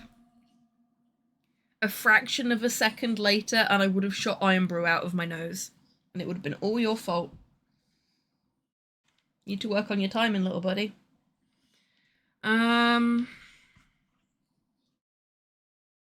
I'm genuinely at a loss as to what else I need to do in here. Can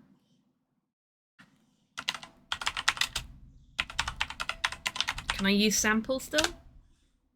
No. Or if I can, it doesn't do anything in this particular instance. Huh.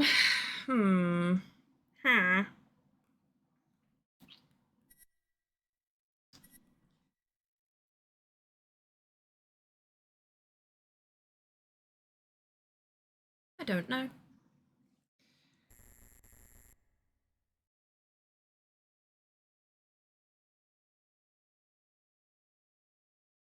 I've already picked up the almonds. I've already picked up the salt. Get meat. The temptation to take the meat and snack on it constantly is very strong. You overcome it. Wow. Nancy is a much better person than I am.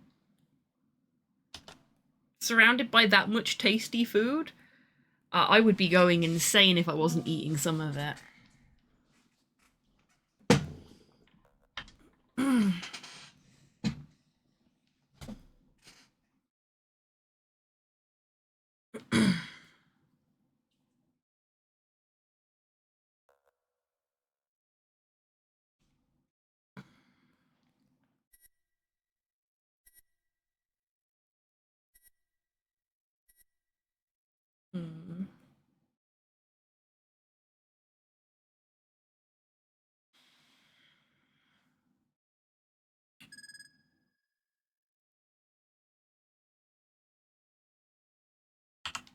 Did I ever look under the table?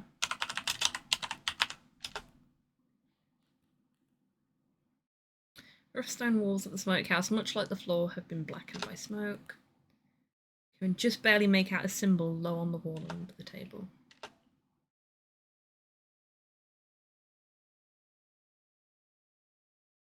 Can I move the table, maybe? No. We're still not done in here. So I need to do something. There was cookie crumbs. Can I pick up cookie crumbs? Get crumbs. Well, the crumbs seem relevant to your investigation. You don't want to put them in your pocket.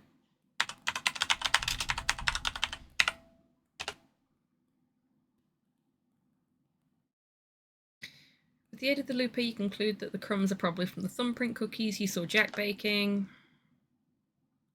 You even see some of the jam. Who would bring thumbprint cookies here? Don't know if look crumbs is going to give us anything different. No. I mean, it makes sense to me that the symbol's probably drawn with jam from the cookies, but how we go about establishing that is another question.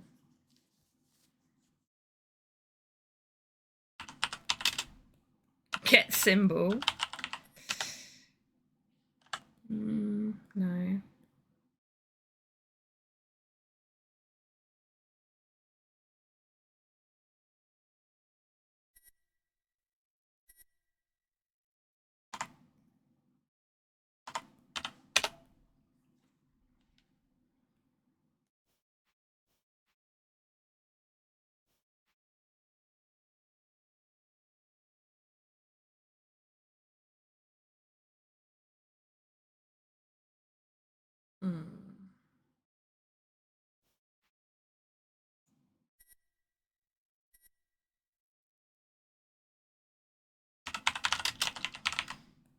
I'm running out of options here.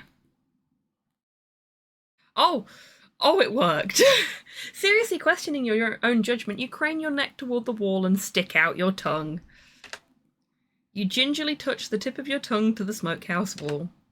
Oh, it tastes like raspberry jam. Called it. This was actually a horrible raspberry jam incident.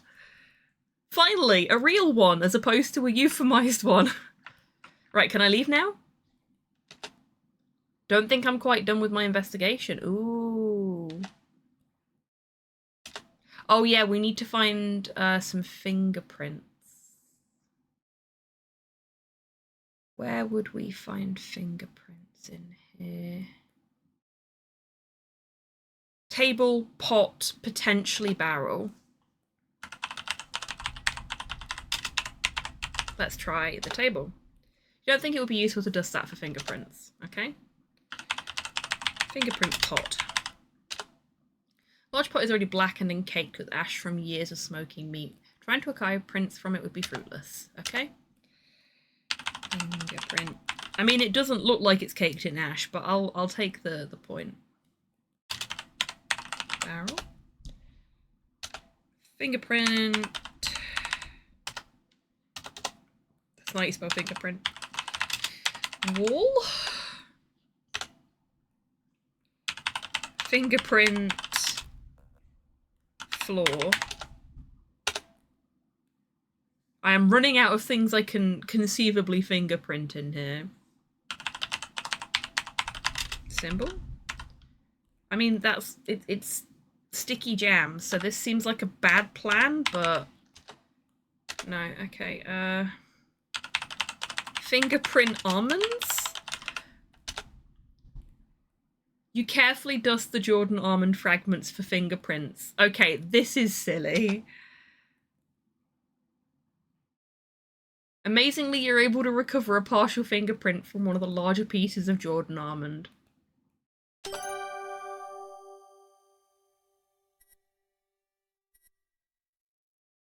Okay, sure. Seems highly unlikely, but...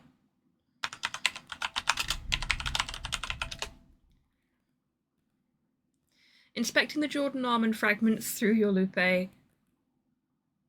CSI Yucatan! Little bit.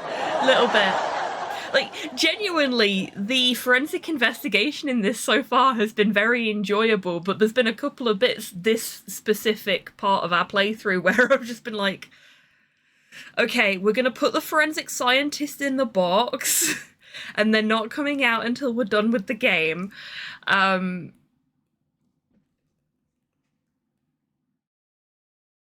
But overall, I'm very, very impressed with the way that they've conducted the investigation in this.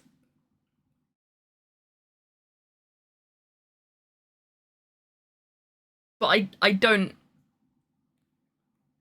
The table is a perfectly reasonable place to dust for prints. It may be a very dirty table.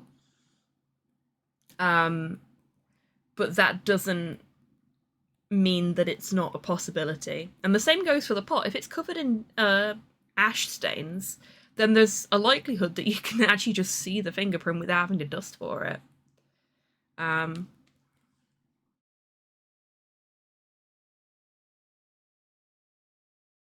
But yeah, Jordan almonds, not sure about that one.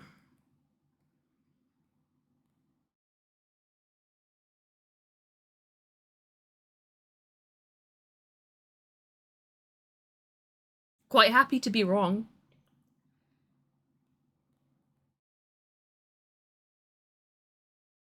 You can see a conchoidal fracture in the candy shell that reminds you of the sharpest obsidian. After comparing the partial fingerprint you obtained from the Jordan almond pieces, you conclude Nessa is the one who crushed these Jordan almonds in the smokehouse.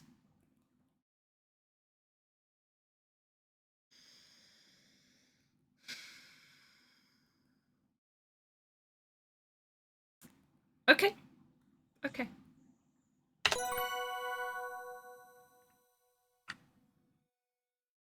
Aha, I think I figured it out. Nessa crushed the Jordan almonds on the table. But why? I have no idea. Are Jordan almonds particularly dangerous to anyone in the lodge? I should ask around. Nessa crushed some nuts and very possibly killed somebody. Judging from the frayed rope fibers, Mr. Richards could have been tied up in the smokehouse after he disappeared from the jetty. I think Mr. Richards partially freed himself and painted a symbol with raspberry jam. He took care to conceal the symbol under the table. It could indicate where he was taken next. The symbol looks like the thumbprint cookies that I saw Jack baking.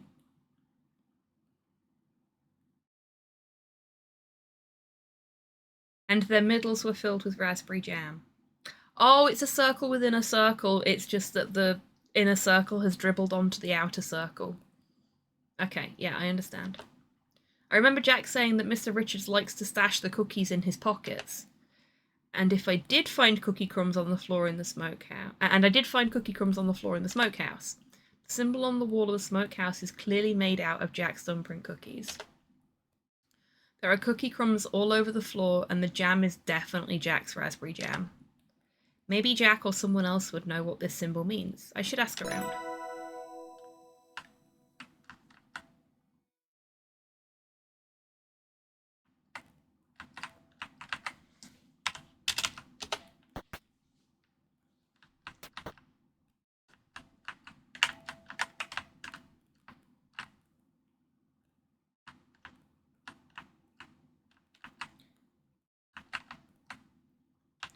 Well, there's Jack and Nathan, the two people I want to talk to most.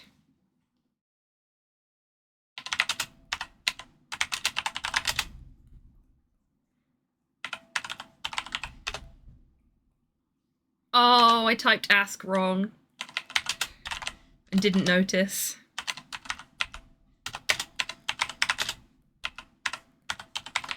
And now all the words are crashing together in my brain.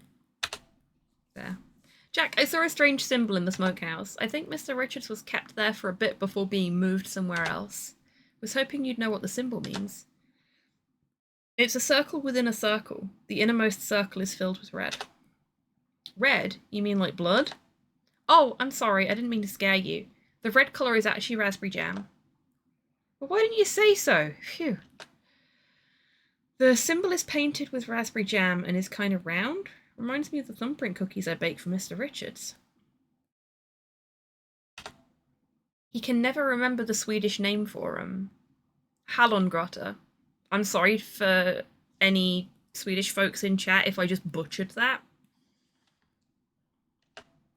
It means raspberry cave. Raspberry cave? Like a mine? Like a garnet mine? Uh-oh. Well, now we know where he's gone.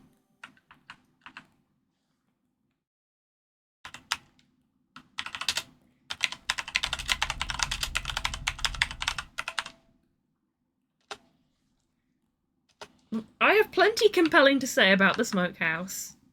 Fine, I'll just talk to Nathan and see what happens.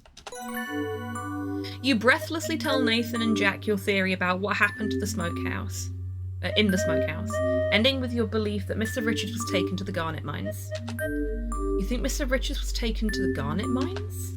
Those have been sealed shut for decades, which makes them a perfect place to hide someone.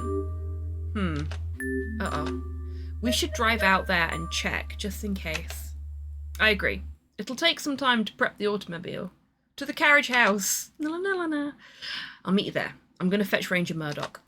Stay put here in the lodge, Nancy, in case Mr. Richards comes back. I doubt we're going to do that. I strongly doubt we're going to do that. Well, I'm certainly not going to just wait around here. Gee, I didn't see that coming. Okay. It is 4 PM. I would normally be finishing up this segment of the stream and doing some speedrunning, but with my hands being in as much pain as they are, we are just going to play this for the duration of the stream. So we've got another couple of hours of investigative fun. I did look up to see how far through the game we were when we were on our last break, just to see how many chapters there were. And there are 7 chapters to this game, and we're on chapter 5. Feels like we're probably getting quite close to the end of chapter 5 as well, so...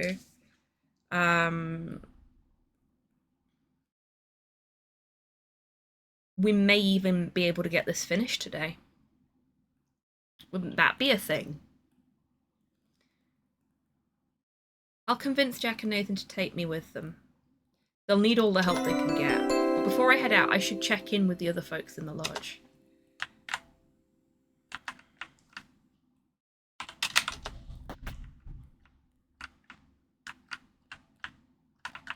Gotta find the other folks in the lodge first.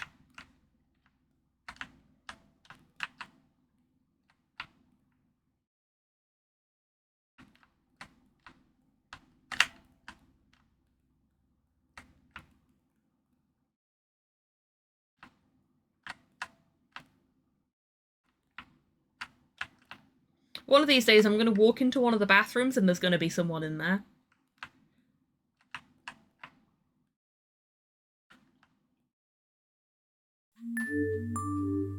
Oh! Big blue trunk's lid is up and the padlock hanging open. I wonder what was stored in here.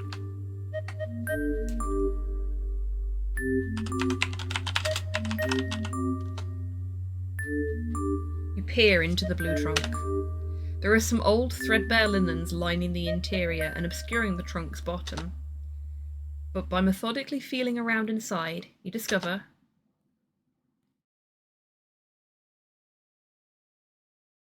bullet, and a blasting cap. My father was in construction. I know a blasting cap when I see one. But why would Albert put these in here? Jack let Albert store his things in this trunk. He wanted to lock this all away. Same as how he demanded to stay in Jack's room, the only bedroom with a lock. Seems like Albert was concerned about keeping his secrets. And he's armed? Uh-oh.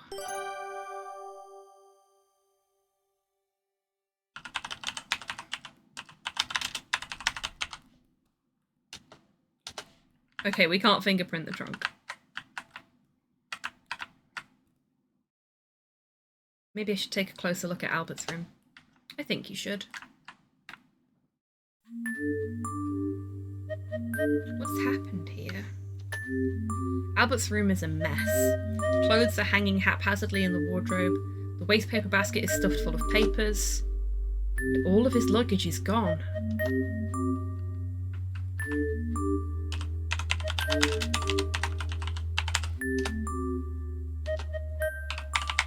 Oh, it's search, isn't it? The wardrobe still has some clothes sloppily draped on some hangers.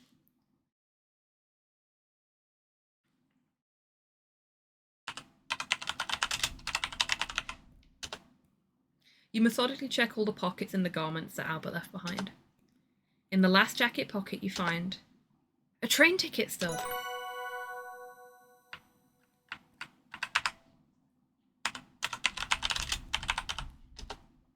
You can see some crumpled papers in the wastepaper basket. They don't appear to have anything written on them. There's a strip of telegraph tape lying just outside of the wastepaper basket on the carpeted floor.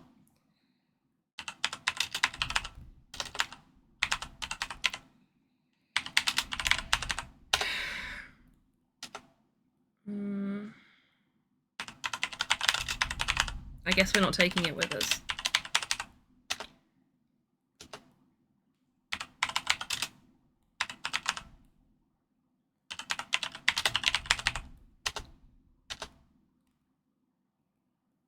What do you mean? Am I spelling it wrong?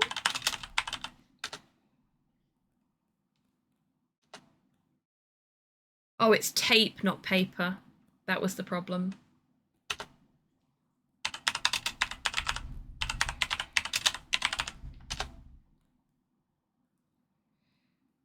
But there it's paper. That sucks.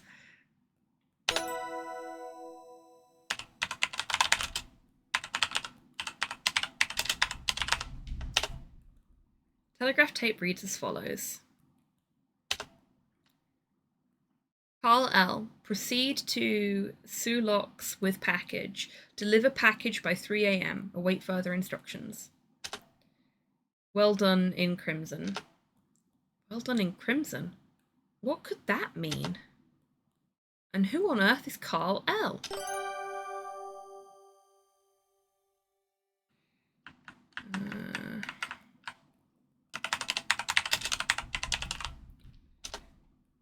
Nightstand is empty. Desk. Just seeing how much I can squeeze into the 2 minutes before the break. Right desk drawers are empty.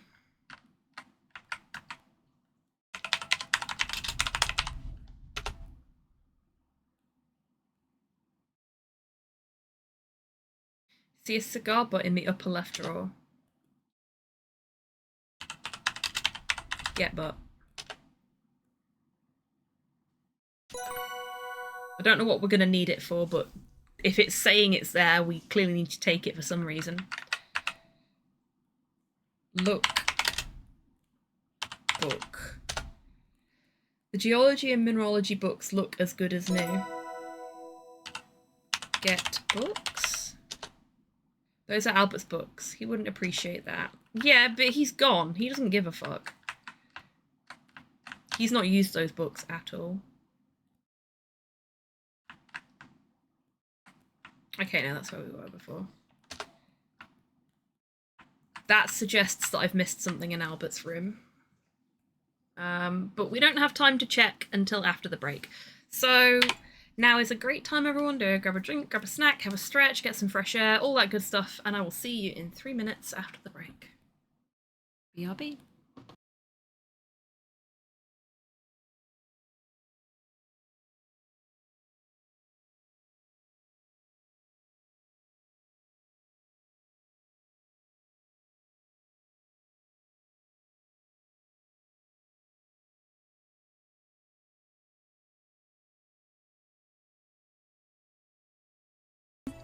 For those of you in chat that have played this game before, as is always the case, please refrain from any spoilers, because I have equipped Tidders with an additional tool in her arsenal. No spoilers, you fucking shitebags. Should you disobey that rule.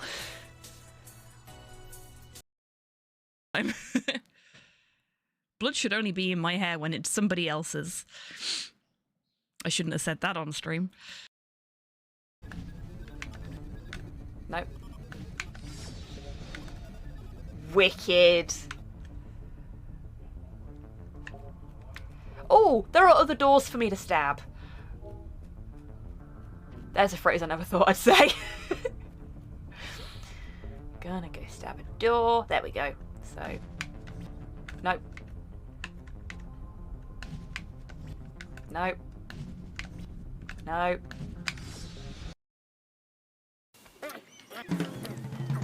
I'm gonna rub my watering eye whilst I... Oh no.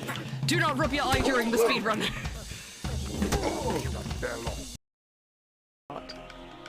Well, this is good, baby. Oh, you fucker, that were a big fish.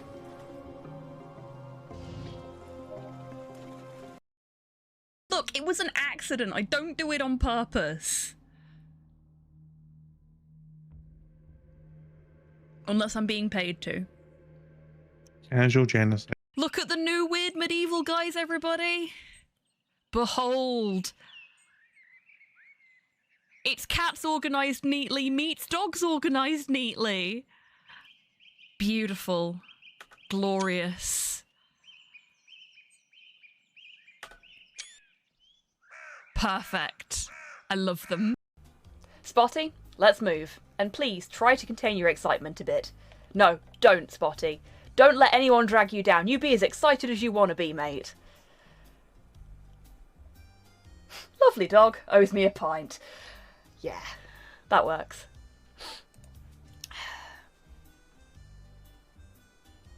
I'll try. I promise. I'm just very happy to go on an adventure with you. Oh, Spotty, sweet pea. Oh. I wish to pet. Okay. Follow me. Look at his tail. Yeah, I know. Isn't he brilliant? He's brilliant. He's a good boy. This is the latest masterpiece of fantasy storytelling from Lucasfilm's Brian Moriarty. Why, it's an extraordinary adventure with an interface of magic, stunning high resolution, 3D landscapes, sophisticated score, and musical effects. Not to mention the detailed animation and special effects, elegant point-and-click control of characters, objects, and magic spells. Beat the rush! And watch me stream Loom several months ago. Welcome back from the break, everybody. I hope you're all feeling refreshed. I do love that Loom clip. I'm so glad that, I think it was Cypher that kept doing the Loom redemption whilst we were playing Loom to make me read Cobb's Loom pitch from Monkey Island. Oh, congratulations, Rocket. Getting close to having your full Gondorian army there. Okay. Search drawer. Nothing in the drawer besides large white dress shirts. Search wardrobe. I already checked the clothes.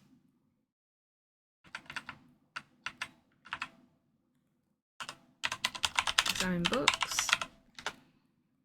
spines aren't broken and the cover shows no signs of wear. These books are in pristine condition. I guess Albert takes really good care of his books. Or just has never read those books at all. There's what looks like a pair of shoes under the bed. Look, bed. Small single bed. Large red cylinder seems to have rolled partially under the bed. Oh, it's a cylinder. Get cylinder. You reach down to retrieve the red cylinder from Albert's bed. Uh-oh. I think this is a stick of dynamite. Yep, it's a stick of dynamite. Looking at it makes you sweat. Dynamite is not a standard piece of mineralogical equipment. Albert stored blasting caps in the blue trunk and dynamite in his luggage, it seems. I'm starting to think he's not a oh my god, what is wrong with my mouth today? Mineralogist. There we go. There we go. Jesus Christ, brain. Like, I'm seeing the word and I know it's mineralogist, and my mouse is going, no, no, more L's. Lots of L's. Mineralologist. At all. Right. Think I'm getting the picture here. Albert isn't who he says he is. I believe he's headed to the Sulaks to sabotage them with explosives. Found a bullet and blasting caps in the blue trunk. Albert is probably armed. And is fairly well acquainted with how to use explosives, seeing as how he knew to store his dynamite and blasting caps separately. This doesn't bode well. And I think he tossed my luggage out of the train to eliminate my field kit, so I couldn't interfere with his sham field work. I need to head to the carriage house and tell Jack, Nathan, and Ranger Murdoch.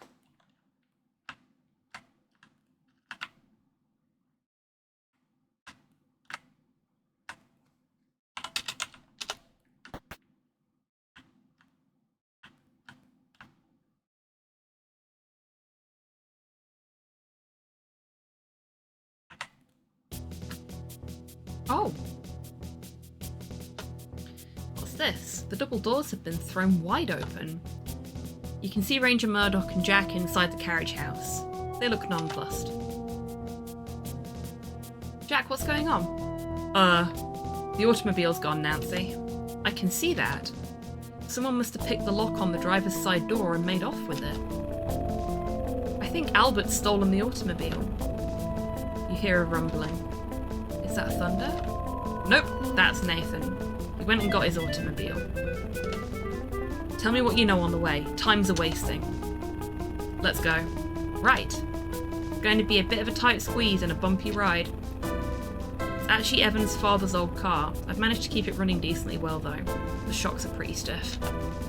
Decently well? Heh, it'll be fine, Nancy. Just hang on tight.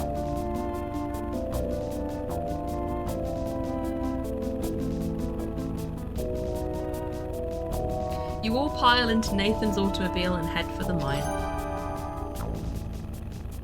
Mr. Cardinal, I'm sorry we couldn't meet under better circumstances. I understand your reluctance to be involved with the authorities. It's entirely justified. Evan's in danger. I will help my friend. We can figure out the rest later.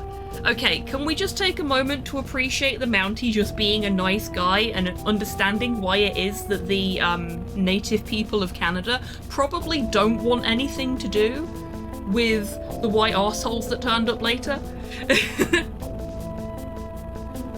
Thank you, nice Mountie man, for being better than any real-world police are.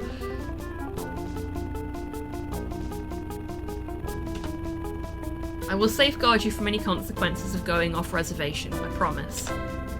Let's deal with that later. I think Albert's stolen the automobile.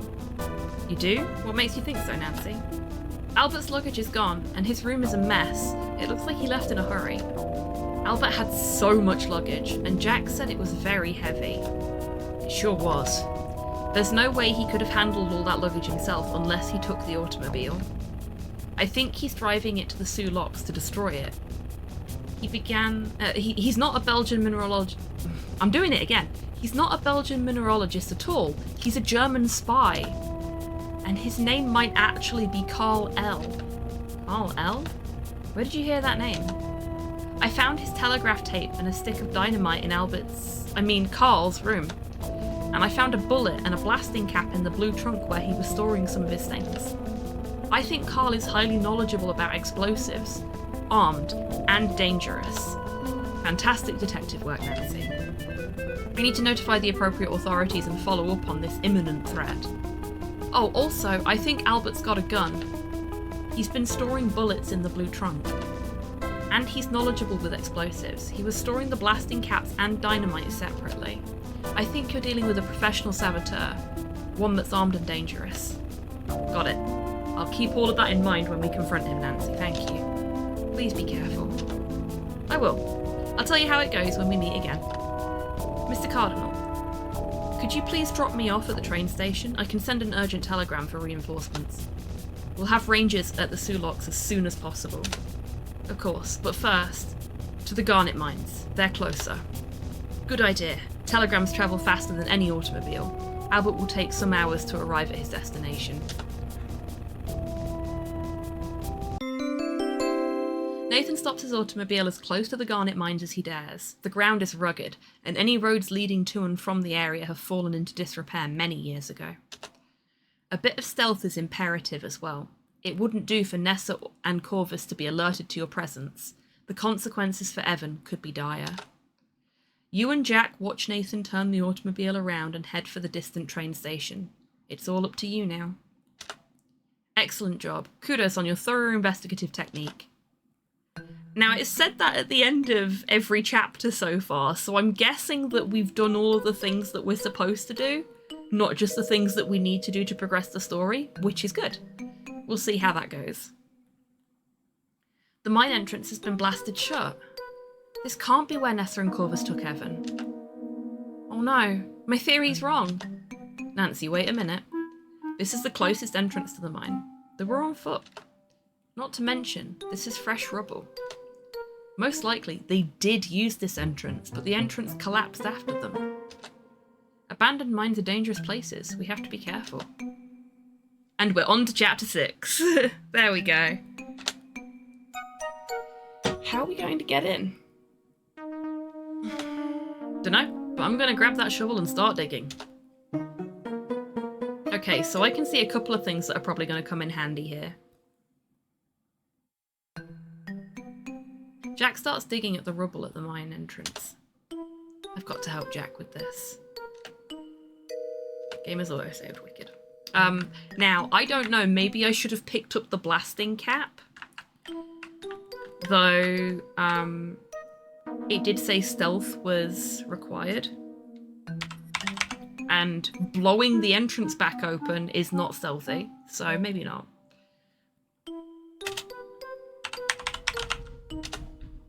Piles of rubble surround the buried entrance of the mine. You can see an old discarded plunger detonator amongst the debris. There's a reel of wire near some bushes. Get wire?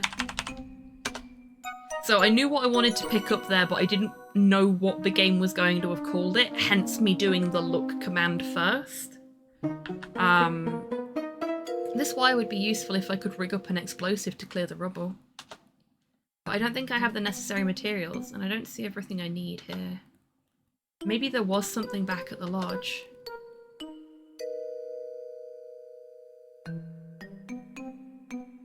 Disclaimer. The developer of this game assumes no responsibility or liability for any errors or omissions in any processes depicted, particularly dangerous ones involving explosives. Do not attempt anything in this game in real life.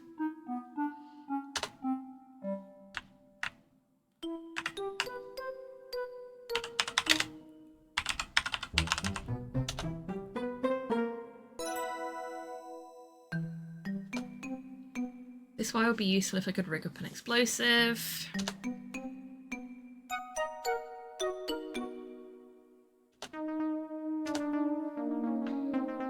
Now, is that her saying she's going to walk back to the lodge? No, we are stuck here.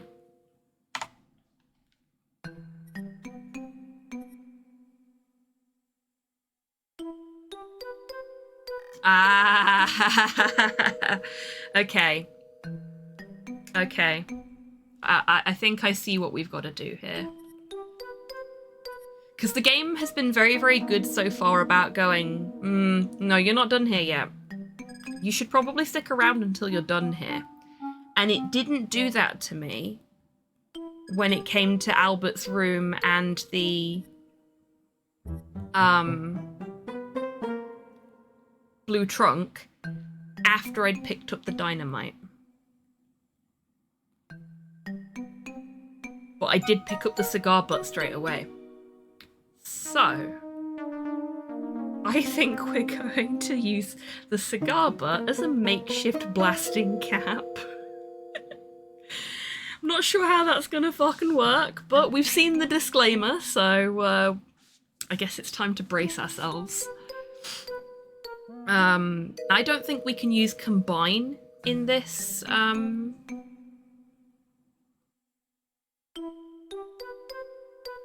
situation. So let's try. I don't think combine's a usable command in the game, is what I was trying to say. I do the word good, yes. Let's try. Combine, wire, and dynamite. Can't use combine in this game yet. Attach wire to dynamite. You don't have any blasting caps, nor are there any in the immediate area. I wonder if there's anything I missed back at the lodge. Okay, so does that mean that we are stuck?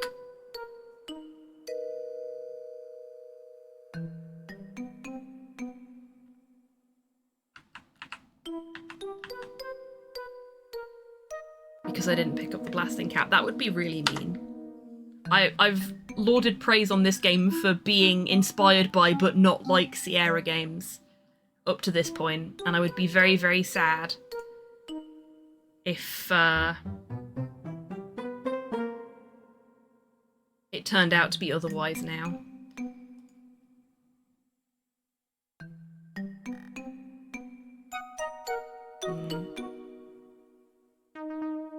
I'm gonna ask the internet if we can soft lock ourselves here.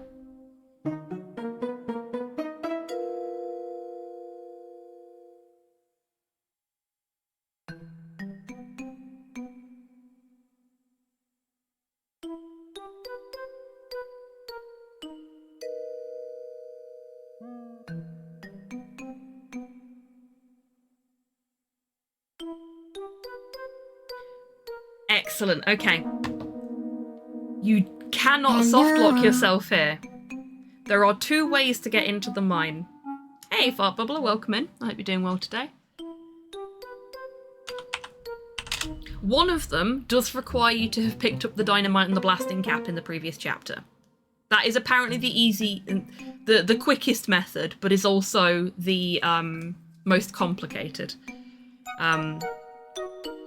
Absolutely gonna try that off stream though, I think.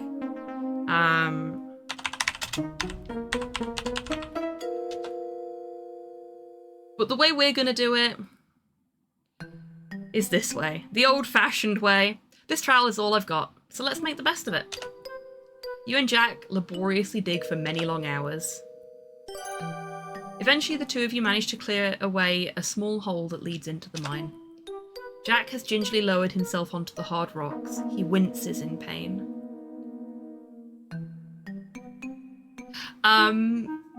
It's very heavily Sierra inspired in its aesthetics and its gameplay. Fart Bubbler. But inspired by Sierra games in the best possible way. This is what a Sierra game always wanted to be and never was, as far as I'm concerned.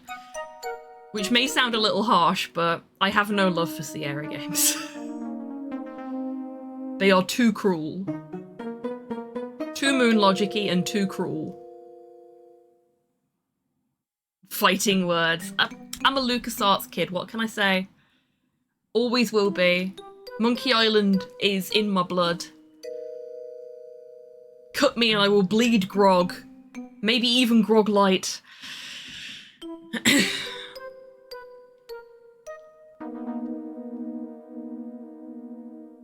No, I have serious issues with the amount of moon logic in Sierra games. So the fact that this game has been very logical all the way through and hasn't soft-locked me or killed me, like punished me for playing the game once since I started, makes me very happy. Like even now I was just saying, it's not soft-locked me here even though I didn't pick something up when I could have done in the previous chapter. They play kind of like a Gary Gygax D&D campaign, no mercy. Yeah, unfortunately, just like with a Gary Gygax D&D campaign, after a while it loses its novelty and just becomes unpleasant to be involved in. At least in my opinion. Like, I much prefer, in either setting, the opportunity to fail forwards, which is one of the reasons I like Star Trek Adventures so much as an RP system, because that actively encourages the fail forwards idea. Like, sure, you fucked your roll up, but how can we make this play into the story? How can we make a Trek adventure out of your fuck up?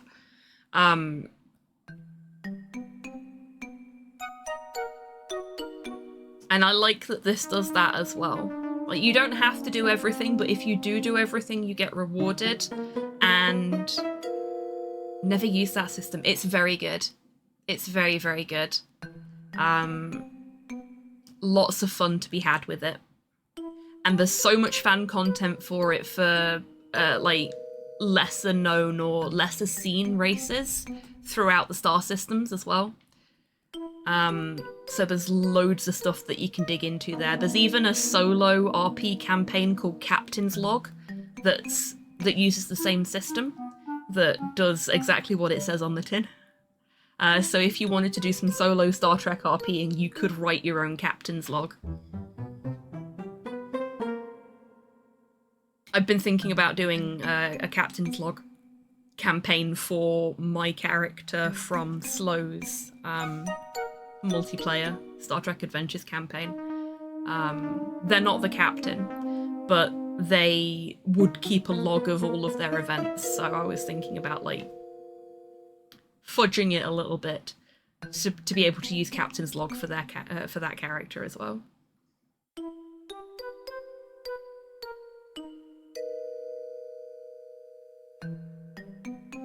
I had one guest GM in a D&D campaign that gave us clues about what was coming next if we rolled a natural 1. Really sinister. See, stuff like that, a lot of the time, particularly with RP campaigns, it's about the DM that you get more than the capacity to softlock yourself, for want of a better description, because a good DM will help you roll with the punches, no matter how big the punches are. I mean, if you decide to pick, like, as a level 1 or something, decide to pick a fight with a dragon, then you're gonna have a bad time and you'll probably die. But it's in your DM's gift to make that as eventful and difficult for the dragon as possible, you know? Oh yes, I absolutely am Fart Bubbler. Thankfully, I don't use highlights all that much. And all of my VODs go straight up onto YouTube, all my speedruns go straight up onto YouTube.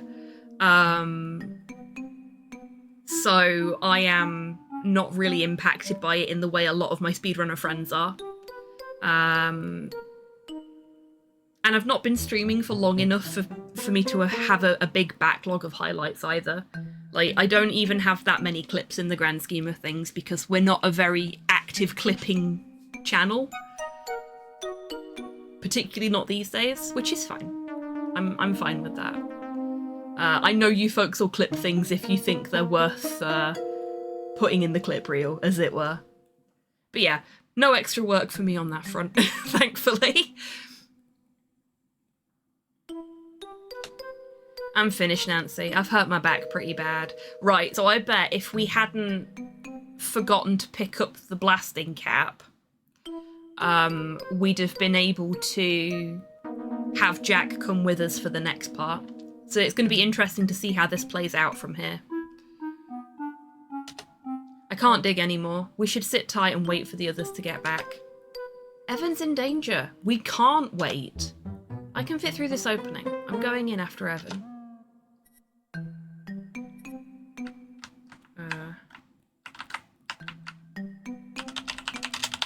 Enter mine? Okay, Nancy, you're the boss. You be careful, you hear? I will, I promise.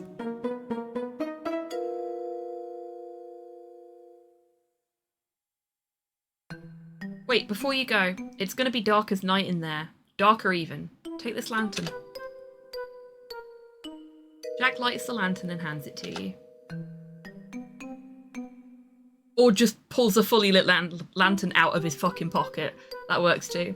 I've got another one, don't you worry. Heh, not the only one with big pockets. Yeah, no shit! Good luck, kiddo. Thanks, Jack. I like Jack. Jack's nice. Jack is my favourite.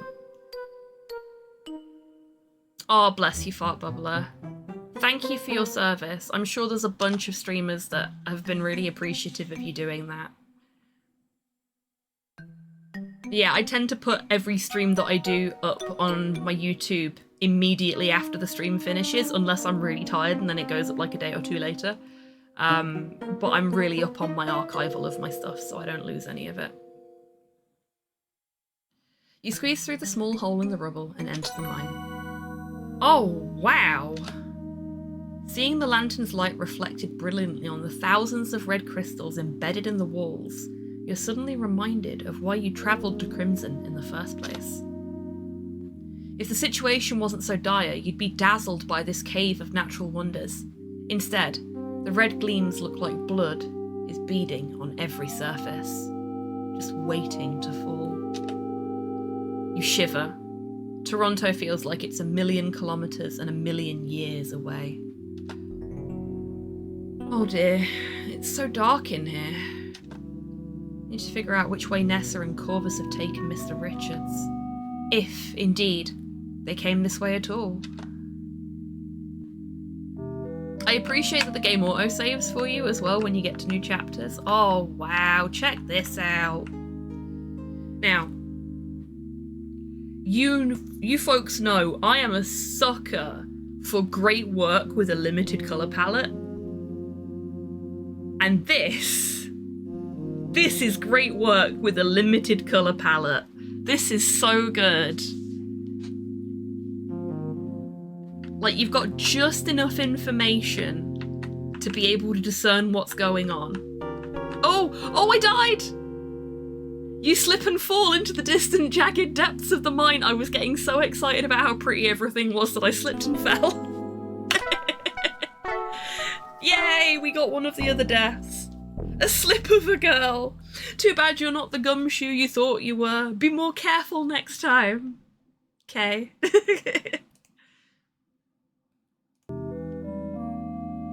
Oops. You do get an achievement in this for getting all of the different deaths, so...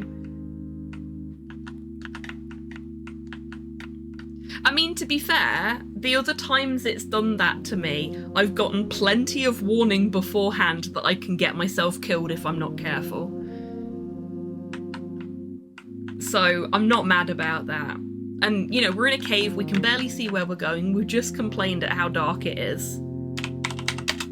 Look, cave. See here. Get a shovel. Now that you're inside the mine, there's no need for the shovel. Too bad I could have used this when helping Jack clear the rubble outside. That's true. Is that a generator, maybe? You can't use generator in this game. Okay. Well, what else would I call it? Machine? Look. Machine. Get a good look at the machinery. It's covered in a thick layer of dust and clearly hasn't been used or even touched in years.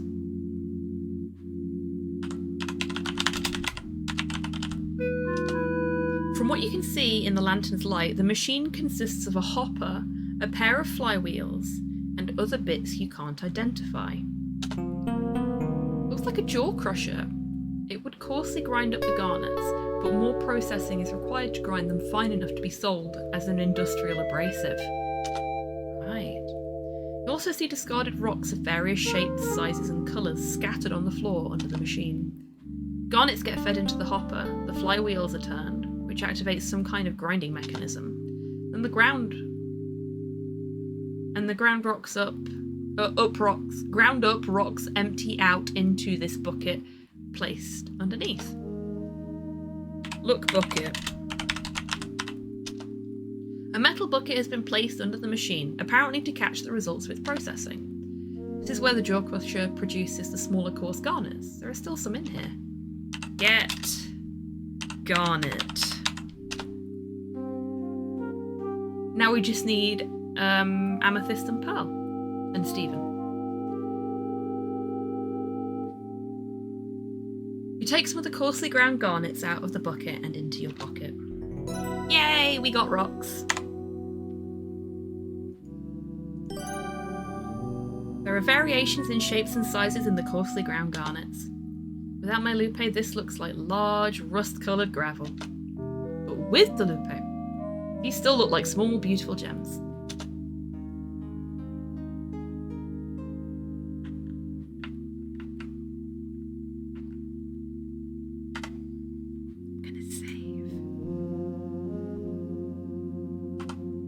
I'm going to do stream save 2 here, because I'm going to use stream save, a prior stream save, to go back and see how this would be different if I'd picked up the blasting cap.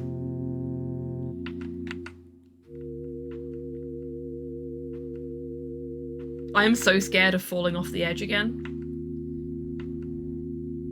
Where am I going? Uh-oh. You aimlessly wander in the mine until the lantern goes out. Oh no! Alone in the dark. Wandering aimlessly seldom ends well. Have a game plan first. Or some step-by-step directions. Harsh. Load game. Good job I saved, huh? Is it going to do the same thing to me if I go this? Oh dear. Did I just die again? Is this where we get all of the deaths for the achievement then? Is there just the one of falling into the river outside of this area? Don't give in to the pressure. Before moving on, find your way. Better luck next time. It's just a little crush. Okay. So, look floor. Because we've been all 3 directions that it seems like we can go. The floor of the mine is covered in countless shoe print impressions that are leading in multiple directions, preserved in a thick layer of dust. Most of these must have been made decades ago by the miners who used to work here. It's an odd feeling to see these shoe prints, almost like looking back into the past. That's not helpful.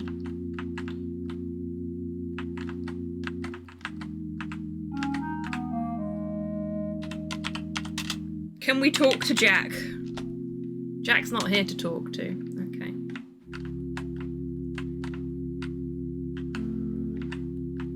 So we tried going that way and we fell to our doom.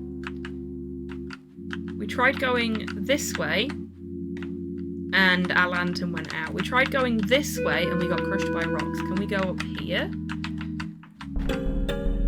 We get crushed by rocks again. Okay. So, we need to know which way to go. The solution is cry! Yes, I think it might be. We're actually just gonna try and leave the mine. Exit mine. Although the hairs on the back of your neck are standing on end, you resolve to continue onwards. Can't leave yet. Mr. Richards needs my help. Call to Jack.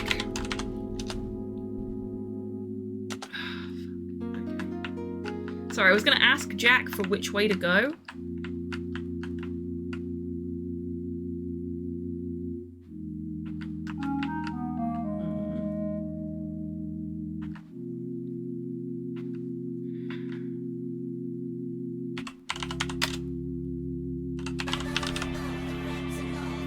Hi, Tabby. You made me jump. We've just died repeatedly and now I'm on edge.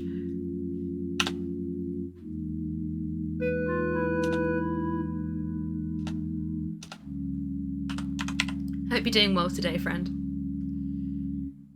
Long time no see. Yeah, well, it had been... I haven't played this since the 19th of January. That tells you how long it's been since I last was well enough to do a point-and-click stream on a Sunday. And yesterday was my first stream in, I think it was 17 days?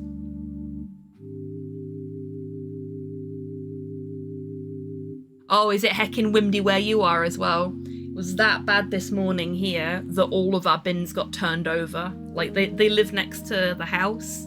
We've got like a little jitty next to our house that belongs to us. And we just keep the bins there unless it's time for them to go out on the front. And all of them were on their asses this morning. Oh no, is your mic broken? Sorry to hear that.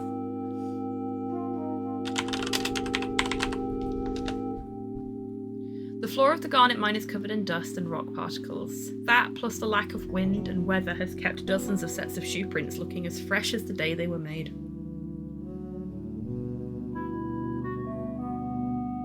Oh geez, yeah, that's horrifying. I hate that. Oh, I see. Right, yeah, that's fair. Well, I hope the healing is going well. And once you're all healed up, you can get back to it. Nothing wrong with taking a break if you need it. I'm living proof of that. And you've all proven to me that you will be here when I get back if I do need to take time off, so I shouldn't kick myself for taking care of myself.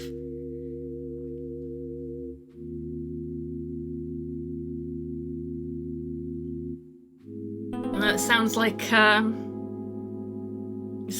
the opposite of a problem if you ask me, Tabby.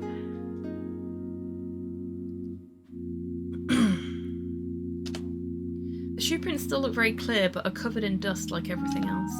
Most of the shoe prints.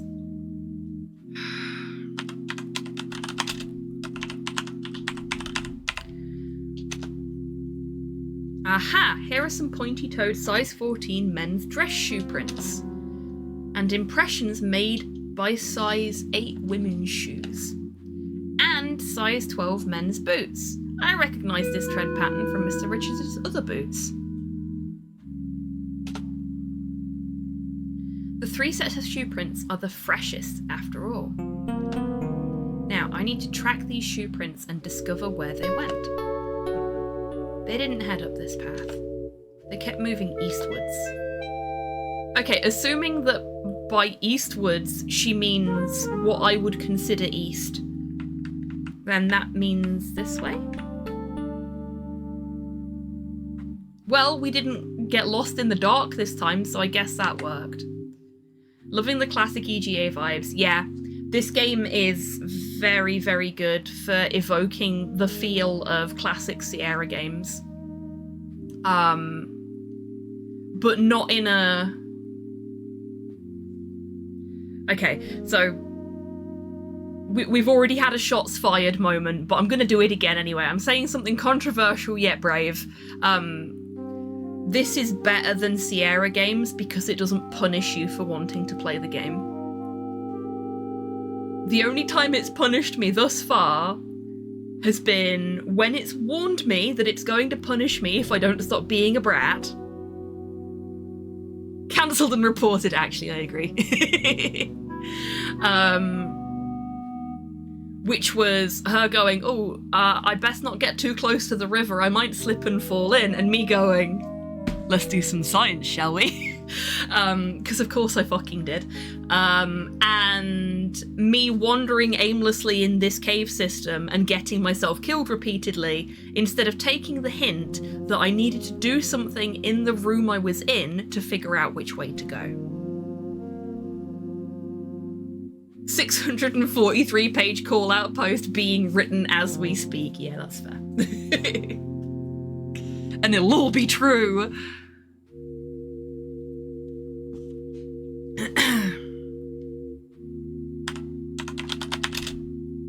Examine shoe prints. So what we've got to do in this cave system is, using our knowledge of people's shoes, we know a lot about rocks and a lot about feet.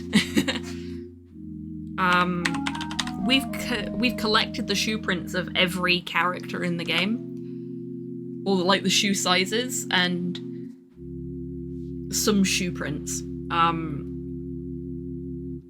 And what we need to do in this cave is examine the shoe prints to figure out which sets of shoe prints are for the people we're tracking, and then go that path.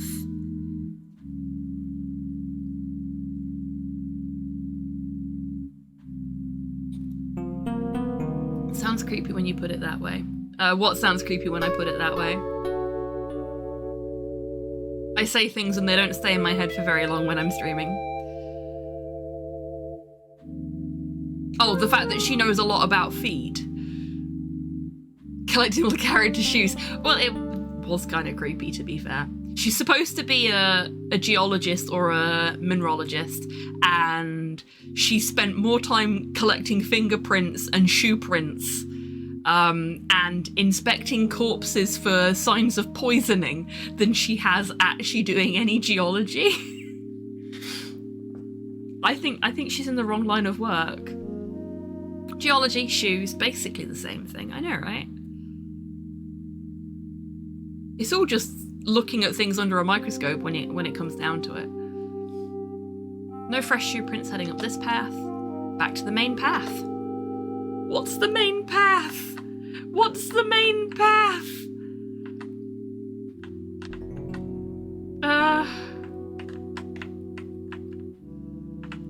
Oh, I hadn't gone through the thing.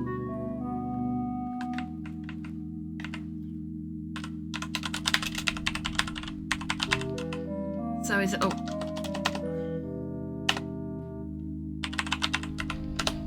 Is it this way? Fresh shoe prints head east, deeper into the mine. Okay. Nothing but dusty miner's shoe prints down this southern path.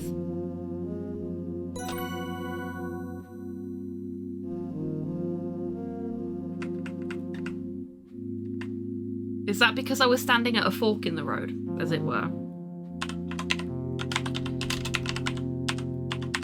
Or is that south?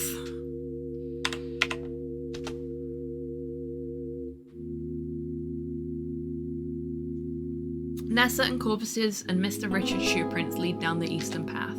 I know which way to go, but what will I find when I get there? Is this the eastern path? Gee, I'm glad I was able to track Nessa and Corvus down this path. Okay, no, that is the eastern path. Good. I was genuinely second guessing whether they'd got like the cardinal directions oriented differently. Like maybe the southern path was the one that I was walking towards, and I would say east still means to the right. Yeah, normally I would too, but I'm very aware of the fact that there could be some directional fuckery going on here that I need to account for. I hope I can find Mr. Richards before it's too late. Can you imagine though? I know, right? What was that? Like, if a game does want to do some directional fuckery, I'm fine with that as long as there is a good indicator of what the directional fuckery is. Like, Chance of Senar does it. Chance of Senar has a whole thing where you have to figure out how to translate the cardinal directions into a specific language, and then you have to figure out which direction is actually the cardinal direction you're after. But that's really well done, and it gives you the information you need to make the assessment about if you're going in the right direction. Oh, you thought you were supposed to go east, you were actually supposed to go west. Yeah, exactly. Or west, as you've said there, which I don't know whether you deliberately said west or if it was supposed to be west, but either way, that's fucking perfect. That accurately describes what's going on in my brain right now. Despite the terrifying rumbles and shudders surrounding you, you forge onwards. West side massive, exactly. Hey! We didn't have to do any more searching than that. It's from SpongeBob. Oh, okay. I don't remember that from SpongeBob. It's been a long time since I watched any SpongeBob, to be fair. Oh, look at the border now. We're in the mines as well. I hadn't even noticed that. Okay, my hands are too hot. I'm gonna have to take my arthritis gloves off. We're just gonna take a brief pause while I do some hand stretchies because my hands are really sore. And I'm overheating. One of the glorious side effects we've discovered of my meds is that they make me overheat a lot. We thought it was just me, because I've been on these meds for a long time now. But no, it turns out it's the meds that make me overheat, to the point that I am unpleasant to be near. And having had 2 weeks off of them, my body had got used to being a normal fucking temperature again, and now cannot recalibrate itself to being too hot all the time. It's very awkward.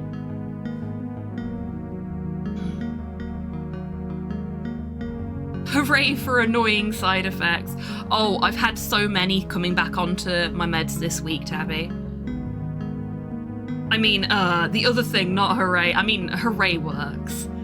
Yeah, I've had so many side effects coming back onto these meds after taking 2 weeks off of them, and if it wasn't for the fact that my psoriasis and my arthritis have gone out of fucking control in the last 2 weeks, I would just say I don't want to take these meds anymore.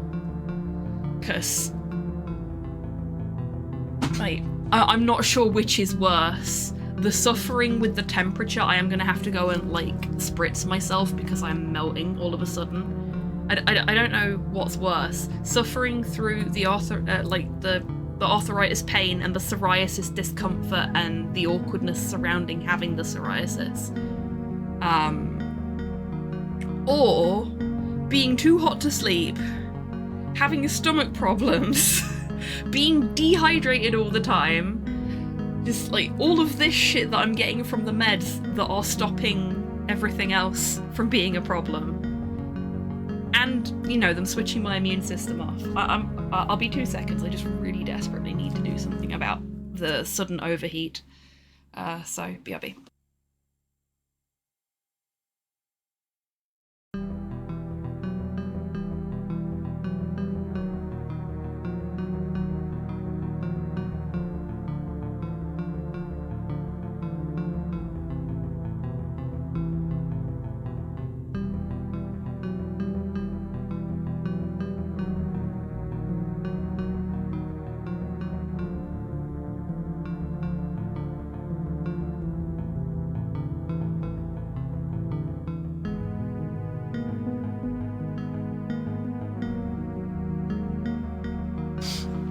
Oh, that's better. I've turned my fan on.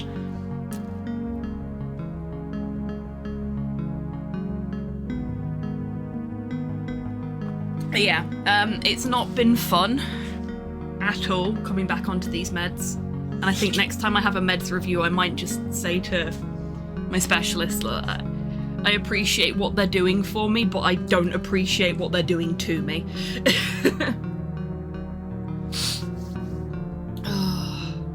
I mean, it could just be because I've been off them for 2 weeks and I've literally just gone back on them. They've not kicked in properly yet, so my body's just all fucked. So I'll see. Maybe I feel better about them in a couple of weeks' time. Anyway, back to the game and how pretty the game is.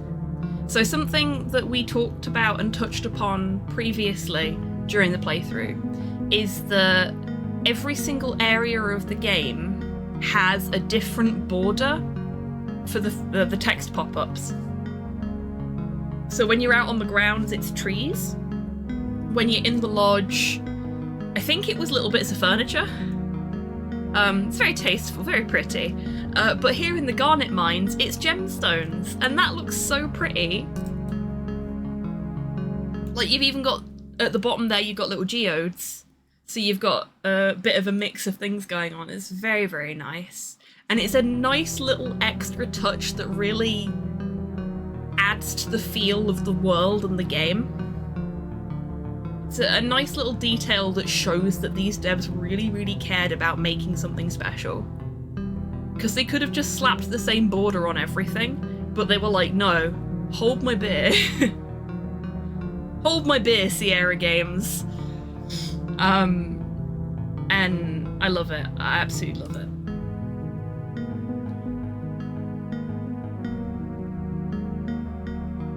Just as you reach this firelit cavern, your lantern goes out. Well, that was well timed, wasn't it? It's almost like it was programmed that way.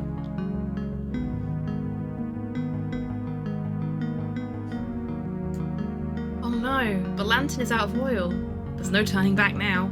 That's fine, we don't need to turn back now. And they've got a lantern there, we'll just steal that one when we're done. Sign your will, Evan. Oh my god. They dragged him to the fucking mines so they could force him to sign his own will? That's not how this shit works. Oh god, that's what Corvus is here for. Corvus is here to act as a witness. Sign my fake will, you mean?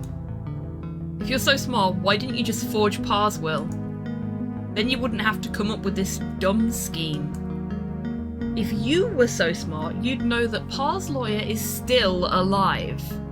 He'd pipe up pretty quick if an actual will from his client came out of nowhere. But this is a perfectly suitable backup plan. It's much easier to forge your will. If you do as you're told, I'll let you die quickly. Otherwise, you'll starve to death in the dark. And we'll forge your signature anyway. Nancy's on to you. You won't get away with this. Don't bring me into this! I'm not here! Shh! We're trying to rescue you. We'll see about that. It'll be her word against ours. I have to rescue Mr. Richards. My first order of business is to distract Corvus. We throw rocks at him. That's distracting, right? Can I just type distract Corvus? Arrived at an open cavernous area in the mine. The path descends down to a natural platform. It appears that the cave-ins that have been rocking the mine have created some deep chasms.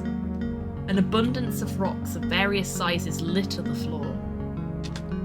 This rockfall looks fresh too, and there's a lot more of it. One doorway to the north is still clear. Doorways to the north and the east are blocked by rocks.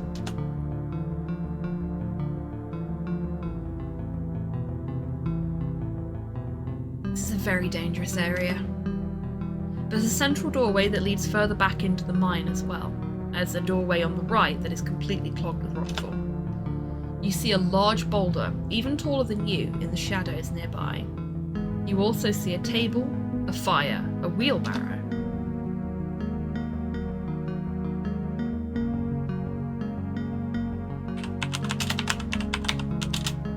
Hide behind rock.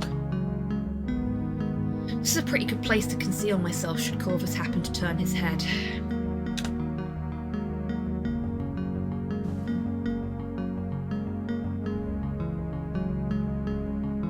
We're gonna do a cheeky little save.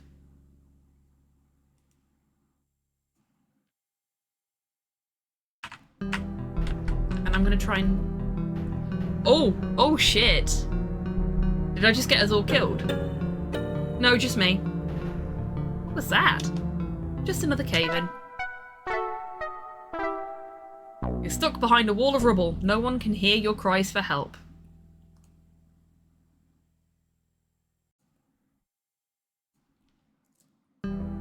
It's almost like I expected that was going to happen, isn't it? Okay. So... What have we got in our inventory that we could potentially use here?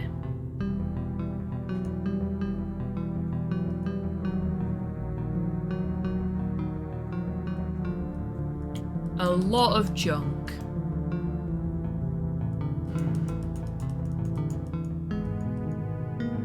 I mean, as point-and-click adventure game protagonist pockets go, we're actually looking reasonably tidy. And I appreciate the game for that. I feel like we've probably only got stuff that we need to have. Except for these. I didn't need these because I didn't pick up the blasting cap, so I wouldn't have any of this shit if it hadn't been for the fact that I forgot to pick up the blasting cap in the previous chapter.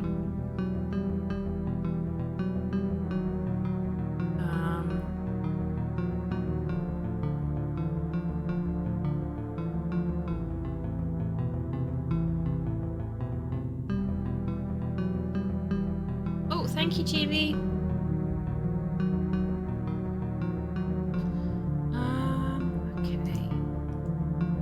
So, as we know we wouldn't have these things, we can discount those from anything that we need to do here.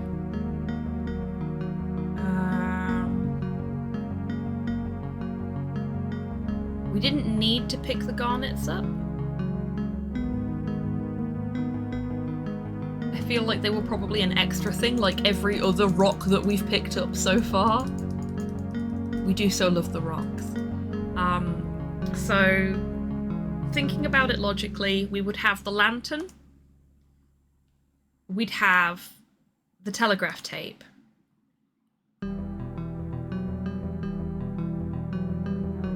we'd have the almonds, the flypaper box, oops, didn't mean to do that, the hair. We didn't need to pick the button up, but we did. The flypaper jar, key, and then a mug, sticky tape, and fingerprints of varying degrees, and then our rocks and our tools for said rocks. I'm gonna examine the rock. You can see tiny red crystals and even tinier colourless crystals incorporated into the plain rock. Rocks like these are fairly common in this area. It's not exciting, but still instructive.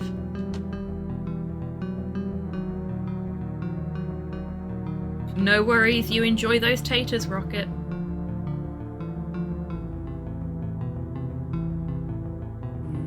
I might have taters for dinner.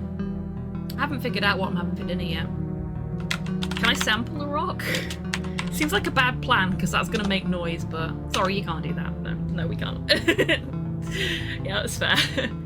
No, you cannot make a load of noise, alerting everyone to your presence and getting yourself killed.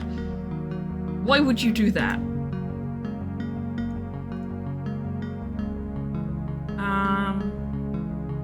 Right. I'm going to try it. It's not going to work.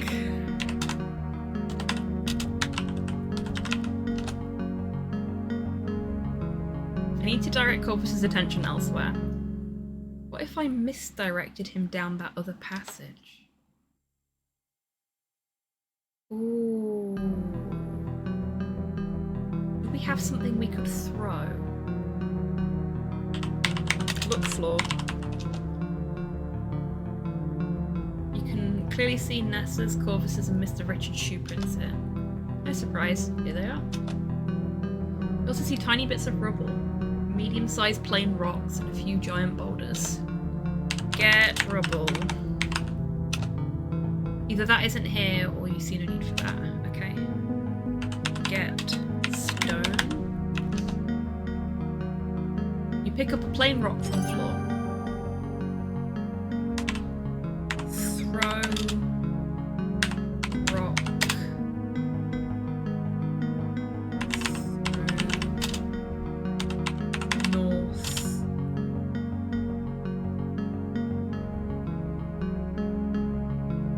Door? It doesn't count as a door, but I don't know what else to call it. room. Oh, we've got another unskippable break. They seem to come round so quickly while I'm playing this. So everybody, now is a great time to grab a drink, grab a snack, have a stretch, get some fresh air, go get some taters, and I will see you in 3 minutes. BRB.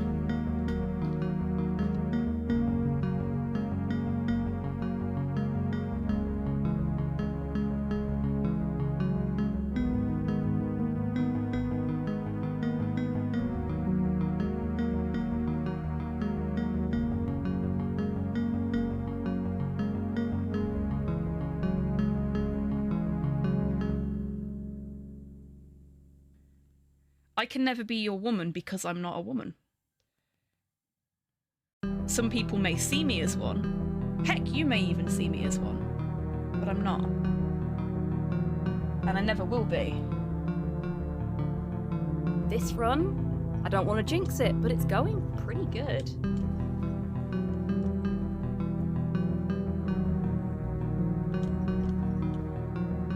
Oh no, no, no, no, oh no!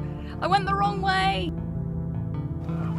He's not Rent Trauma Frog levels of concerned, but maybe he's concerned at Rent Trauma Frog.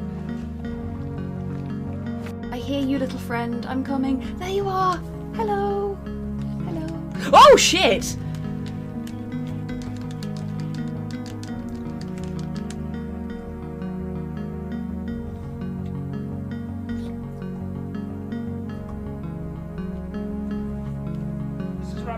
This is an abomination. The game lied to me.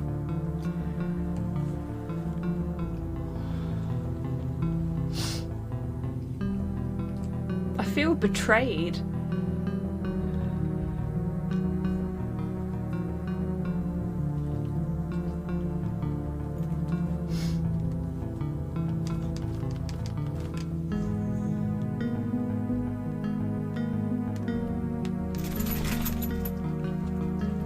I will never trust a grub in a jar again.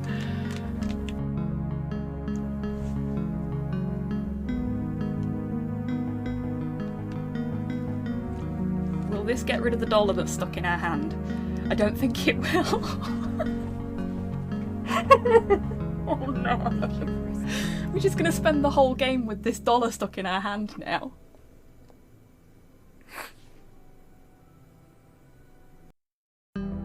Apparently we can play Nemo's organ. And fairly well. Basically you put your thumbs in the indents in the back of your head. You knot your fingers together on the back of your head like that. And you sort of push your arms out and then you push up with your thumbs and tilt your head forward. And you should be able to feel it in your neck. And it oh.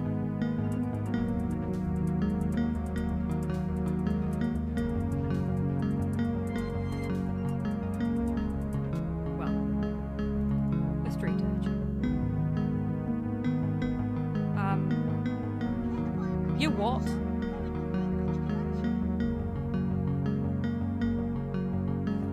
Do not forget, brother Guy, the fate of the youths who jeered the aged prophet Elisha outside of Bethel. Are you comparing yourself to a prophet, Brother Adok? I'm comparing you to an impudent youth whom the Lord, in his ineffable wisdom, may choose to strike down. Okay, that's a pretty good burn back. You're also evil. What didn't... I'm gonna take a photograph of you first. Oh shit, no, I don't want to take a photograph from inside you. That seems a bit rude. Not on a first date. Welcome back from the break, everybody. Sorry about the delay there. I made the very silly mistake of trying to put a screen protector on my shiny new phone during that break, forgetting that I am really bad at applying screen protectors. And I'm gonna have to try again with the second one that came with that pack, because oh boy did I fuck that up. It's fine. This is why they come in packs of 2, so you can fuck the first one up and get the second one correct. Functioning as designed, sort of.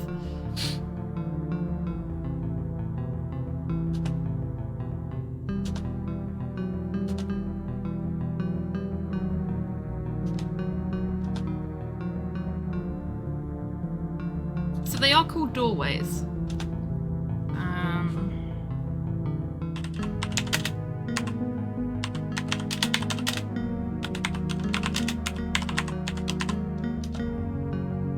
Oh, I missed the H in throw.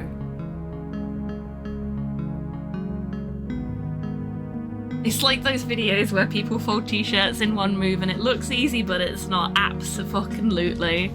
Like, I've watched people put screen protectors on their phone in just like one smooth, fluid motion. They get the camera hole lined up perfectly, there's no debris underneath it, and I sit there for like 5 minutes going, oh, and I still get it wrong.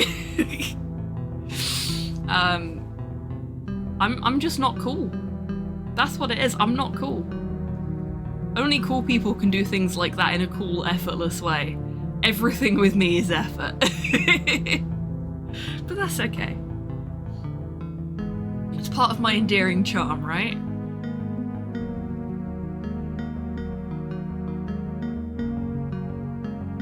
Yeah, I know, it's witchcraft. We should just burn them all.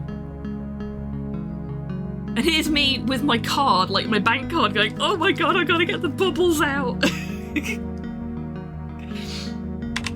Throw rock into middle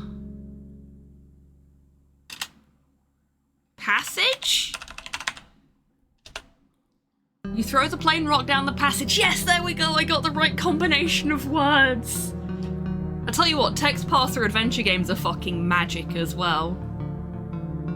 Like, and when I say magic, I mean like an ancient art.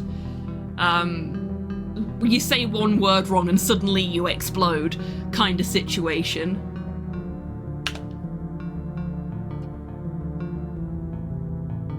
What was that? Someone coming from the middle passage? Thought I heard something too. I'll take a look. And we know what happens when you go into that passage because we did it to ourselves in a different timeline. Bye, Corvus. See you in hell. Corvus, what have you done, you oaf? Wow. You told him to go look. Either Corvus is inaudible behind the pile of rubble, or unable to reply. Eek, I didn't expect that to happen. Oh, I did. I just wanted to create a distraction. Oh, I didn't.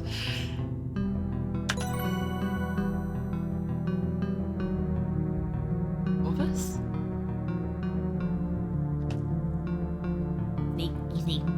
Sneaky geologist. Let's see if I can free Mr. Richards while Ness is preoccupied. 2 against 1 sounds like better odds. Maybe we can turn the tables on her until Jack arrives with help. You better be digging as hard as I am, Corvus. I think he might be dead. So, you always mess things up. I mean, I'd want to be after that, considering the way she's berating him. Nessa continues to pour ineffectually through the rubble whilst chastising Corvus.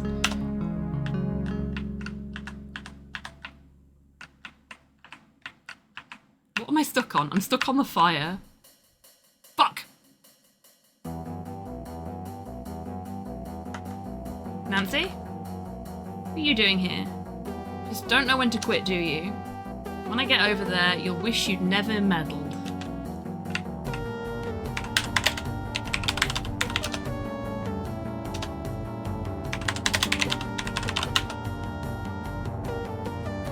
I've got you, dearie. Nessa pulls a knife out of her skirt pocket. Her skirt has pockets? Oh, bugger. Nessa ties you up tightly with a length of rope and sits you down beside her brother. Nessa turns menacingly towards her brother. And now to take care of you. Oh, she can walk over the fucking fire. Nessa takes a handful of crushed almonds from the table. And stuffs them in Evan's mouth. He's allergic to almonds, isn't he? Nessa, no! Yeah.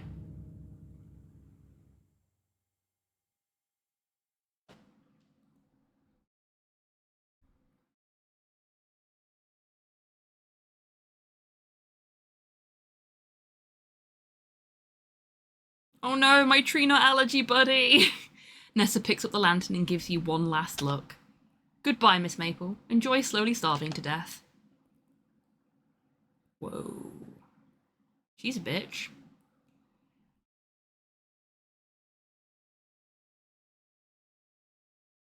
You do your best to comfort Mr. Richards, though you don't know if he can hear you. You tell him about how beautiful Crimson is, what it felt like for you to see it for the first time.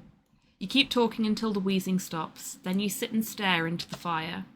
Eventually, you hear voices and footfalls.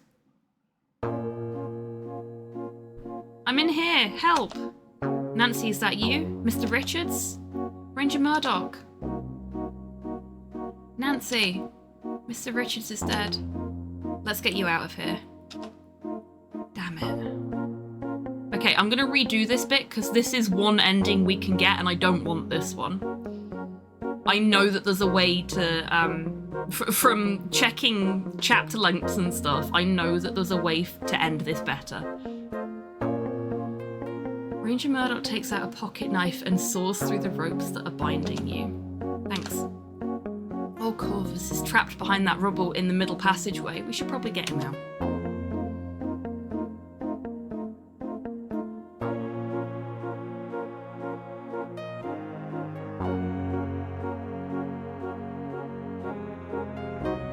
Working together, you eventually clear the rubble and free Corvus. He's a bit worse for wear, but has only minor injuries. Oh, that's a shame.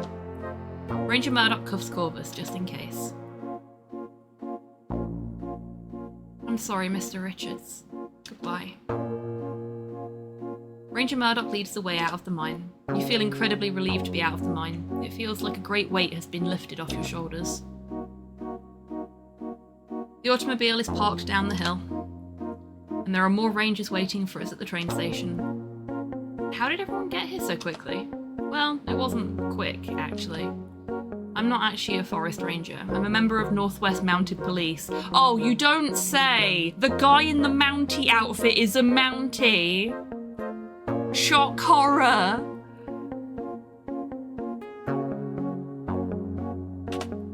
We've been on the trail of a German spy and saboteur who was rumoured to be in this area. We believe he is responsible for the bombing of the bridge west of Crimson.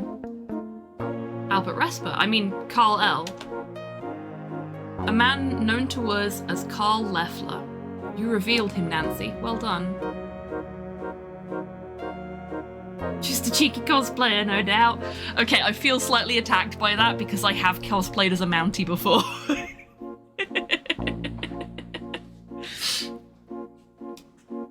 There is photographic evidence of me dressed as a Mountie.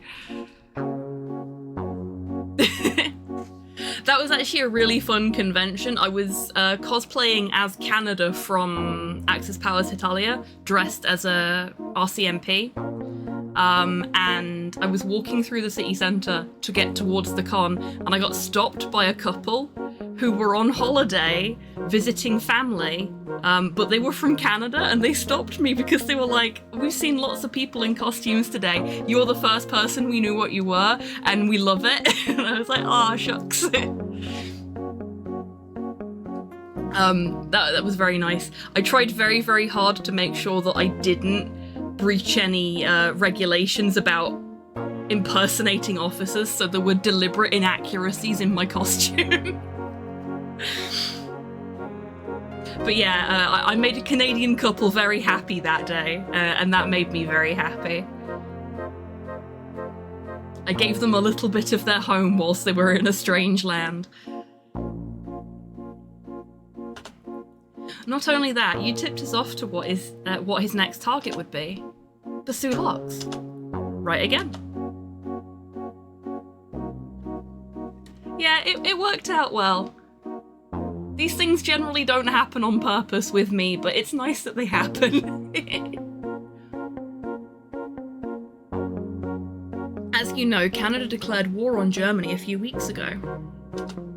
It appears operatives directed by the German Foreign Office have undertaken a campaign here in Canada to delay military aid to Europe by targeting transportation links such as railways, bridges and canals. We strongly suspect that Carl L., a man we know as Carl Leffler, is one of those operatives. He has been apprehended at the Sioux Locks while setting up explosive charges, and thanks to your impeccable detective work, Mr. Leffler will surely be brought to justice. Gee, let's go. Now, if I remember rightly, if Evan died, everything in his will was being left to Nathan. So this may actually be what I would consider a good end, because Nathan gets his home back, essentially.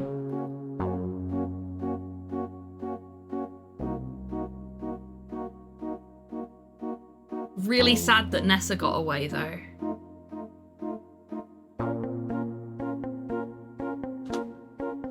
The train station is a flurry of activity. Rangers are milling all around, consulting with each other in whispered conversations. Inside, you can hear the non-stop whir and tick of the telegraph machine. I think this is the epilogue, to be honest with you, Elsie. The ranger in charge looks up and acknowledges Ranger Murdoch with a nod. Just the man I wanted to see. Thanks to the intelligence he provided, we were able to alert authorities in Saltsty?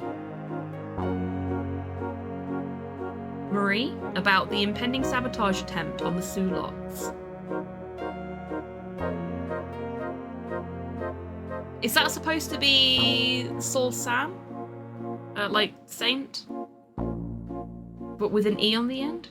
Is that what that's short for? That's gonna bug me. Game's on sale right now. Oh, is it? Excellent. So you can find out what the other endings are for yourselves. That's very exciting. They were ready and waiting and caught the man red-handed with luggage full of dynamite and blasting caps, not to mention a 9mm Luger in the glove box. Imagine his surprise when they called him by his real name, Carl Leffler, aka Albert Resper, German spy and saboteur. Would have loved to have seen the look on his face. All in all, some mighty fine work, Ranger Murdoch. A crisis has been averted. As much as I'd like to take credit for it, Nancy Maple here is the one you ought to be thanking. Oh my god, I love Officer Murdoch. Not only has he been really nice to the native peoples, like he's promised that Nathan will not get in trouble for going off reservation, transporting him and the rest of the team to where they needed to be to apprehend these criminals. But now he's actually letting Nancy have the credit for the work that she did.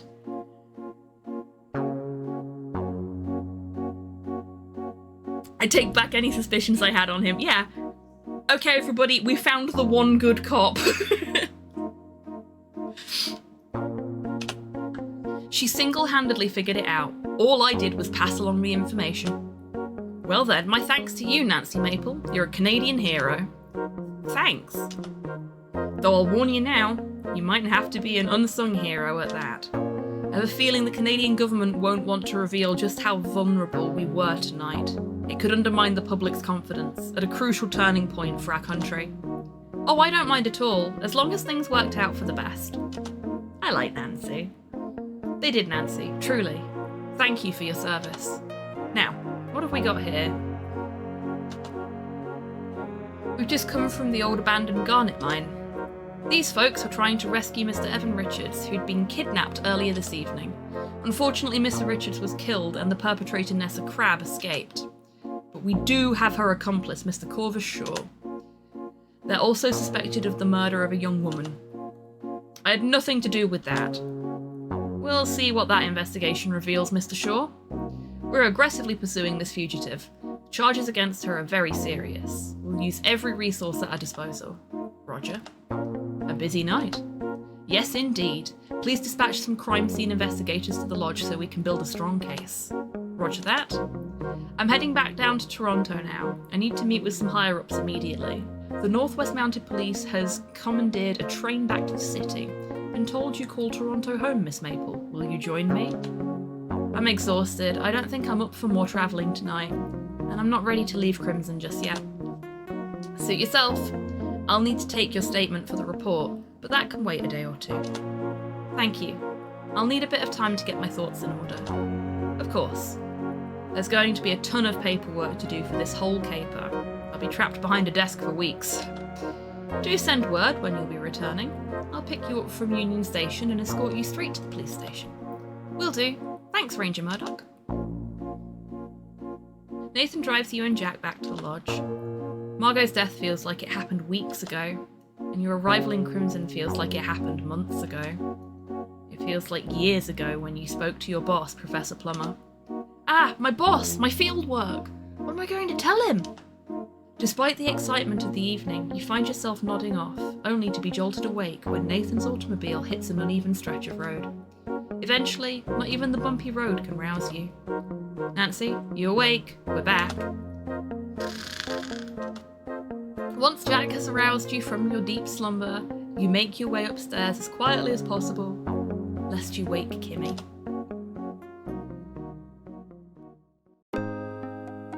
My goodness, what a night. I've never been so exhausted.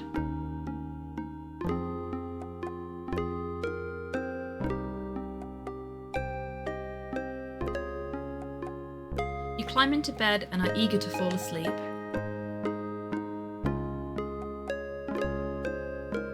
But as your gaze falls onto the ransacked curio cabinet, you realise there are a few things you may want to bring up with the other inhabitants of the lodge tomorrow morning. Better make some new notes on fresh paper to remind myself. Or I could just decide to go to sleep if I wish. Did Margot have an accomplice in the ruby brooch theft? Ooh.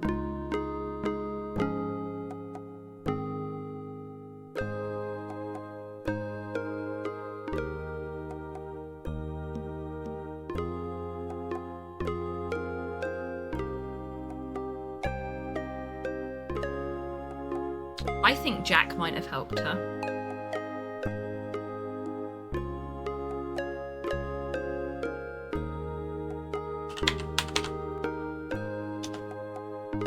It was a yes or no question. Oh, okay.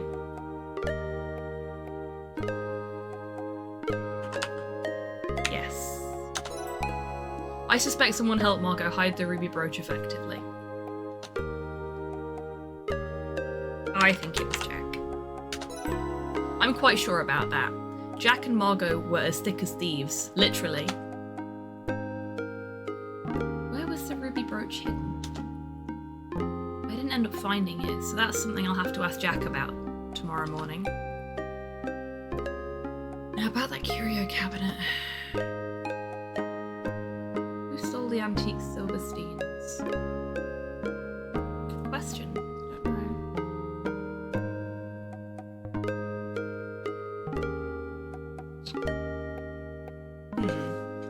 See, the one problem with us having done this so long ago is that I can't remember what evidence we had. And... oh! I can't type anything. So... yeah, I can only type in my answer, so... I've got a sneaking suspicion it might have been Kimmy, but I don't know why.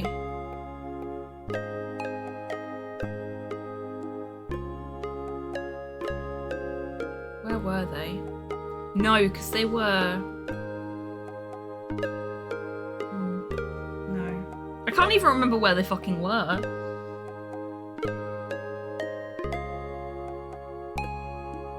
I know Nessa liked them. Nathan liked them as well. But Nathan wouldn't steal things, surely.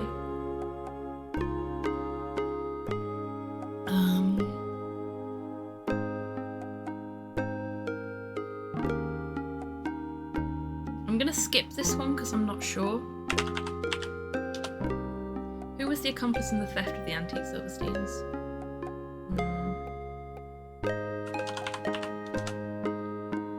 Who was the imposter at Crimson Lodge? Albert. Right, his geology and mineralogy books looked brand new because he'd never once consulted them. They were part of his disguise. That explains why he was examining that glacial erratic. He had no idea that it wouldn't be a good indicator of the geology in the area. What is Kimmy's true goal?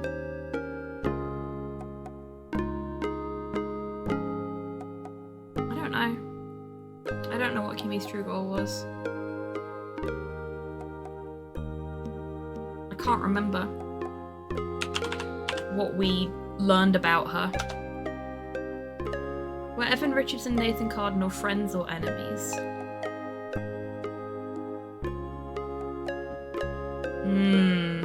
Hello. Wasn't that birding? I don't think it was. I think she was up to something else. I don't know.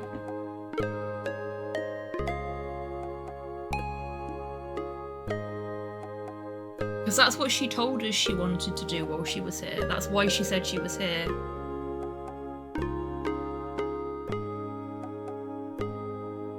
Were Evan Richards and Nathan Cardinal friends? Maybe that's up to something unseemly, perhaps. Perhaps.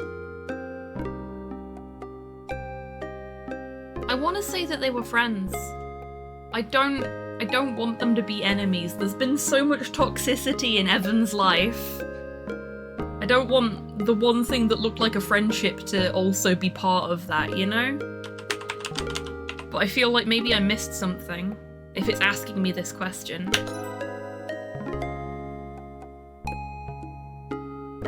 Conversation in the conservatory indicates that they are similarly aligned when it comes to the fate of the lodge and lands. They also met up in the study after that first dinner. It was hard to tell if they were friendly then. But I did see them shake hands. They respected each other. And Nathan helped me and Jack try to rescue Mr. Richards tonight. He's a true friend. Mr. Richards was lucky to have him. Okay, good. I didn't miss anything there. What were Jack and Nathan trying to conceal?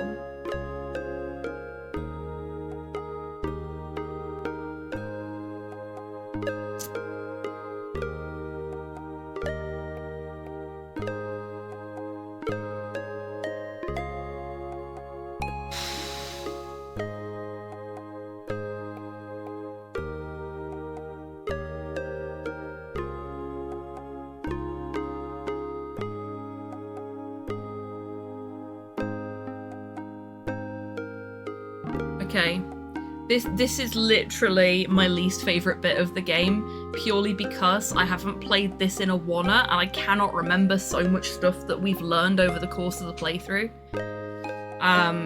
Like, the obvious answer is they were trying to conceal the location of the diamonds.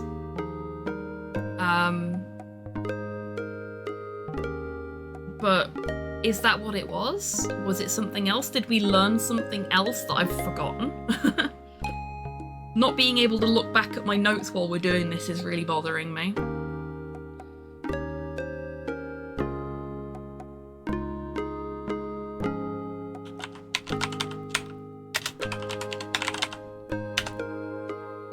Doesn't make much sense. Maybe I should try again. I'm gonna skip then because I don't know. No, they were not. I'm quite sure Margot and Jack were just friends. He explained the meaning of their secretive boudoir meeting. He was helping her inject her medicine. Jack was a good friend to Margot and nothing more. He told me so, and I believe him. What's more, the evidence I found backs him up. I found his fingerprints in Margot's medicine kit. Well, I even suggest Nessa came to the lodge intending to threaten or harm Evan. Almonds. It's not used, but almonds. I have a feeling the Jordan almonds figure into this somehow, but why? Because we never asked about the almonds and therefore we didn't have the information that he was allergic to them. No matter, I can't have all the answers. There's gotta be an achievement for getting all the answers. You're exhausted and decide to go to sleep instead of pondering these questions. We wake up next morning feeling refreshed and ravenous. As you make your way down the upstairs hallway, you begin to smell the inviting aromas of coffee and bacon. Ooh. Bacon does sound good. You enter the kitchen and find the other inhabitants gathered around the table, digging into a hearty breakfast. You join in. Morning light is streaming through the small window, causing motes of dust to sparkle and dance in the light. Jack, you helped Margot steal Nessa's ruby brooch, didn't you? Well, I didn't help her steal it. I helped her hide it. I think we were all sick of Nessa's shenanigans. How did you know? I just had a hunch. Margot trusted you. She knew you could keep her secrets. Yeah, it was me. I hid the brooch up there in the closet after Nessa and Corvus had ransacked it. After Margot died. I figured it was the last place they'd check if they ever came back to the lodge to take another look. I would have kept it on me, except we were heading to the mine last night to go find Mr. Richards. Who knows what could have happened. I didn't want to get caught with the brooch and charged with theft. Her secrets. You mean like in her boudoir on the first night you arrived? Yes, I know we've already discussed that. You said the two of you were just friends, and I believe you. Margot knew Nessa and Corvus would rummage through her things. Her vanity has a lock, but she suspected that it wasn't secure. In fact, she suspected it had been tampered with already. I kept the brooch in my pocket for a bit, but when we were fixing to head to the garnet mine, I didn't want to bring it with me. So I nipped upstairs to her giant closet and pinned it to the underside of one of her hats, up on one of those mannequin heads.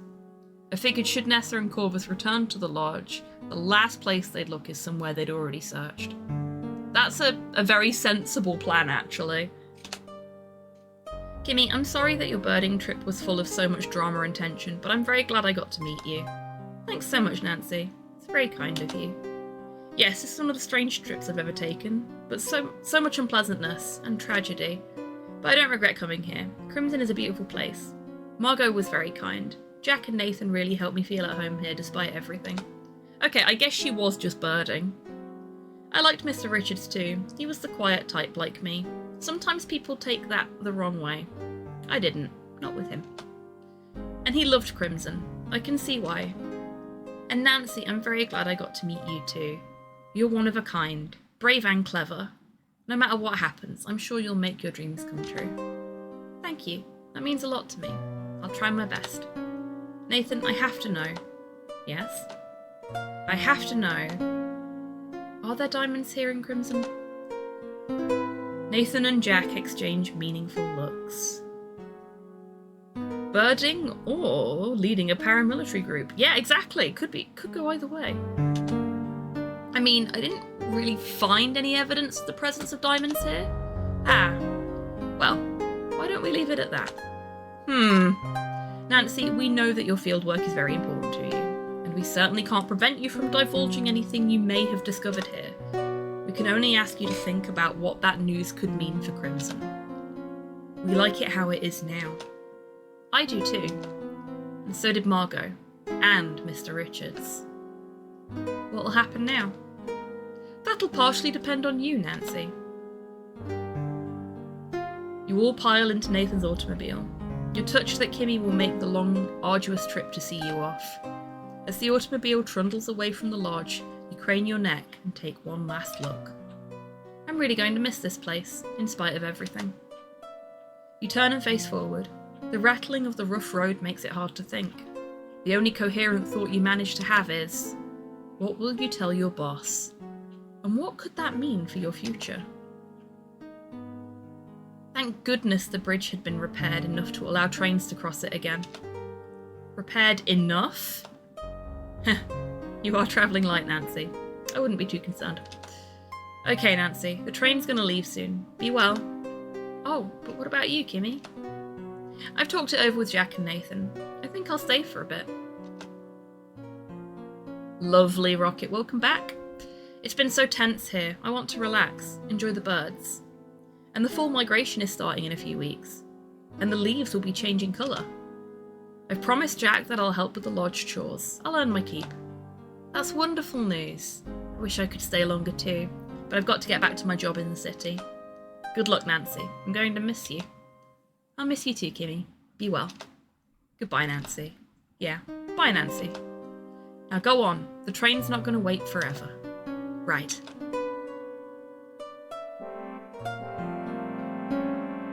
I would be very interested to see how this changes depending on if you manage to keep Evan alive and, like,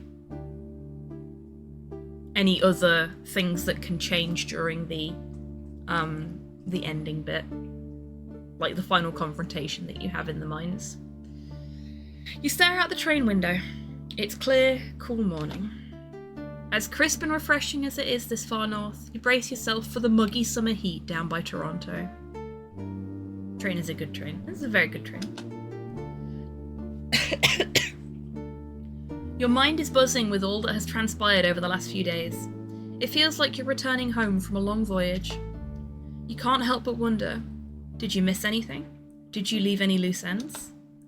Would you like to be privy to some helpful introspective thoughts? Yes or no?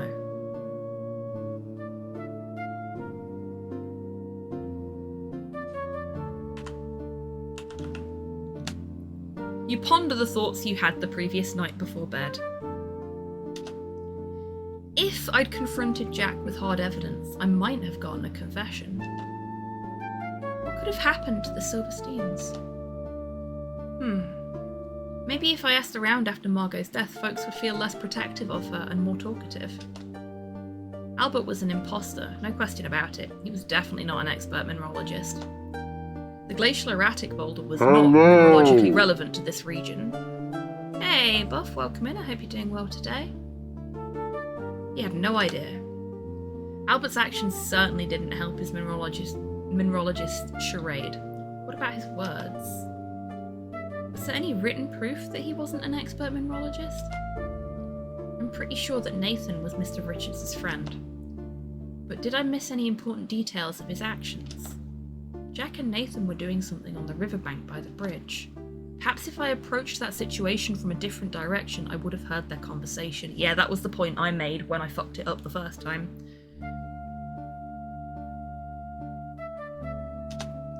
What about that time Jack and Nathan met up in the carriage house?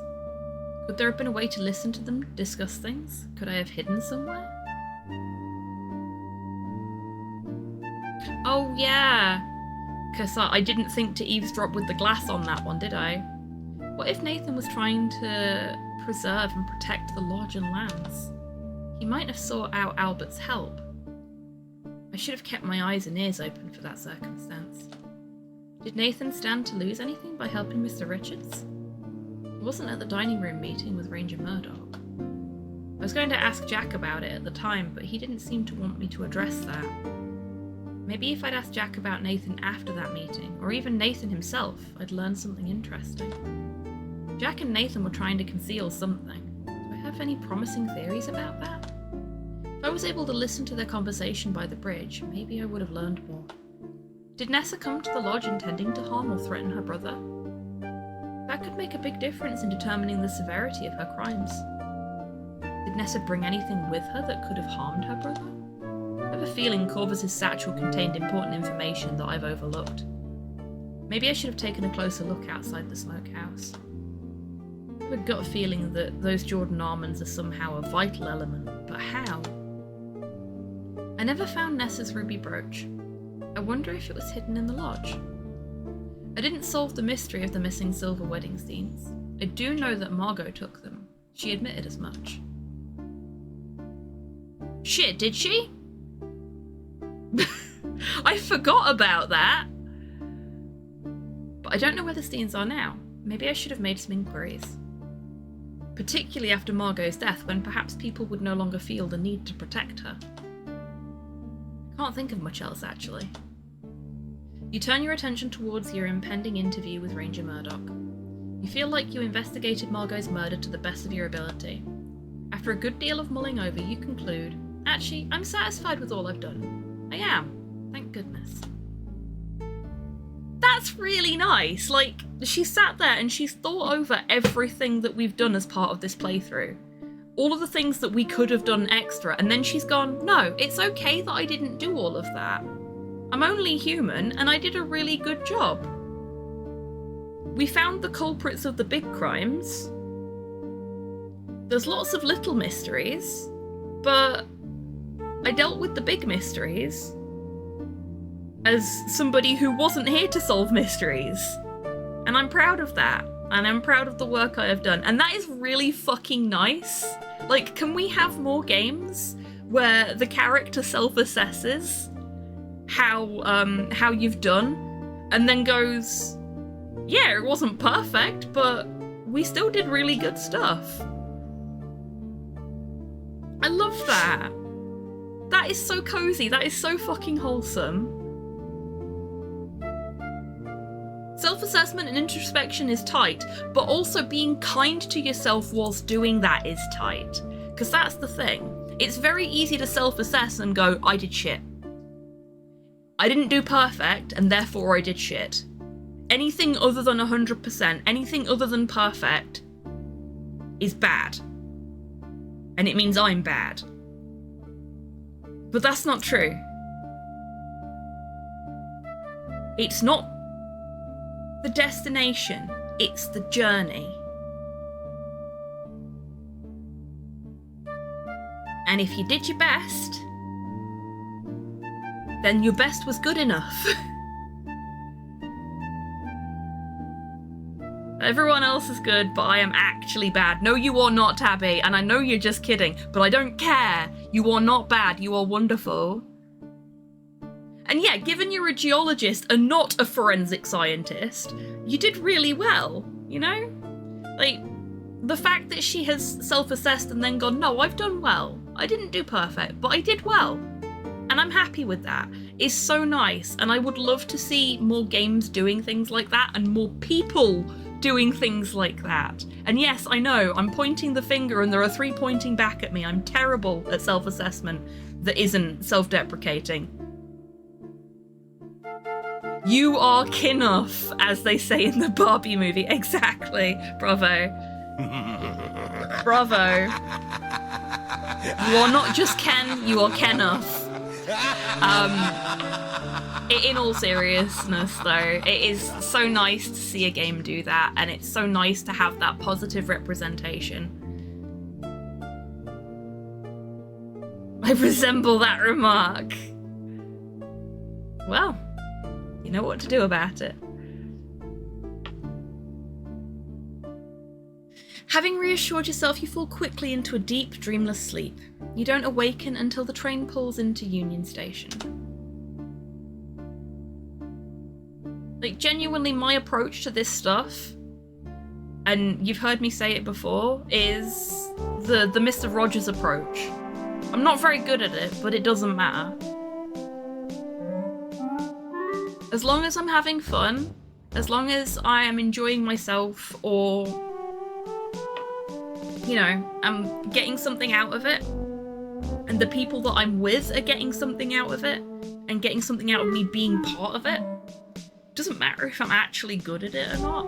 I mean, you folks are living testament to that, because I'm not good at video games, but you still turn up to watch me. Because it's not about being good all the time. Sometimes it's just about having fun. No, you spark joy!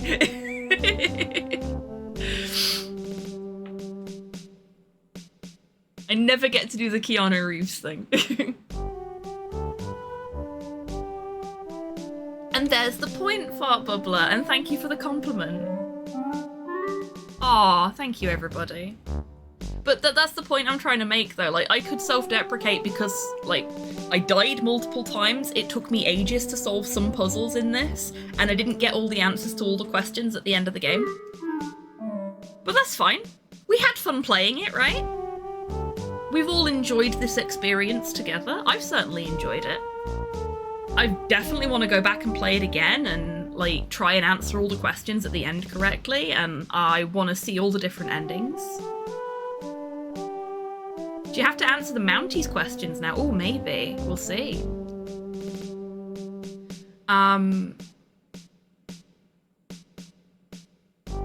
Oh, thank you very much, Buff, for the Resist or Serve contribution there. As a reminder, seeing as Twitch isn't reminding people about it anymore, we do have a channel point challenge at the moment. It was the one that was set up in January just before I got sick, and it expired just before I went live yesterday, so I set it back up. But if we hit the channel point goal for that, DMAC and I will play X-Files Resist or Serve on the Late Night Lounge. So if you want to see that happen, chuck your bar tokens into the jar. Thank you, Tabby. Ranger Murdoch meets you at Union Station, as arranged. Ranger Murdoch. Hello, Nancy. It's good to see you again. Would you like me to drive you home to rest? No thanks. I'm eager to have my interview. Let's go. Right, follow me. Not Wally's on duty, Cypher. You look over at the wanted posters on the bulletin board and see a familiar face. The face has familiar features, but the expression gives you pause. It's unmistakably Margot, but she looks scared and angry, and the name is different too. The Margot you knew was at peace, kind and caring. You feel fortunate to have met her when you did. The poster lists her offences as assault, theft, racketeering, public nuisance. Nancy? Sorry, just lost in thought. Ah, yes, that person has been on the most wanted list for a few years now. Skagway was a near lawless place. Sometimes who the criminals were was a matter of public opinion. And sometimes, if you didn't make friends with the right people, you could get stuck with all sorts of trumped-up charges. Does she look familiar to you? No, I don't recognise her. Very well, let's begin. Suddenly, the door bursts open to reveal your boss, Professor Plummer. In his very Stan from Monkey Island outfit. That is such a Stan waistcoat. Nancy, there you are. Welcome back. I'd heard the train had come in. Sir, we're in the middle of a confidential interview. My apologies. I won't be a moment. Dude. Nancy, what did you find? Are there diamonds in Crimson? I must know. Yes or no? No. I'm afraid I didn't find anything significant, Professor. I managed to obtain some good samples, though, and I think I'll still be able to produce a good report for my fieldwork. It just won't be very exciting. Ah, I'm sorry to hear it, Nancy. As for exciting, most research isn't. Don't worry too much about that. Come see me when you're ready, and I'll help you with your report. Thanks so much, Professor Plummer. Take care, Nancy. See you soon. Even if we had found diamonds, because we didn't actually find any evidence of diamonds, I'd have said no anyway. I don't want to uproot people's lives. Okay, now let's really begin. Any information you provide will be kept strictly confidential, of course. Thank you, I appreciate it. Nesta Crab is wanted in connection with Evan Richards' kidnapping and murder, Margot's murder and attempted fraud. After examining the area, we believe Mr. Richards was assaulted at the jetty near the lodge. Maybe close the door? Yeah. Do you have any evidence connecting Nessa to the scene at the jetty? Yes or no? Yes. Yes, I do. What evidence did you find? If there are multiple points to make, we'll discuss them separately. One-word answers will suffice. Oh god, what's it called?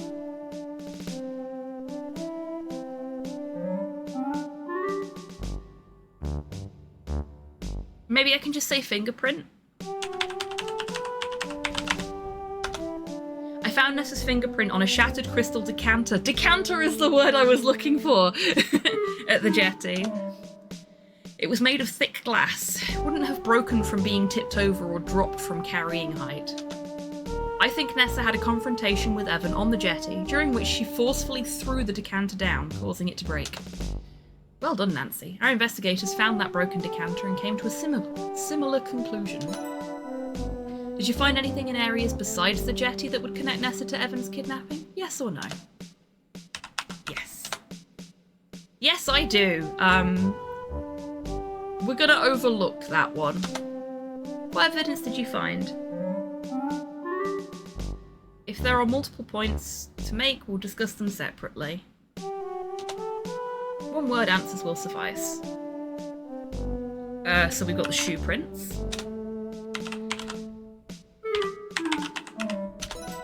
I found Nessa's shoe prints in the wooded area near the jetty. How do you know the shoe prints belong to Nessa? I learned the shoe sizes of everyone at the lodge. She's the only one who wears that size and style of shoe. That's some good detective work.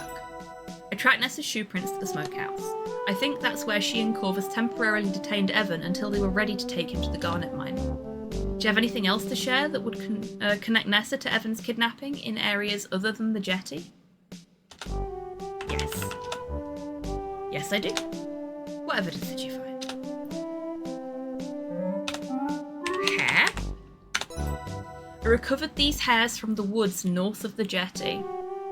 I'm pretty confident they belong to Nessa. You hand the long grey-brown hairs over to Ranger Murdoch. Wow, our investigators didn't find any hairs. I'll send someone over to take another look. The bulbs of these hairs are intact. That means they needed to be ripped from the scalp with some force. That definitely implies she was part of a struggle in that area. I'm going to have to keep these hairs, Nancy. That's okay, I don't want them in my pocket anymore. Do you have anything else to share that would connect Nessa to Evan's kidnapping in areas other than the jetty? Yes or no? I think we still do. So there was the shoe prints.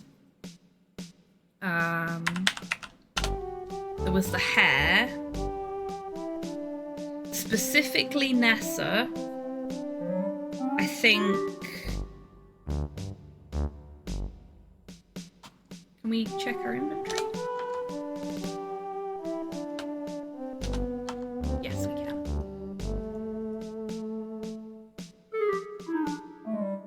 So we've got the almonds, but they've got Corvus's partial print on, if I remember rightly.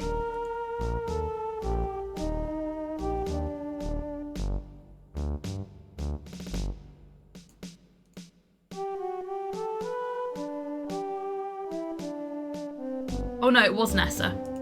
So we've got Nessa's fingerprints on the almonds as well, so... Almonds. I found these Jordan almond fragments on the table in the smokehouse. I managed to recover Nessa's fingerprint from one of the candied shells. This is fantastic, Nancy. You've placed Nessa in that smokehouse. May I have those? Don't eat them. I think that's all the information I have about Nessa and the areas around the jetty. Okay, let's move on. We believe Mr. Richards was being held in the lodge's smokehouse before being moved to the garnet mine. Did you find any evidence to support our theory regarding his unlawful confinement? Yes or no? Yes. Yes, I do! What evidence did you find? Crumbs. It's absolutely relevant. Yes. Fibers?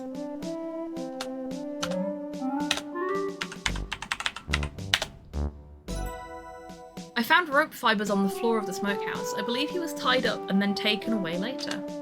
We think so too. We found those same rope fibers. All the evidence we can gather will help us build a case against Nessa.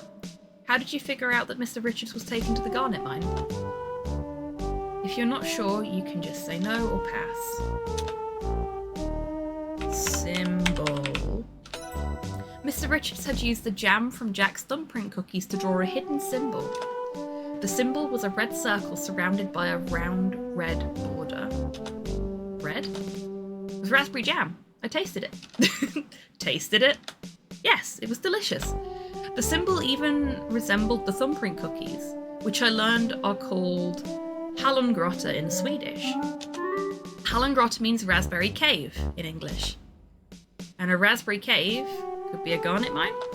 Exactly! Mr. Richards was talking about the garnet mines at dinner on the night I arrived in Crimson. He said they've been deserted for years. It was the perfect place for them to hide him. We were able to recover Mr. Richards' body from the mine. The autopsy revealed his airway was swollen and inflamed. Nessa claims his death was accidental, that he choked to death on the Jordan almond she was trying to feed him. Do you have any knowledge that might contradict her claim? Yes or no? We don't have the knowledge, but it was pretty fucking obvious that he was allergic to almonds. So I'm gonna see if I can get away with this. Yes. What did you learn? One word answers will suffice. Can we cheat the system? Allergies. Okay, no, we cannot cheat the system. Let's move on to Corvus Shaw's role in Mr. Richards' kidnapping and murder. Do you have any evidence that could connect Corvus to these crimes? Yes or no? Yes. Not all of it, unfortunately. What evidence did you find? Please state one article at a time. Shoe prints.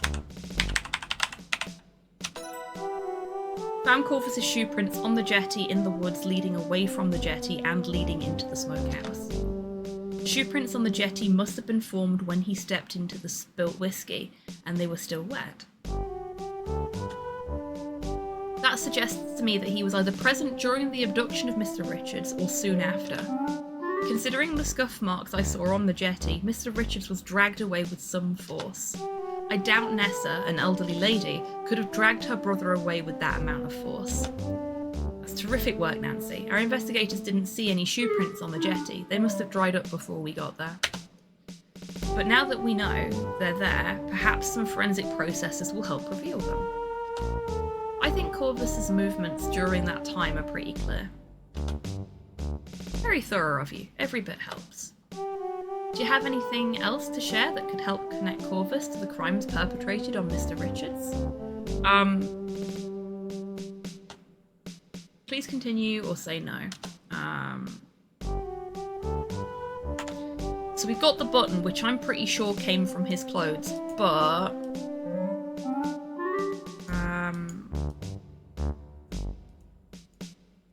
I don't know if...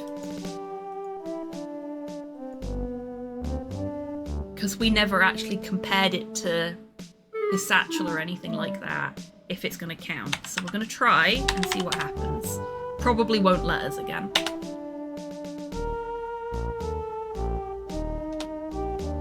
Sorry, I was mistaken. That's okay, Nancy. I'm asking you a lot of difficult questions. Do you have anything else to share? We're going to say no. No, I'm afraid not. Okay, moving on. What about any lesser crimes? We suspect Corvus was brought to the lodge by Nessa to commit fraud. Do you know anything that would help us build that case? Yes or no? Yes.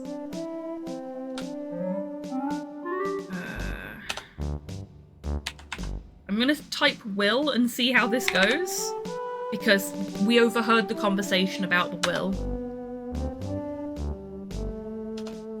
We don't have any actual proof. Shit. Okay. What about Carl Leffler? AKA Albert Resper. What can you tell me about him? Rangers apprehended him in the middle of his sabotage attempt on the Sulaks, so that's an open and shut case. But we suspect this man is involved in other illegal acts. Do you think you can attribute other criminal activities to him? Yes or no?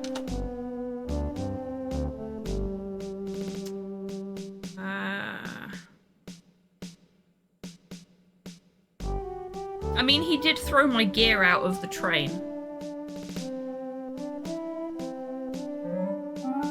But I don't know if that counts.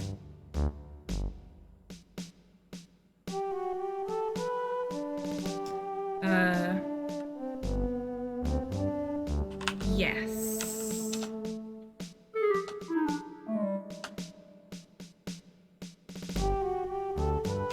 Dynamite. I think Carl sabotaged the train bridge. On the same strip of telegraph tape that revealed Albert's real name and the next target for sabotage, it said, "Well done in crimson." I found a stick of dynamite under his bed. I think it rolled there when he was packing to hurriedly leave the lodge. On the way to the lodge on that first night in Crimson, Jack commented on how heavy Carl's set of luggage was. I bet most of Carl's luggage was dedicated to hauling explosives equipment, dynamite and blasting caps. In fact, I found a tin of blasting caps that Carl left in the lodge, as well as a bullet. He was definitely up to no good. Outstanding, very well done. Gee, thanks. Carl knew to store the dynamite separately from the blasting caps. He probably had training with explosives, or at least some prior knowledge. Oh, thank you, Chibi. I'm almost certain that if rangers search the immediate area around the bridge, they will find discarded luggage, possibly part of the same set, with explosives residue inside. This is very helpful information. We originally suspected Leffler of the bridge sabotage, but hadn't thought to search for luggage that matches the set he was carrying when we arrested him at the Sulaks. Okay, we'll do the next bit after the break. There can't be that much left now, unfortunately, and I hate doing, like, a break and then finishing up, but we'll see what we get. Anyway, drinks, snacks, stretches, fresh air, all that good stuff. I'll see you in 3 minutes.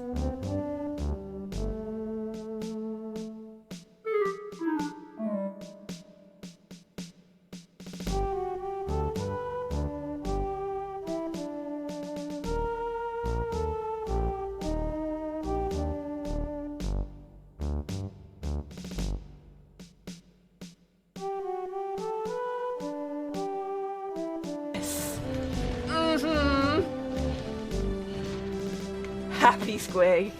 Very happy Squig.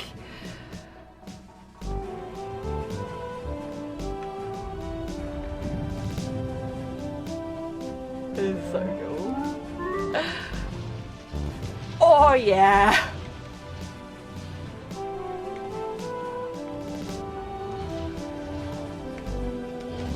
Can I get to Melody? In time. I don't think I can. She's gonna get to the toilet before I can. Oh! She must think I'm such an arsehole.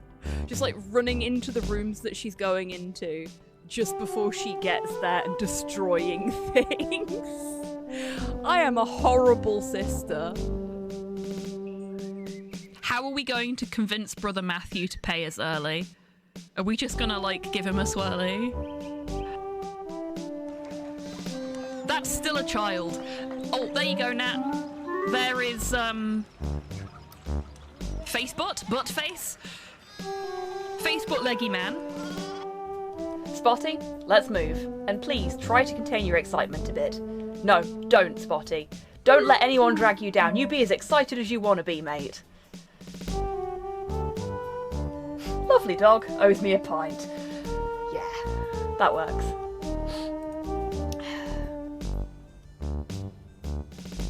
I'll try.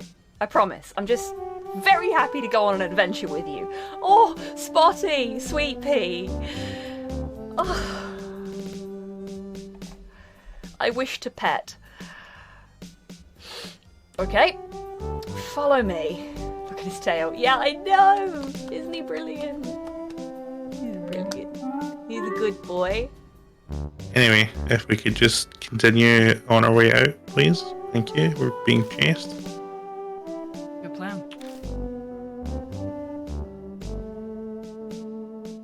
Ashton glances over at Christy. Oh my god, you used his name. He used his name. He gets one. This is a momentous occasion. Run now, explain later. We gotta get out of here.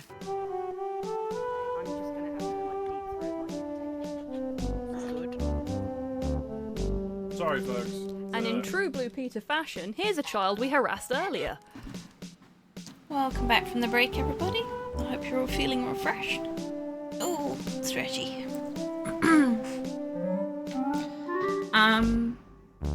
Okay, let's see what else we've got left. Thank you, Buff. That would be a very compelling connection to make should we find such an item. Speaking of items, do you happen to have this telegraph tape? I do. Here you go. Thanks, Nancy. Do you have the bullet you discovered? Oh dear, I'm afraid I neglected to pick it up. No worries, Nancy. I'll ask the rangers at the scene to take another look. If you have something else you'd like to tell me about Leffler, just say so, or say no, and I'll ask about something else. So...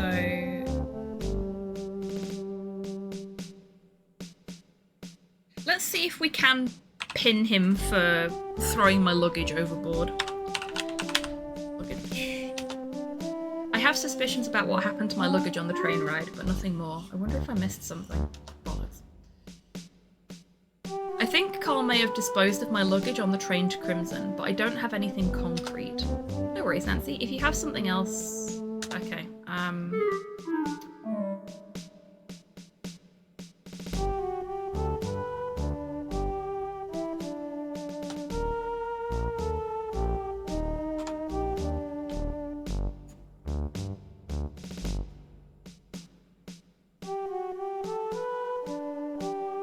coat of arms on the label of the cigar butt indicates it's Belgian make. I never did this when we picked the cigar up. The head of the cigar appears to have some oily smudges. Now that you're taking a closer look at the cigar butt, you can catch a whiff of its aroma. I've smelled this type of cigar before, and not just in the lodge. Close. Cigar? Seeing as I just looked at it right in front of you. Okay. Okay, so we'll say no. No, I'm afraid not. Okay, moving on. Finally, Margot's death. Margot's murder. It does appear to be the case. We are looking into it. Do you have any evidence you'd like to give me that could help us make a case for Margot's murder?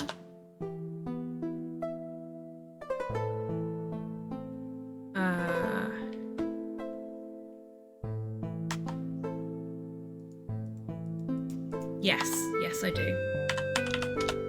Yes, I do. Please show me one item at a time. Okay, jar. I recovered this jam jar from the river by Crimson Lodge. I think it's a key piece of evidence against Nessa regarding Margot's poisoning. Thanks, Nancy. What can you tell me about it? There's a powdery white residue inside, along with a bit of flypaper. Very interested to learn what the residue is. I wouldn't be surprised if it's arsenic. Really?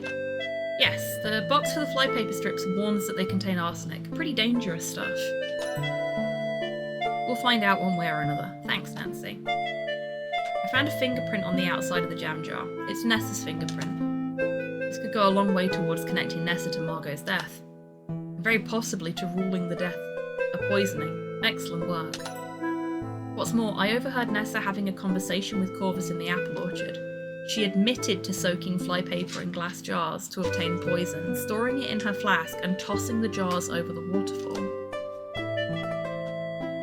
That's pretty incriminating, especially if the evidence can back up your story. Oh, Porthos. Porthos has found a piece of paper, moved it to a place where he can lay on it, and then laid on it. I don't know why. Hopefully, Mrs. Crab will still have the flask in her possession when we apprehend her. It would really help build a case against Nessa. Thanks. Do you have anything else to show me?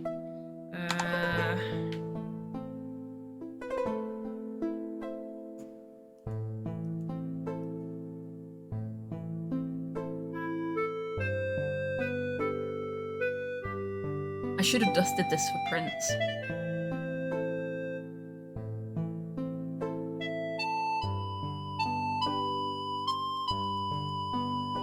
I think that's everything. We don't have anything else here. No, I'm afraid not. Okay, moving on. I think that does it, actually. Thanks for your time, Nancy. You head home after completing your interview with Ranger Murdoch and immediately set to work on your field report of Crimson. You write at length about the samples you've obtained and the observations you've made, though you do leave out a few details, such as that there are diamonds in Crimson. Professor Plummer proves to be an enthusiastic and patient mentor, despite his mild disappointment at the unremarkable findings. You impressed him with your attention to detail and hard work. Together you produce an impeccable field report that is published by the Royal Canadian Museum and eventually endorsed by the Geological Survey of Canada. Your first publication, Nancy. A real feather in your cap. Weeks pass.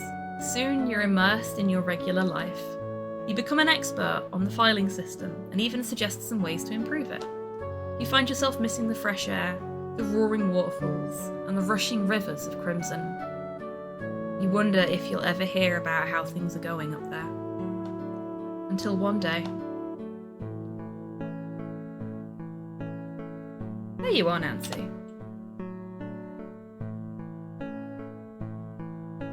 I thought today's newspaper might be of interest to you. You start reading the newspaper. The largest article is about Nessa Crabbe. She's considered a fugitive and wanted in connection with Margot's murder, her brother's murder, and kidnapping, assault, and attempted fraud. The article mentions that Nessa's alleged accomplice, Corvus Shaw, is being charged for his role in Margot's and Evan's murders, Evan's kidnapping, assault, and attempted fraud. You're relieved to see no mention of Crimson anywhere, not even in the smallest news items. You figure no news is good news. There's no mention at all about Carl's attempted sabotage at the Sulaks, only that there will be minor delays due to routine maintenance.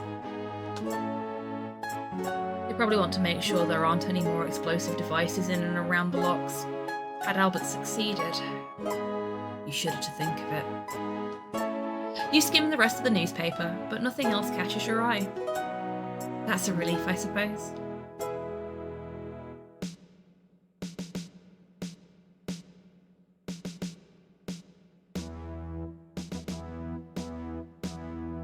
Too bad about the whole diamond fiasco, eh? We both knew it was a long shot. Good work today, kiddo. See you tomorrow, bright and early. Museum cat, yep.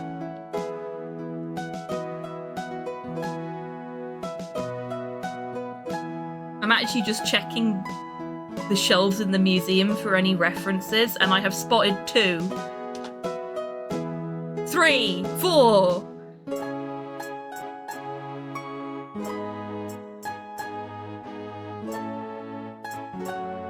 Okay, have we got any others?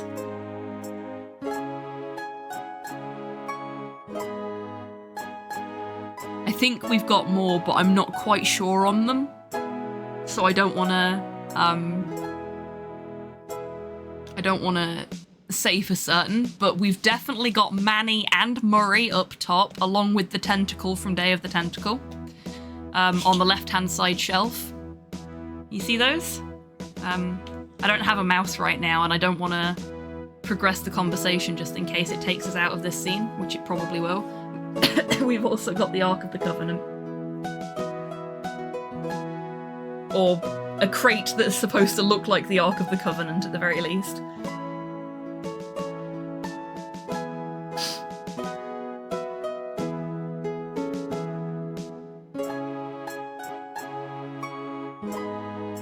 Can we see any others?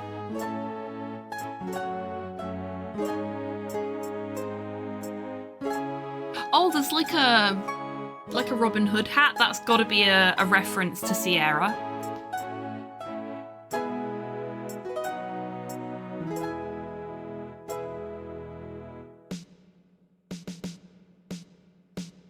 To either King's Quest or their actual Robin Hood game.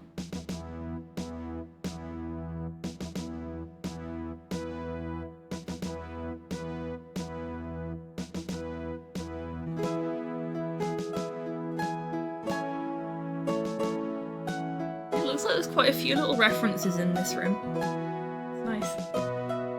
Yes, sir. You start the long walk home. You're relieved that Crimson won't become an open pit mine, and that Kimmy and her cormorants are safe and happy.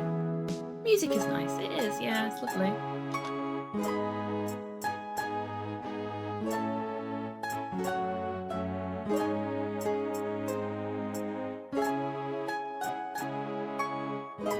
Hiya, Nancy. Another late night, eh?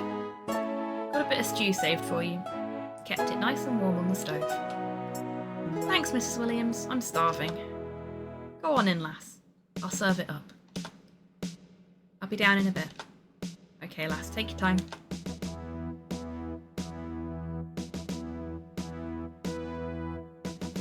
Mrs. Williams ladles a hearty bowl of stew and slices a bit of bread for you. The food is delicious and warms you to the bone. She She sits with you and the two of you chat about the goings-on in the neighbourhood. You're grateful she rents you a room so cheaply. Museum clerks don't get paid very much. Once your belly is full and Miss Williams has washed the bowl, she waves you away from this menial task. You step lightly upstairs, lest you wake the other lodgers.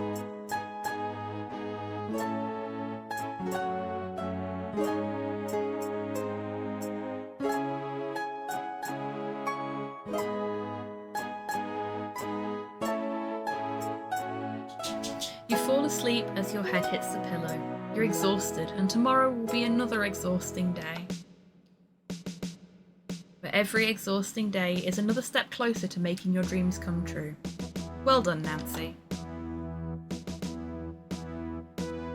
You could have done better in your investigating of the motives and actions of the other guests at the lodge. You scored 9 points out of 24 during your pre-departure ponderings. You performed satisfactorily during your interview with the ranger, but you could have been more helpful.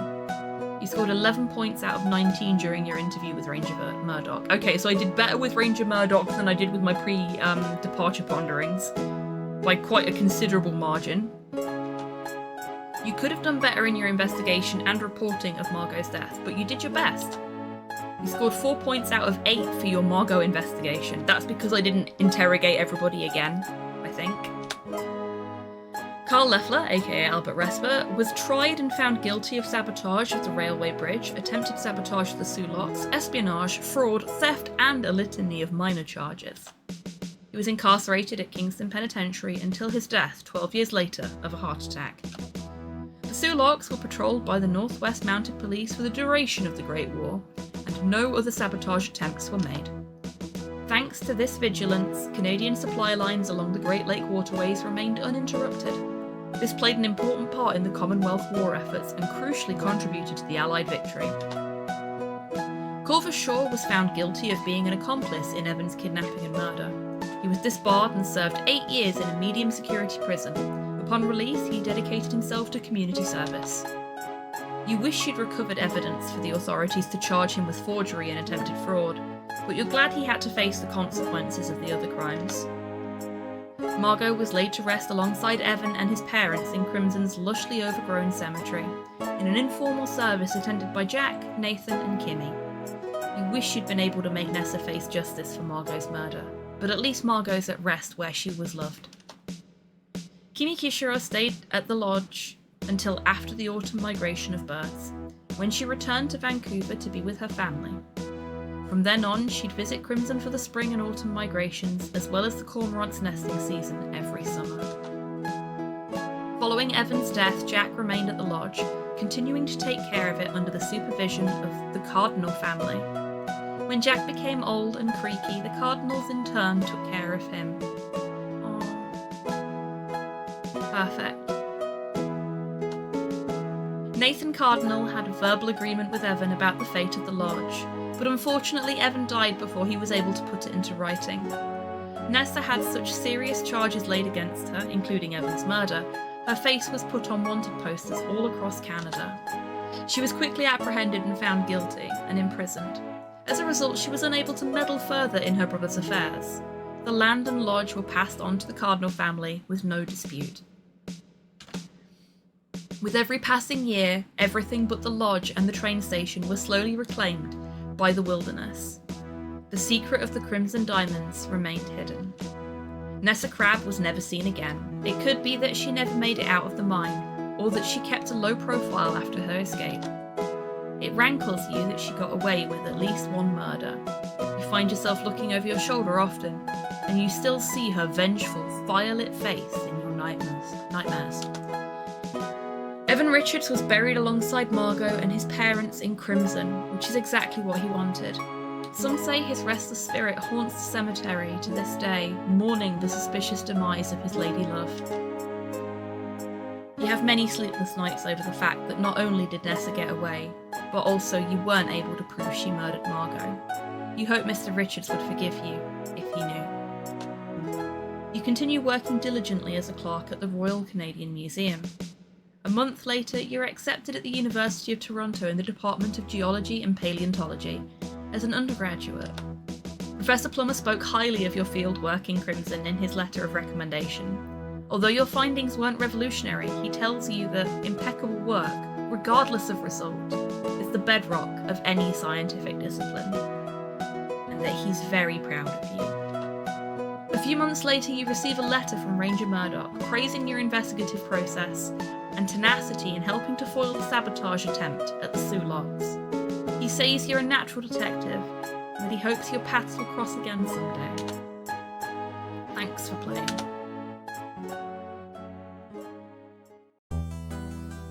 That was really, really good. Music composed and performed by Dan Policar on a real Roland MT32. Fuck yeah!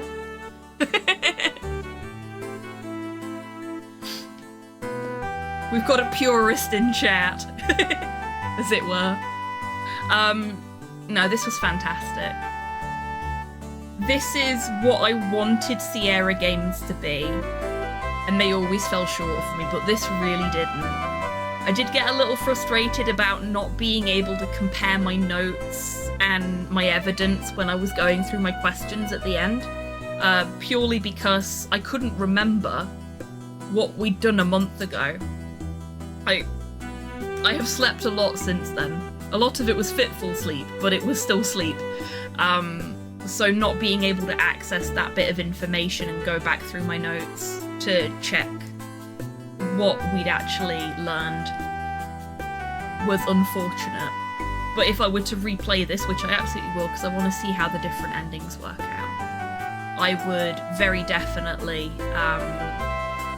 read my notes before I went into the thinking bit.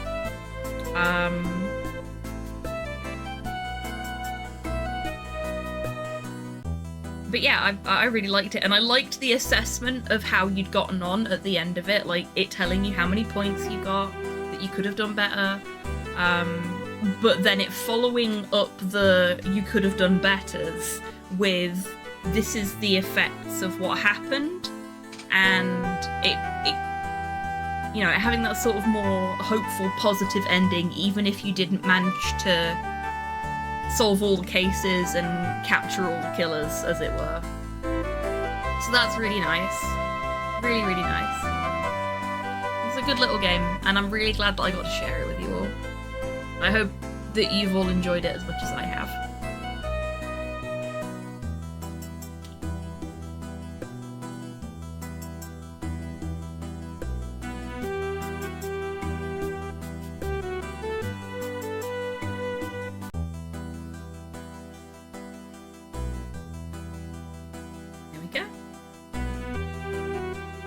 And it's been enough time since the break now that I'm comfortable with raiding out, which is good because I'm tired and hungry. So we are gonna do that. I am glad that we didn't speedrun today. Bye bye. I wish. Oh yeah, because HobbyTan crashed earlier.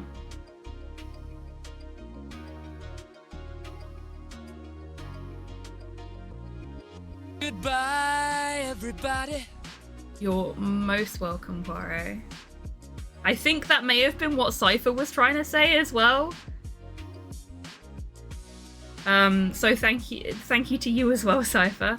You're most welcome, Torpor. Thank you. You didn't balk up the alerts, Rocket. You absolutely didn't balk up the alerts. You have a cat on you. Oh dear. Typing hard. Yeah, that's fine. Yeah, you didn't balk up the alerts, Rocket. What happened was HobbyTan crashed during the stream, so anybody that didn't talk in the meantime has then got to be welcomed again since I rebooted. It's fine. It's sorted now. We're going to see Edit Edward because Rocket has redeemed it right at the end there. So I'll get that set up. Yeah, thank you very much everyone for joining me today. It was so nice to get back into doing point and clicks again, and you will be seeing me on Wednesday for some Ace Attorney. By hook or by fucking crook, I am finishing work on time and we are having an Ace Attorney stream. So yeah, I will be back on Wednesday. I'm trying my damnedest to get back into my normal schedule. Please bear with me over the next couple of weeks because we are in the middle of an audit at work, which is why streams kept getting cancelled last week during weekdays, because I was just so stacked with work. But I'm going to make a concerted effort to finish on time this coming week, because last week nearly fucking killed me. Yeah. So, Ace Attorney on Wednesday. I don't think...